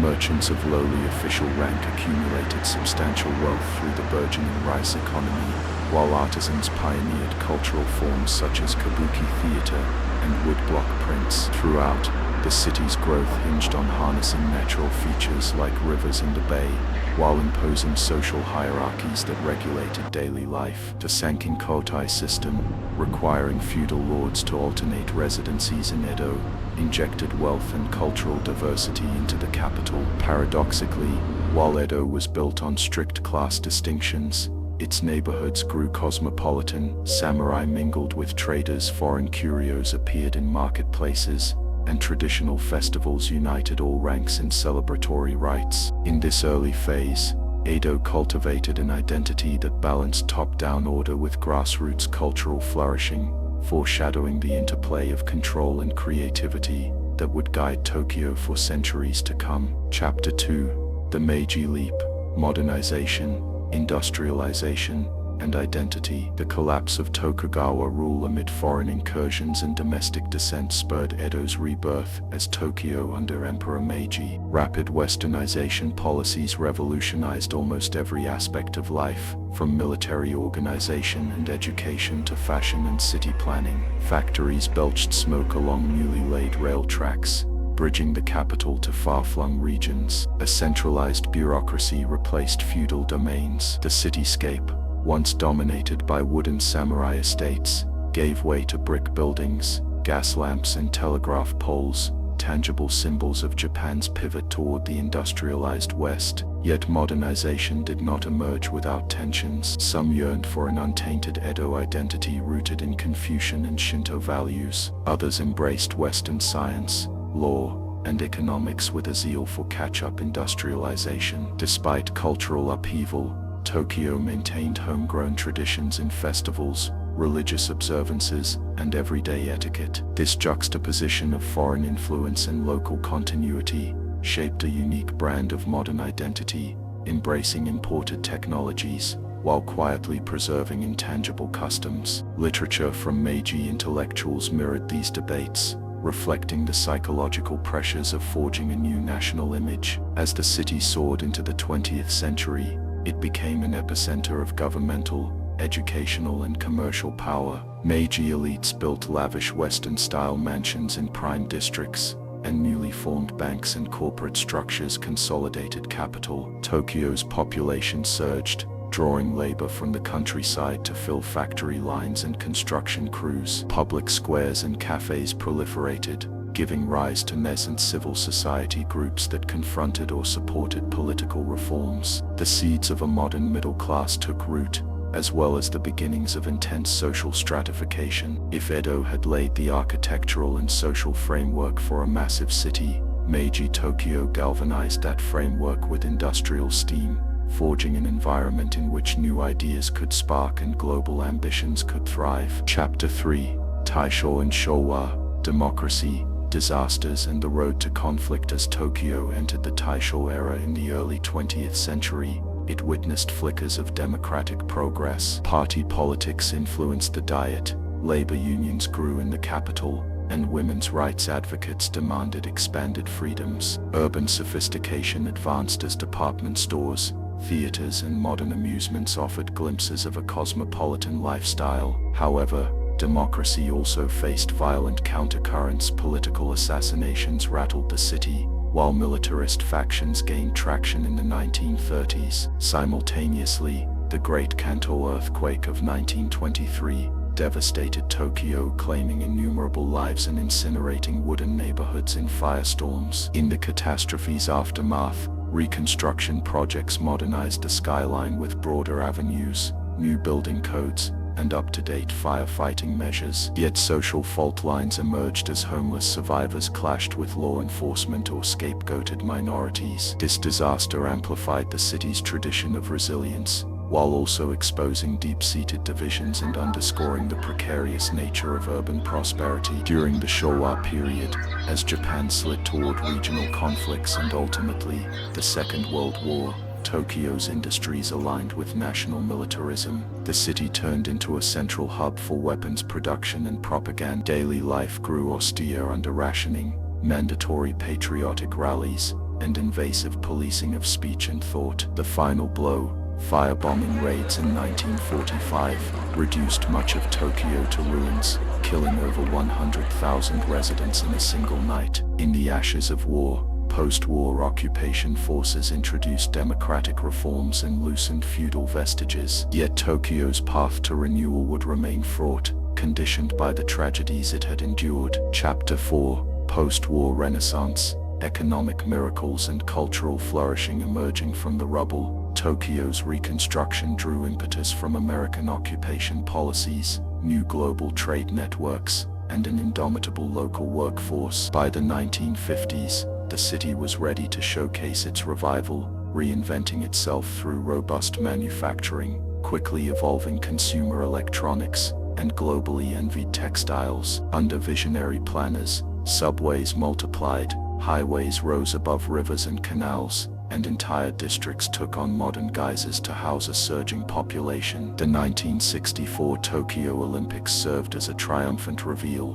Bullet trains zipped between cities, highways cut through central wards, and contemporary stadiums displayed Japan's engineering brilliance. Meanwhile, pop culture boomed. Television sets, manga, and pop idols knitted a new social fabric of entertainment that offset the rigors of corporate life. Small wonder that Tokyo's industrial heights soon overshadowed older economies. Corporations like Sony, Panasonic, Toyota, and Hitachi anchored the city's commercial clout. Consumer culture soared. Department stores, glitzy shopping districts, and roadside expansions turned Tokyo into a capitalist icon. Economic success, however, had its downsides. Pollution, overcrowded trains, and diminishing green spaces fueled calls for urban reform. Nevertheless, for a generation who remembered ruin, Tokyo's meteoric climb evoked a sense of pride and possibility, forging an urban identity that equated modernization with national achievement. In tandem,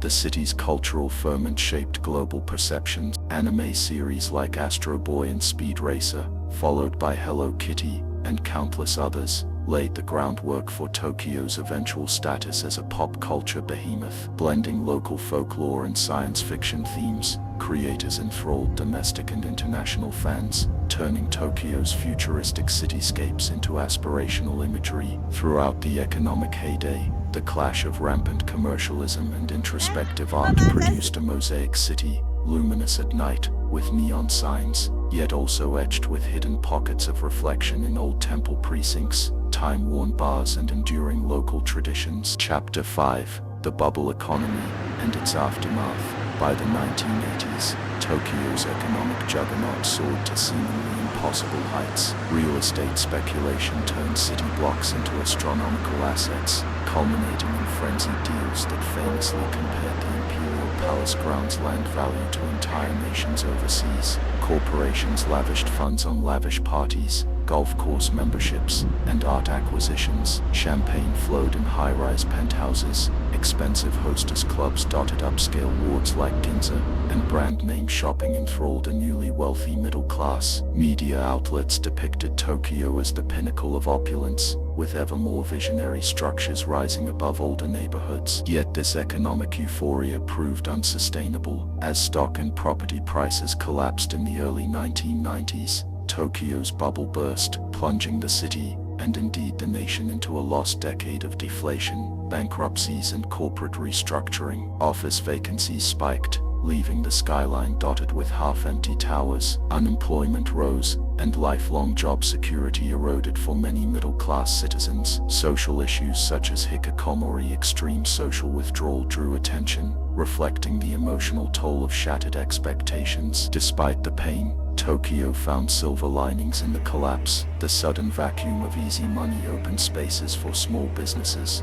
creative startups, indie music labels, and alternative fashion movements to flourish at reduced rents. Neighborhoods like Shimokitazawa, Konji, or Akihabara evolved distinct cultural flavors, championing local subcultures and fueling a wave of youth-led innovation. Moreover, the city's planning pivoted to quality-of-life improvements, such as green belts, more robust transit expansions, and cleaner air regulations, forging a renewed social compact that transcended raw capitalism. Through adversity, Tokyo discovered new directions in entrepreneurial resilience and cultural depth, arguably diversifying its identity beyond mere economic miracle narratives. Chapter 6: 21st Century Transformations, Technology, Diversity, and Social Movements. Entering the 21st century, Tokyo emerged as both a hyper-connected city, home to advanced robotics, ubiquitous smartphones,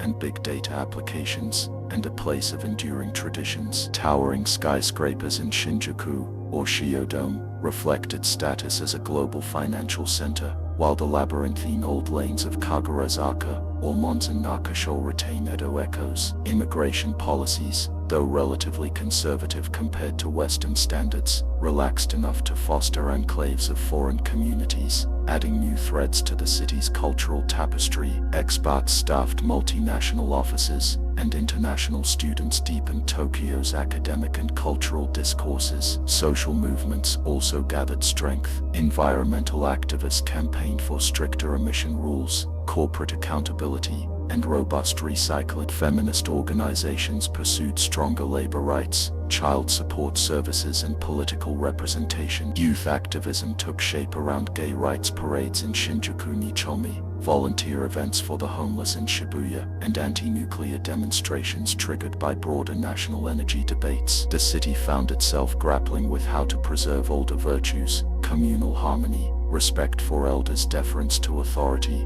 while reconciling them with calls for greater individual freedom and social inclusion. At the same time, technology infiltrated daily existence to an astonishing degree. Facial recognition turned up in train stations, AI chatbots handled municipal inquiries, and smartphone apps guided citizens through labyrinthine underground malls. Companies tested 5G networks and partnered with the government for smart city prototypes, streamlining everything from traffic signals to water usage. Critics warned of privacy erosion and algorithmic biases creeping into public services. Enthusiasts saw these developments as the natural next step in Tokyo's drive to remain competitive and efficient. Yet all agreed that modern Tokyo straddled a fine line, forging a tech-savvy identity while preserving intangible communal values. Chapter 7: Global Pressures, Climate, Pandemics, and Economic Shifts. No city stands isolated from global crises, and Tokyo's mid-century horizon includes multiple stresses that test its resilience. Climate change amplifies typhoons, heat waves, and the risk of flooding along reclaimed waterfronts. Though Tokyo invests in vast underground reservoirs and protective infrastructure, environmental activists caution that more radical adaptations are needed. Green rooftops, reforestation near riverbanks, and major emissions cuts to mitigate future disasters. The city's leadership attempts to coordinate with other megacities around the globe, sharing best practices on coastal defenses, zero-carbon policies, and urban agriculture solutions. Pandemics highlight Tokyo's delicate balance of hyperdensity and global travel. Previously bustling entertainment and shopping districts can turn eerily quiet under quarantine measures, while a shift to remote work transforms commuting habits. Economic linkages that once underpinned prosperity become vulnerabilities if worldwide supply chains stall. Having weathered multiple crises from the post-war era to financial recessions, Tokyo draws on a cultural memory that emphasizes communal responsibility, volunteering, and respect for official guidelines. Nonetheless, social critics debate the ethics of heavy surveillance when contact tracing apps or location-based data become standard responses to health threats. Economic shifts likewise pose dilemmas. While robots and AI improve productivity, they displace certain manufacturing or service sector jobs. The city's population, aging rapidly, struggles to maintain a balanced labor force. Immigration expansions and efforts to incorporate foreign-born workers push Tokyo to reframe its social identity, forging a more multicultural tapestry. Meanwhile, the yen's fluctuations in global markets can hamper or boost local industries.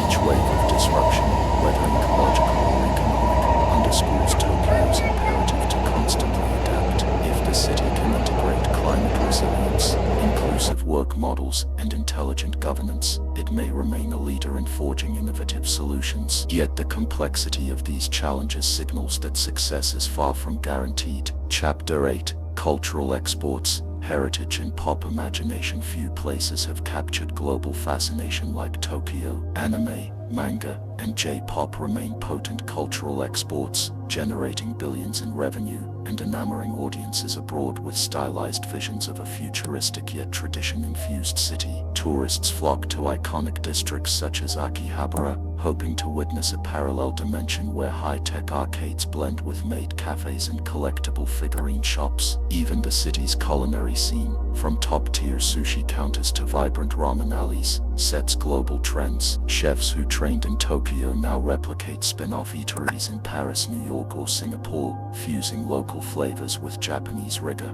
Amid this global fascination, Tokyo carefully curates its brand, marketing itself as a hub of polite efficiency, advanced convenience, and cultural depth. Cross-cultural collaborations, film co-productions, and design fairs underscore that the city remains an international capital of style and innovation. Yet behind the scenes, local artisans strive to maintain intangible heritages, whether it is the craftsmanship of Edo Kiriko glass cutting or the centuries-old performing arts that have survived modernization. International spotlights often fixate on the neon-swathed future city narrative, overshadowing quieter pockets where a shrine's architecture or a traditional sweet shop persists across generations. Some critics lament that Tokyo's pop imagination overshadowing Edo's deeper roots can flatten cultural understanding. Others argue that popular media opens an entry point for curious outsiders, who upon visiting, can explore the city's deeper layers. Through tourism initiatives, heritage restorations, and modern interpretations of old crafts, Tokyo aims to ensure that global attention does not reduce it to a mere postcard image. Instead, it welcomes the interplay of pop fervor and historical reverence, trusting that the city's mosaic identity can accommodate both ephemeral subcultures and classic expressions of Japanese spirituality. In so doing, Tokyo's cultural exports serve not just as entertainment, but as gateways to an urban realm that venerates tradition while dancing on the edge of tomorrow. Chapter 9: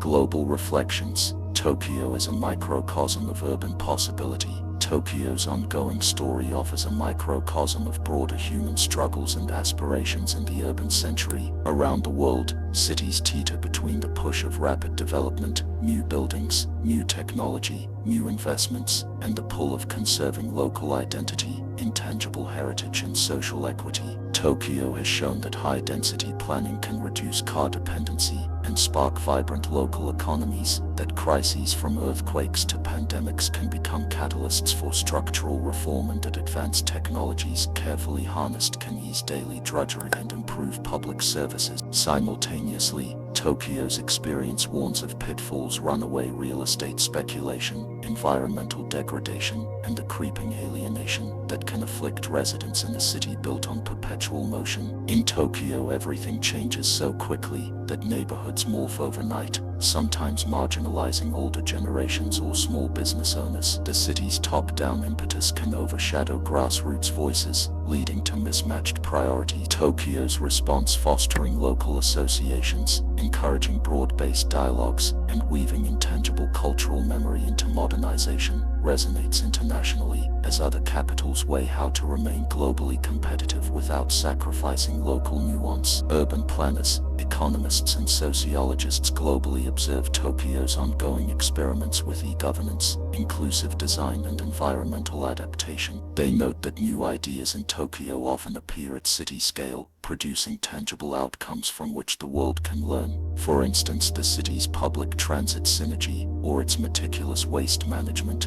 and integrated system of incineration, recycling and composting, show how advanced organizational structures unify daily routine and large-scale policy, in forging multi-layered solutions for housing, climate readiness, and cultural continuity. Tokyo exemplifies the capacity for infinite reinvention that defines a living, breathing metropolis. Thus, Tokyo's present resonates far beyond Japan. Whether in Frankfurt or Mumbai, Cairo or Los Angeles, city leaders and civil society groups examine Tokyo's case to glean insights for their contexts. The capital's narrative reminds them that while historical conditions differ widely, certain universal lessons in resilience, neighborly cooperation and imaginative policy-making can illuminate urban pathways worldwide. Tokyo's successes, and the complexities underlying them, serve as an evolving testament to how modern civilization can flourish in synergy with cultural heritage and collective responsibility. Chapter 10, Concluding Reflections, An Ongoing Odyssey.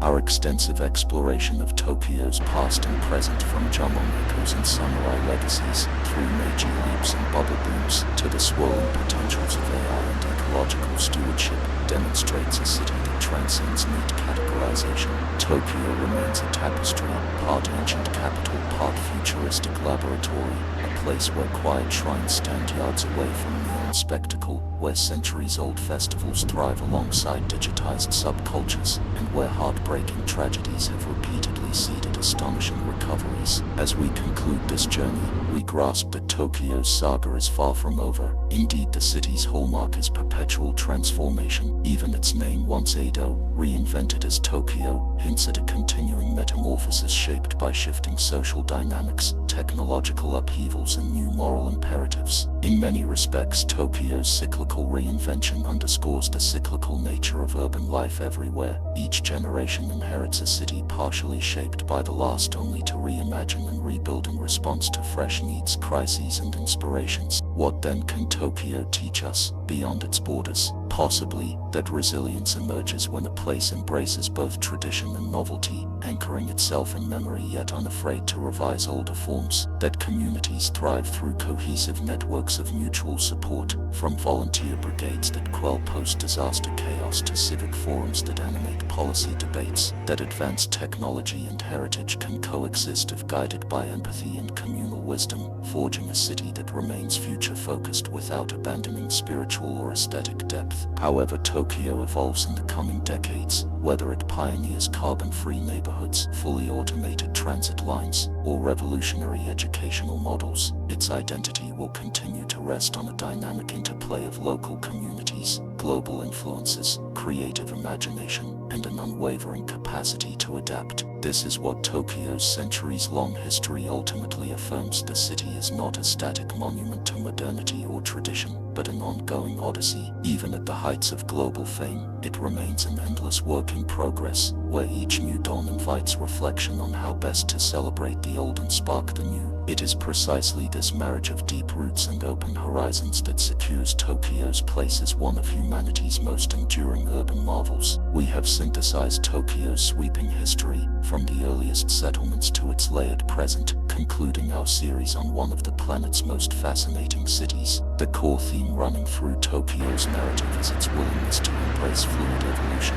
while revealing ancestral practices. Periods of isolation gave way to modernization, war and devastation gave birth to renewal, and bubble-driven excesses paved the path for creative realignments. Through it all, Tokyo exemplifies the resilience, complexity and capacity for cultural fusion that mark a great metropolis. Just as no single moment defines Tokyo, no single perspective can fully capture its kaleidoscopic essence. The city is simultaneously a wellspring of pop culture and a steward of intangible Edo customs, a technology beacon and a realm of spiritual reflection, a site of global commerce and a tapestry of small communities linked by intangible social bonds. Its story then, transcends mere local interest, speaking to broader human questions about how societies adapt to both disasters and opportunities, how heritage shapes the moral grounding of modernization, and how urban spaces remain collaborative canvases for generations' dreams. While this is the close of our extended exploration, Tokyo's narrative will continue unfolding, weaving new chapters as it confronts climate urgency, demographic turning points, and unforeseen disruptions. May the lessons gleaned of renewal, communal ethos, and imaginative synergy between past and future guide not only Tokyo's inhabitants, but also all who grapple with the swirling currents of life in the urban century. In that sense, Tokyo stands as an enduring testament to civilization's potential for growth and reinvention, beckoning each of us to find, within the city's labyrinthine streets, echoes of our own collective possibilities.